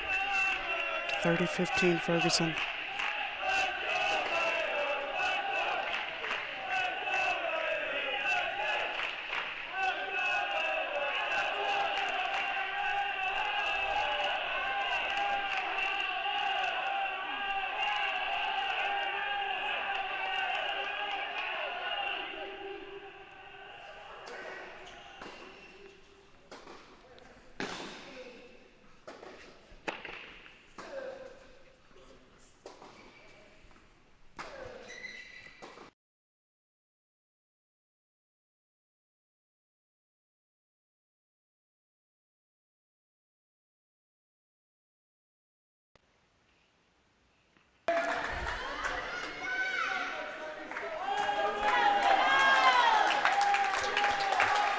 Stein with another serve coming here.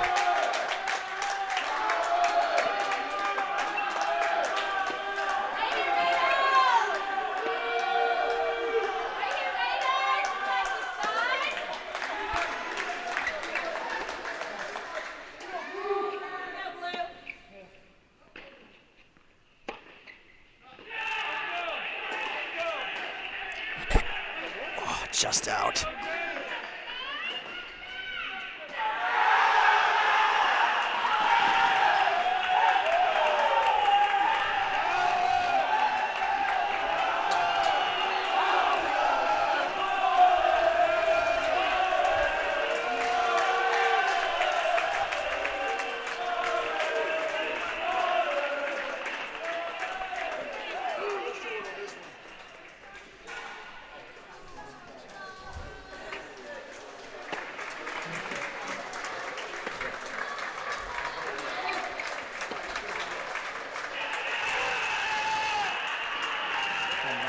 Do it. That's it, Matt. The Oklahoma State Cowboys come in to the Cathedral of Tennis and secure the 4-3 victory. History rewritten at the Adams Tennis Complex. And Oklahoma State unbelievably comes into Cathedral and they take home the victory as we're waiting here now. But man, a tough loss for Middle Tennessee.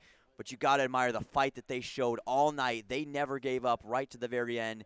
And I got to admit, that may have been the best overall game that I've ever called in my career.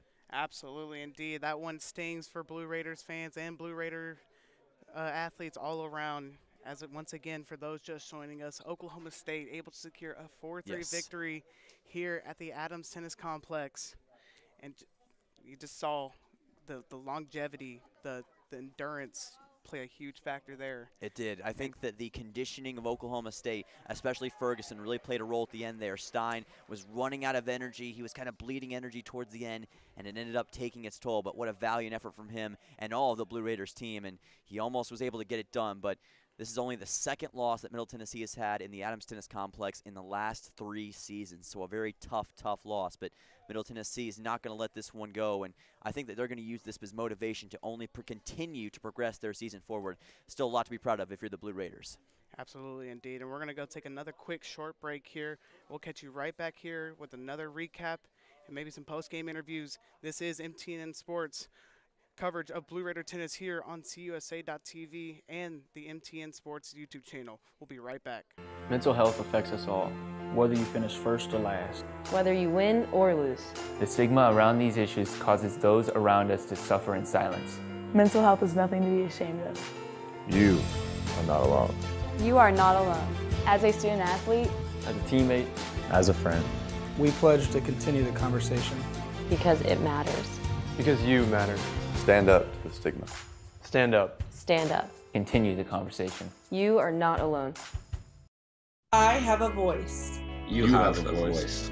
We have a voice. Our voices can be heard. Outside of sports. As student athletes, we have a platform. Now more than ever. It's important that we listen, learn, and lead, and raise our voices for change. We can all do more. Now is the time To make a difference. This is our chance. This is our chance to make a better tomorrow. Together, we will continue the conversation. We have a voice. On June 23, 1972, Title IX was signed into law, and it reads, "No person in the United States shall, on the basis of sex, be excluded from participation in, be denied the benefits of, or be subjected to discrimination under any education program or activity, receiving federal financial assistance." Happy 50th anniversary, Title IX. Thank you for giving little girls like me and big kids like Conference USA student athletes the opportunity to dream big.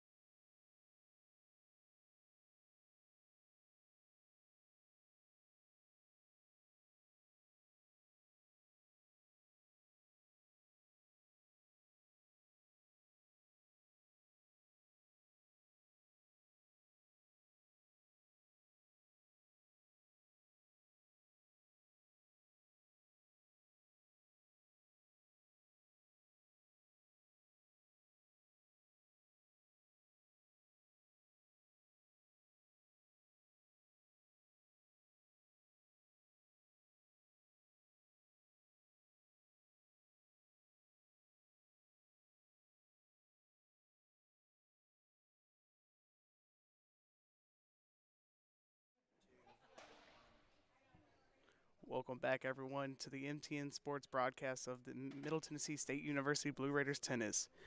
And as we just witnessed, the Oklahoma State Cowboys came into ATC and were able to take down the Blue Raiders by a score of 4-3. Unfortunately, we will not be having our post-game interviews with the coaches nor a player of the game. So we want to thank MT Athletics for allowing us to stream these matches, and we want to thank the Adams Tennis Complex for allowing us to come out here and stream these matches. If you have missed any of our previous matches, you can go to cusa.tv to catch up on all your Middle Tennessee athletic sports, and middletennesseenews.net/sports. So thank you all for watching. I'm Matthew Hayden alongside Dylan Simmons once again, and we'll be back here Sunday to take on the SMU Mustangs at 12 p.m., followed by another men's match against the Austin P Governors at 4. So again, you can catch us all on CUSA TV and the MTN Sports YouTube channel. Thank you for watching.